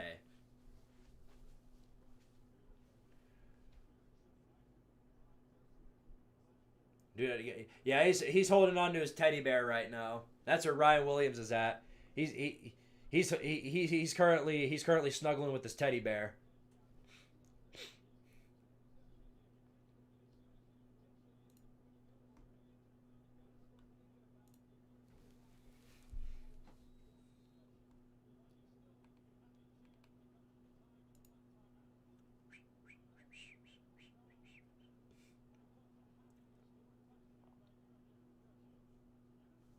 Here we are. 1st down and 10. 5 minutes left to go in this game. Oklahoma. Here's Mateer back to throw. Just throws this one away. Smart move. The Bama brought all kinds of pressure right there, and he does the smart thing and just throws it out. But being down, you don't necessarily have the luxury of wasting throws, so eventually you're going to have to take some risks. That's just how it is. This game was won by Bama's defense. Oh, they absolutely clutched up in this second half right here. Oklahoma hasn't done much of nothing except for 1 touchdown. Here we are, 2nd and 10. 4:52 left to go at the 38. Back to pass again. Mateer gets it off. Complete. Little hitch route thrown. It is good enough for about 5 yards. But it's going to be 3rd and 5 coming up. And they're in a situation where they absolutely have to convert it. There's nothing. If they don't get it here, they have to go for it. That's just how it is. 4 wide set. Mateer back to throw. Over the middle. Complete. Ball pops out at the end of the play. They're still loose. And I think this is Bama ball. No, I think they called him down. I think they're just going to call it an incomplete pass. They're going to give this one an extra look, I think.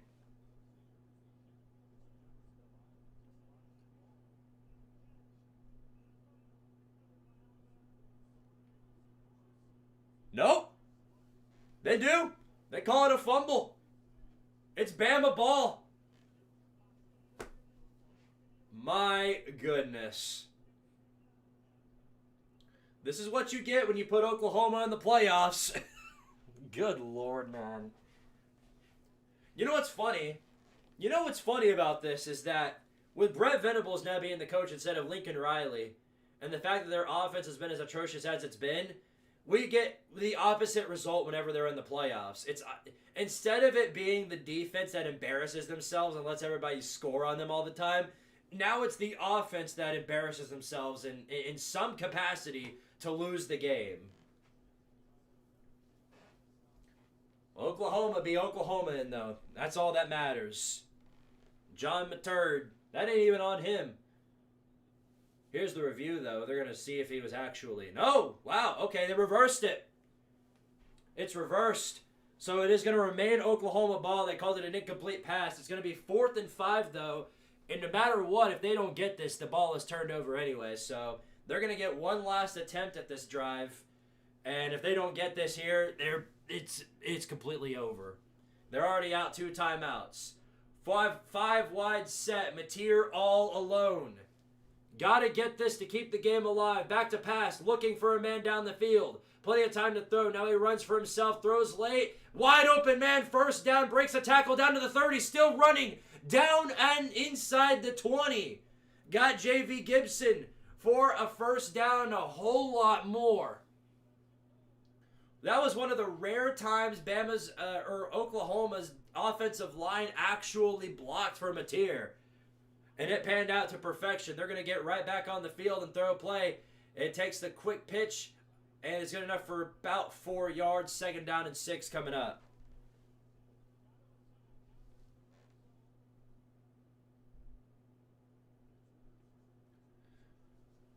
All right, here we go. 4 wide set. Mateer back to pass at the 16.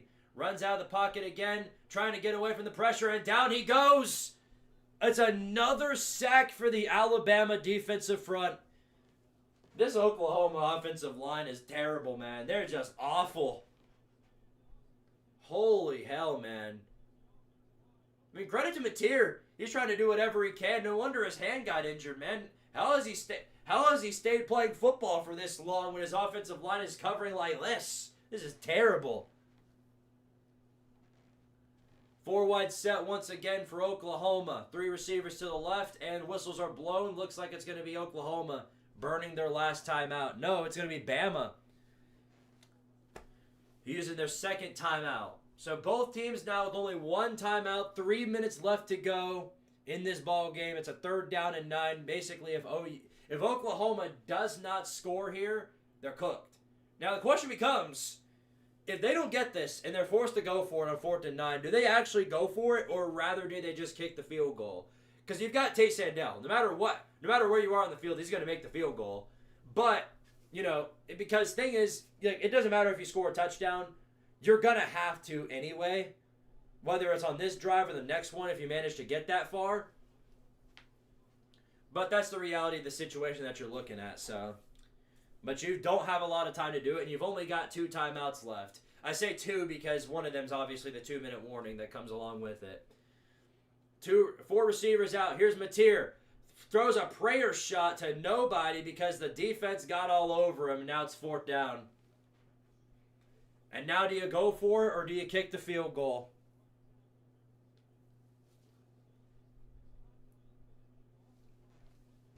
After the snooze fest of last year, I really hope the CFP playoff continues to have bangers like this one. Tomorrow's game at noon could very well pan out that way, I'll tell you that much. All right, well, here we go. Tate Sandell. Gonna make this a 1-score game. 36-yard attempt. Straight up the middle is all he has to do to make it a 1-score ball game. Snap, hold, kick. Oh, I don't know about that one. He missed it. Tate Sandell, Mr. Booty Shorts himself, just missed the daggum field goal. He inherited Guangdong Gilbert at the worst possible time. The clutchest kicker in the nation just missed a gimme.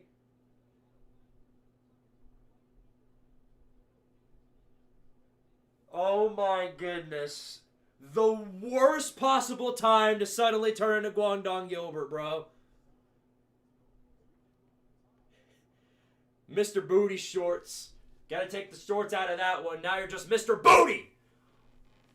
Oh, my goodness. Well, that's it. That's your ball game right there. Alabama's going to win off of that.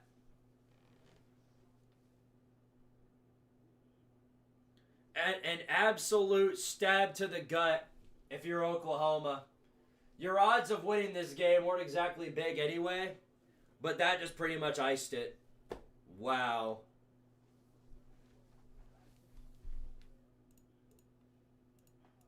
Unbelievable, dude. And now Bama's just going to run out the rest of this clock off of run plays. There's the first one. Doesn't go anywhere.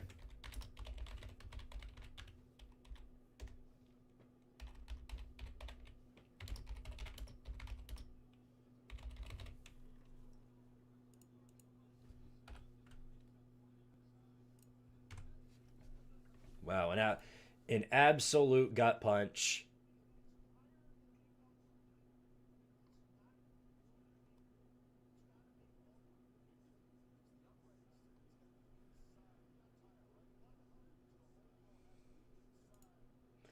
Boy, the receipts here are very wonderful, though.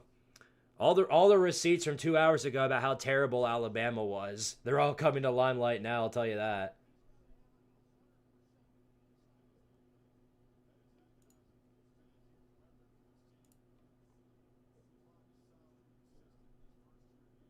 Wow, unbelievable.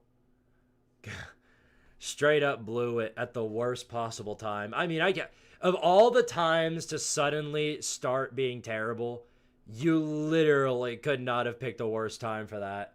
Of all the times to miss a field goal. Lights were too big, that's just all there was to it. Here's 2nd and 10. Handoff. And he's thrown down maybe 5 yards behind the line of scrimmage. They just sent the entire sun at him on that one. It's going to be 3rd down and 15. Expect for him to choose some more clock out of this one.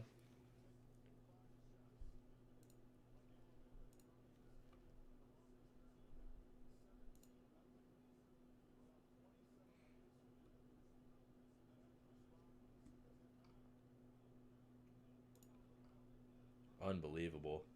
I mean, I still can't believe Mr. Booty Shorts just completely killed off that game. That's absolutely crazy.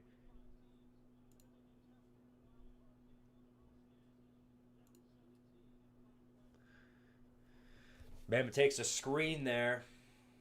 And maybe 5 yards, if that, to Ryan Williams. Oh, hey! Look, he showed up at the end of the game. After the game was already won, there's Ryan Williams. I guess he had enough of holding on to his dadgum teddy bear.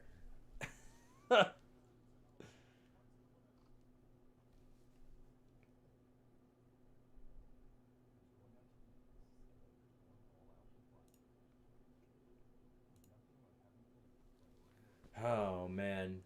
India's on a whole different level this year, but Bama does have a chance if they play like this. Yeah, no, I mean, for whatever switch flipped in that second quarter, they look like a completely different team.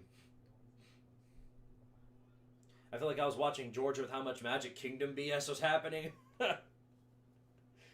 In other words, Oklahoma beat themselves, because that's exactly what happened here.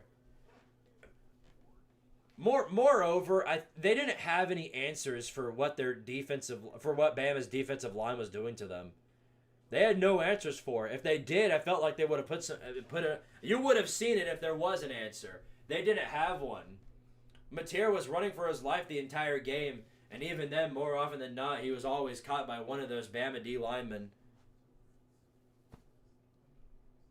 Was this a big ref ball game? Not exactly. There wasn't even that much ref ball here. There were some questionable plays, a lot of missed holds, I'll say that much, but and there was nothing that was going to heavily benefit Oklahoma. There wasn't. This was just a product of them not having any answers. We're used to seeing an Oklahoma defense come into the playoffs and then embarrass themselves, but this year, whether we get the Bama offense, at least there's that. Anthony Joshua and Jake Paul in the ring, round 1 to start. I hope it goes like this game. I hope like Jake Paul gets a couple of big hits in. You think, oh, Anthony Joshua's down. Jake Paul's going to win this fight. And then all of a sudden he wakes up and just starts boom, boom, boom, boom, boom, boom. It's going to be something like that. It'd be fitting because then I could put that in the Get Out video. That's not how it's going to go, though. Or at least I don't think that's how it's going to go. Tokyo Toe wouldn't have missed. That's true. Tokyo Toe never misses. Ever. Kickers like this make me miss Cam Little. Everybody misses Cam Little. If I'd give anything to have a kicker like Cam Little. Are you kidding me?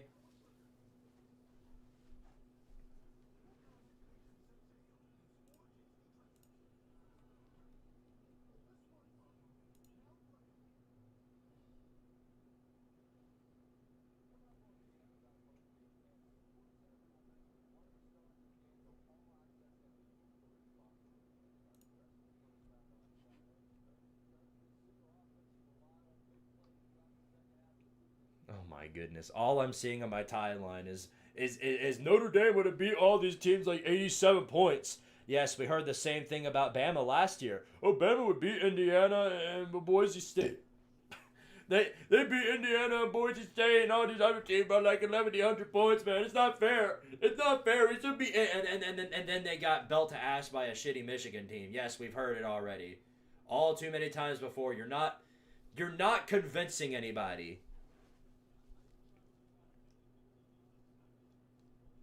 The only thing, literally, these people just need to stay in their little copium circle and then just stay there. I'm tired of seeing you on my timeline. All right? I mean, this is ridiculous.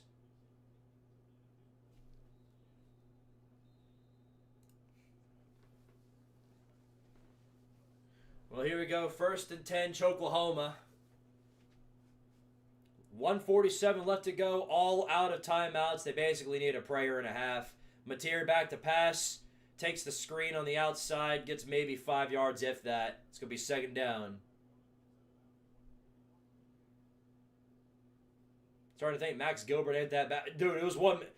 That was a 1 in a million type of missed field goal. It just so happened he missed. He's been perfect everywhere else. Made field goals from 50-something yards. Had it just so happened the one time they actually needed him for sure to make a field goal, he farted all over himself at the worst possible time. 2nd and 5, Mateer back to throw again.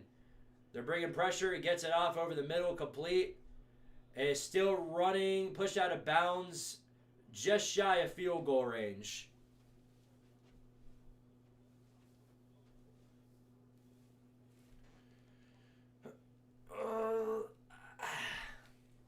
All I can do is cower knowing this could have happened to A&M. Still could. Again, this is a home team that's getting this beat down. Who knows what could happen tomorrow? Carson Beck could figure out how to not throw an interception. Unlikely, but that's a possibility. 1st and 10. 1:33 left to go in this ball game. 4 wide set. Back to throw again. Mateer over the middle, complete. Maybe 6 yards. Not much more than that. 2nd down.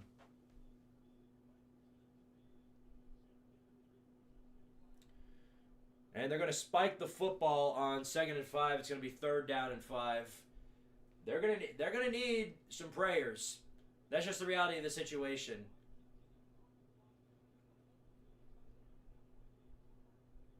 Yeah, no, Max Gilbert, Guandong Gilbert has been terrible. And a lot of that has been due to the fact that he's just been rattled in every single field goal. That's not a gimme. They're going to settle with the field goal on 3rd down. Tate Sandell's kicking this field goal from 51 yards out on 3rd and 5. What? Well, here's the kick. Sails in, and that one is no good either. It's no good.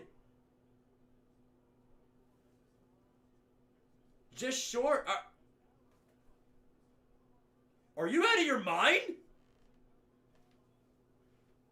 What are you doing?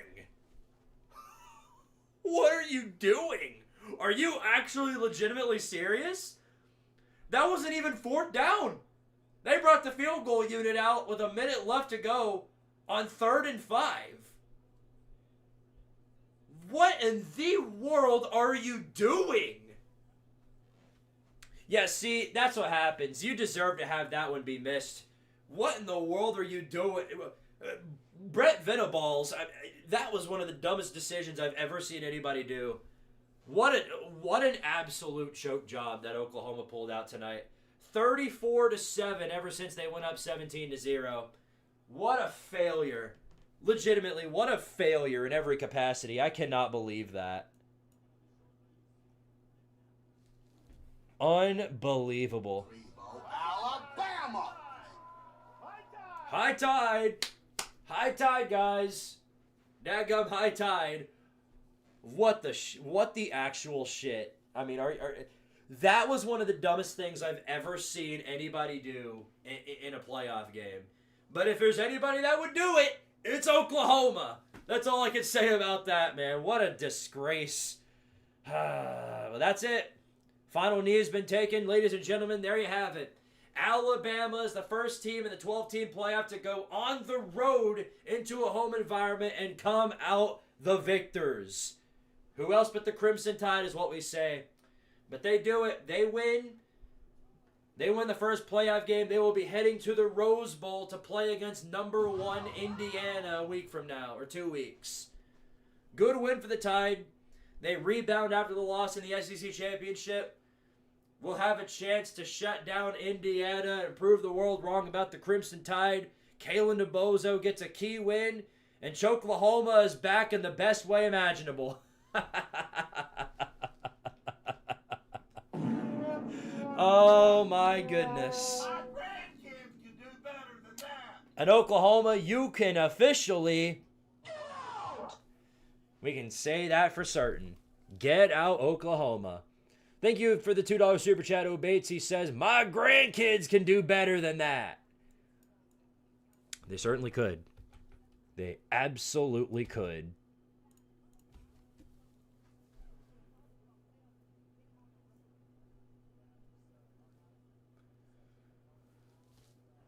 Of course, yeah, Oklahoma wouldn't do this against us because we're their Super Bowl. No. What Alabama and Oklahoma had that we didn't was a defensive coordinator that didn't have his head 10 feet up his sphincter. Tim Banks has his head so far up his ass that he can literally see his intestines. That's how far up it was. Thankfully, he's no longer our problem. He's Auburn's problem. So, thank you for that. Thank you, Oklahoma, for getting rid of that. Okay? That's all I got. But there you go. Brett Venables is Clown of the Week. Well, not at the current moment. Not at the current moment. There's, again, we got 3 more playoff games to get through. So all the time in the world for something different to happen. But the way it looks, it ain't looking good so far. Not looking good. Yeah, Oklahoma, my goodness, what a choke job they pulled tonight.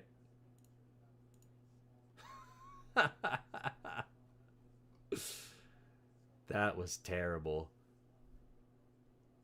Ay.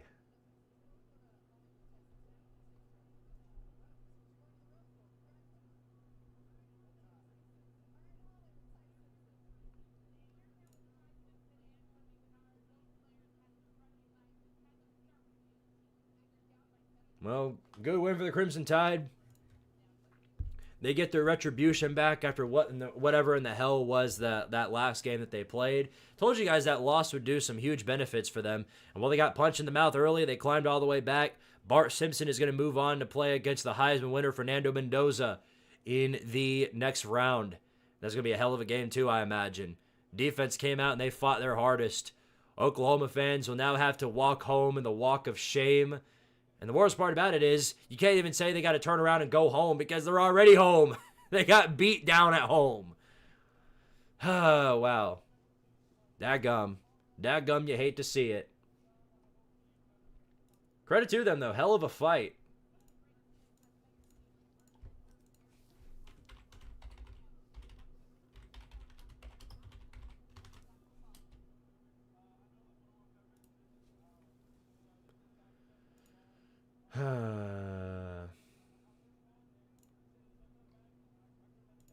You better hold on to Kalen DeBozo if you know anything about what you're doing, Alabama. That's all I can say. You better not let him go. He may not be Nick Saban. He may be nowhere near Nick Saban, but dadgum, he knows what he's doing at the bare minimum. Wow. Wow, wow, wow. Indiana beats Bama 222-0. You guys just don't have any faith in them, do you? You guys should know better than anybody that Bama always finds a way to pull stupidity out of their own sphincter as well. I think you guys know better than that. We have so much evidence. So much evidence against the whole idea that Bama's getting blown out. So, but I guess we'll find out all the rest of the results tomorrow. But yeah, that's the first one. Rose Bowl. Gonna be Indiana versus Alabama. Gonna be a hell of a game. Gonna be a hell of a game. I'm all for it. And we got to find that one out on New Year's Day. If they get whooped next game and move on from DeBozo and he leaves for Michigan, Lord have mercy, it will be a blessing. Well, not if you're an Alabama fan, I can tell you that much, because then you're stuck with BK. Oh my goodness. If they lost Kalen DeBoer for Brian Kelly, as a Bama fan, I wouldn't know what to do with my life. I wouldn't have any life left. I would just be laying there and suffering. That sounds terrible.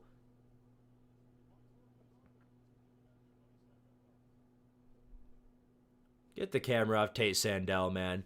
They're doing this. They're doing the same dadgum thing that they did with Notre Dame's placeholder, Tyler Buckner. They're doing the same thing where they're just showing him nonstop on the screen. Yes, we get it. He missed the field goal. Let the man breathe for a second, man.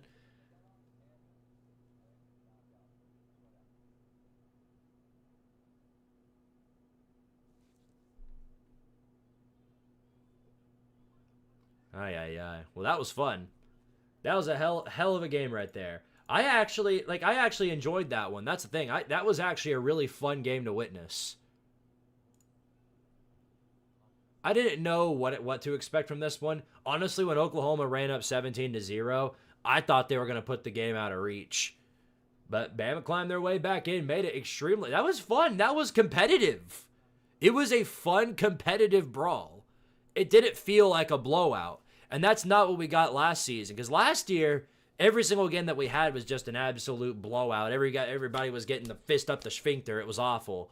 No, this year we actually had a really good game. Now, hopefully the rest of them continue that way. I don't know if they will. I don't know how that's going to pan out. But what I do know is that if they do, it's going to be a great great day tomorrow. Great day. But again, we're due to find out. We are due to find out.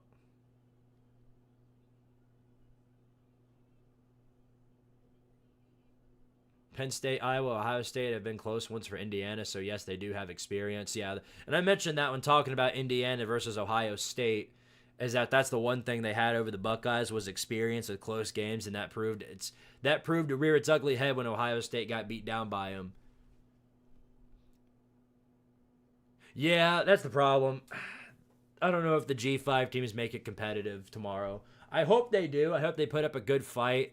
But I mean, we've literally already seen Tulane go into Oxford once, and that was an absolute massacre. So it might pan out a different way, but I don't know. I'm not sure I believe in that. If Kalen DeBoer leaves, Bama might steal Marcus Freeman or Steve Sarkisian. Kalen DeBoer's not leaving. I don't think that's happening. Because he's not going to a better job. If Michigan was a better job than Alabama, I would be right there with y'all. I would think he leaves for it, but no, it's not. It's not a better job, and he said himself that he's not leaving, and I believe in his word a whole lot more than I believe in Elaine Kiffin's. That's what I think.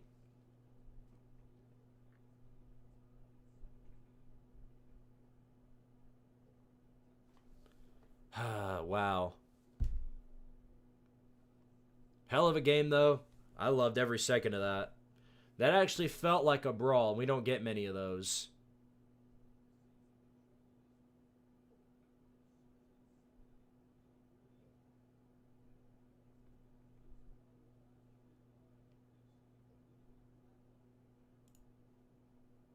Bama, please hire BK. Are we manifesting that now? Bama hiring Brian Kelly?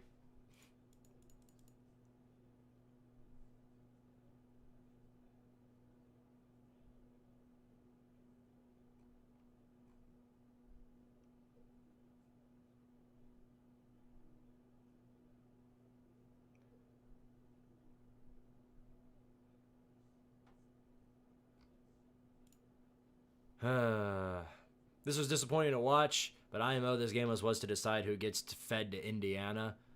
Yeah, I mean, if you're a Bama hater, especially if you're an Oklahoma fan, that had to have been extra painful, because it was two completely different ball games. That first quarter, it looked like it was going to look like every other playoff game that we've seen, where just the home team runs away with it. But I guess if anybody's going to find out a way to come back and make it competitive, it's Alabama. And not only they make it competitive, they brought the sun at Oklahoma every single time. And poor John Mateer had no answer for it. He couldn't have, because every time he took the snap, he was instantly getting surrounded by 27 people.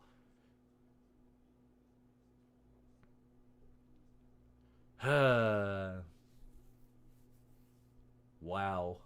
Wow.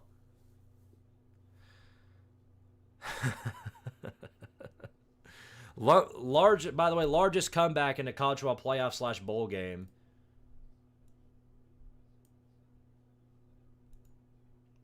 Wah.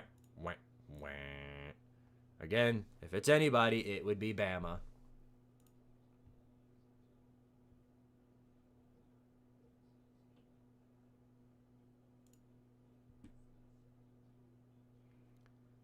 By the way, Oklahoma is now officially 0-5 in the college football playoffs.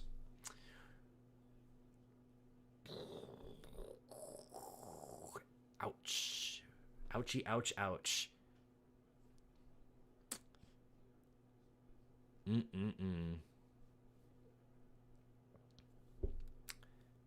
Pain. That's all you can say. Pain. All right, well, I better get on out of here. Obviously, I've got a big day tomorrow. I'll be live pretty much most all day. For the first time in a while, I'll be live at noon, as voted by you guys. We'll be live for the Texas A&M Miami game. And on top of that, I'll also be live for the members-only stream tomorrow night, 7 o'clock for Oregon and James Madison meeting up on the turf. So I'll be live most of the day. Looking forward to seeing you guys there, but I do have to get out of here pretty soon. I want to make sure I want to do this Oklahoma Get Out video, because I know you guys are wanting that one, and trust me, I'm going to do it as best as I can. So I'm going to get started on that pretty soon. Looking forward to seeing you guys' reaction to it. It's going to be great. It's going to be fun. I'm just happy all the Notre Dame crybabies can eat their words about Bama not being a playoff team. Yeah, but now the problem is now Oklahoma's terrible, and they're not a playoff team anymore. Jeremy Johnson, thank you for the 20 buddies, says, cheers to Choklahoma. Absolutely. Terrible team. Man, we got pretty close to that hot dog costume goal. We'll get it tomorrow, I bet. But first, as now we've passed the $50 threshold again, let me go ahead and hit the Squiddy one last time for you guys. You guys want the Squiddy, and I'll give it to you. I said, right foot creep.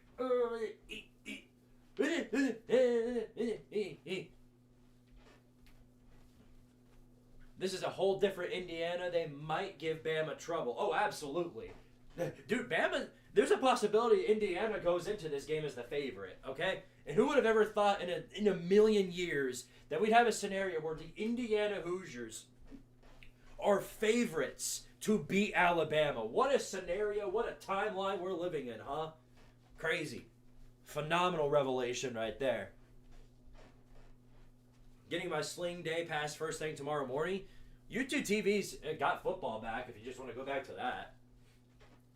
Cheers to Choklahoma. Bam. Bam. Bam. Bam. Yeah. Bama did win that game in a way similar to what Georgia would. Because Georgia absolutely would go down 17-0 and then bullshit their way all the way back to the top. I wish I could show you guys what's down at the bottom of my door. I'm seeing 2 white paws there at the bottom of my... You think you're just so funny, don't you? Come here,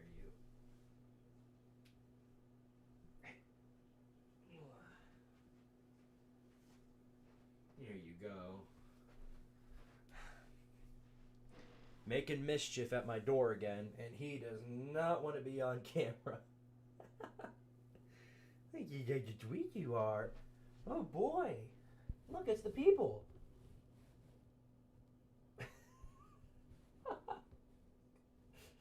It's okay. I know. It's the scary. It's very, very scary. Here, we'll let you go over here. Bam. And I'll let you. He was playing with one of these little hair nets. Here, Scooter. Hey, look, I have the thing for you. Dude. Look, there you go. There you go, get it. Come here. Scooter. Look, come get it.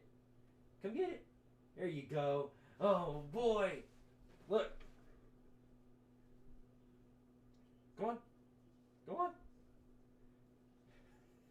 It's right here. Come get it. It's on the bed, dadgummit. There you go. Okay, finally. I guess that's the only way we're actually going to let him stay. He's actually going to stay here on the bed. Look at him. Look at this cute little baby. Oh, never mind. He's gone.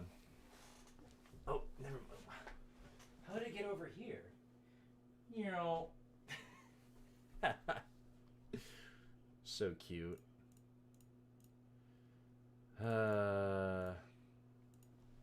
Bart Simpson played surprisingly a good game. Oh yeah, no, he was great today.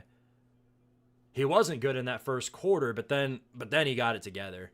His offensive line did a better job protecting him in that second half. I'll say that for sure.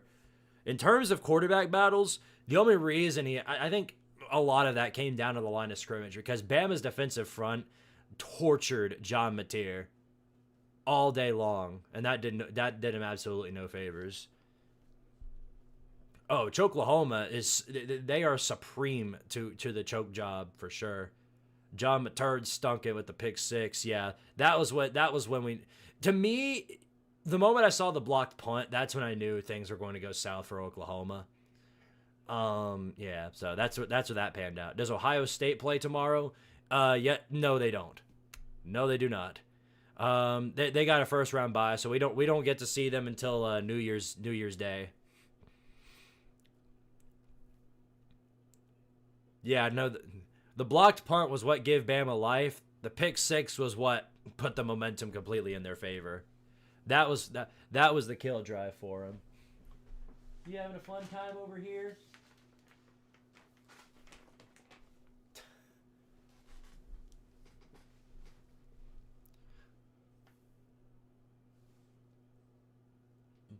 Now they got. Well, that ain't the fight I'm thinking of. They were showing a fight up on the screen, and I thought for a second it was Jake Paul, but that is not Jake Paul.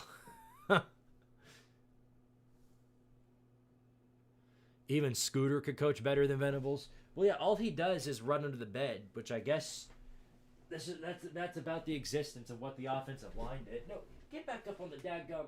Okay, weirdo. Here, look at the thing. Scooter. What? You'll get it.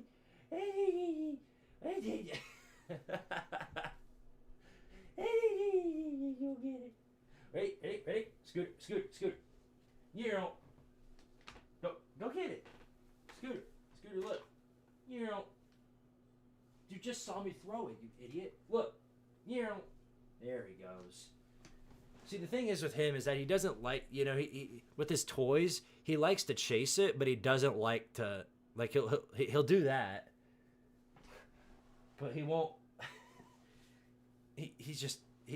I can't describe him. Saban must have taken the wheel after the first half because Kalen DeBozo is not that good of a coach. No, he's a good coach. People seem to forget what Kalen DeBoer did at Washington. Bye, Scooter. Yeah, no, okay. Good talk, Scooter. Yeah, people seem to forget what he did with Washington. You know what I mean? Because he turned that to turn Washington into a national championship team is very impressive. Oh, well, sorry guys, he just stole the hairnet, so I can't even. As much as I would like to keep playing with him, he just stole it right from my hand. So unfortunately, I don't have it. He took it and swept it under the bed. Yeah, no. Kalen DeBoer is a good coach. He's at least one of the top 10 head coaches in college football right now, and he has a cornucopia of talent that's left at his arsenal. Yeah, the best guarantee is going to take advantage of it. So That's all there is to it. But Oklahoma had him. I mean, they had him 17 points, but the problem was they got complacent with that. They didn't run it up. They didn't stay hot. They got complacent, and look, you saw what happened. They made terrible mistakes. They kept the same. They literally did the same constant thing over and over again, and we saw that panned out. It basically just fried them. Do you think Tate Sandell's kick should have been reviewed? I think it should have been whatever they called it on the field, and they called it. They said it was, they said it was no good. So it's one of those that's like, it's too close to call, but I don't think it would have mattered anyway. Even if it was good, Oklahoma was just going to come out the next drive and then blow all over themselves again. It wasn't going to change anything. But yeah, no, Oklahoma outplayed Bama today in terms of yardage. They had more yards on both sides of the football. What they didn't have, though, which screwed them over in the end, was an offensive line. Yes, that's what I'm going to start the get out video is something I'm going to start working on right after I get off of here, which is right now. So I'm going to go ahead and call it a night, guys. I appreciate all of you guys for being on here tonight. You all are phenomenal people. I love each and every one of y'all. I can't say it enough. And I'll see you guys tomorrow. We'll be live tomorrow afternoon, of course, for Texas A&M and Miami in that game. And then, like I said, we'll be live for the members only stream tomorrow night. James Madison and Oregon playing off. Going to be a very, very fun weekend. Looking forward to experiencing it with you guys. It's going to be very, very fun. I've got a lot of video projects in the making. Of course, the Get Out videos for one, on top of everything else. So thank you guys again. Check with y'all next time. Y'all take care. Take it easy. And as always, do not forget, power to Tardaria. And I'll check with y'all tomorrow. Peace to ya.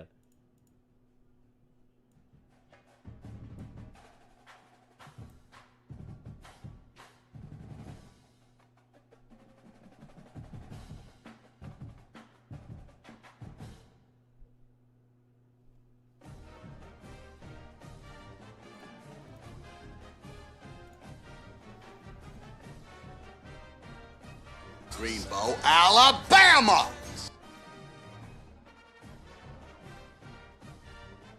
High tide, guys! High tide! High tide! High tide, guys! High tide! High tide!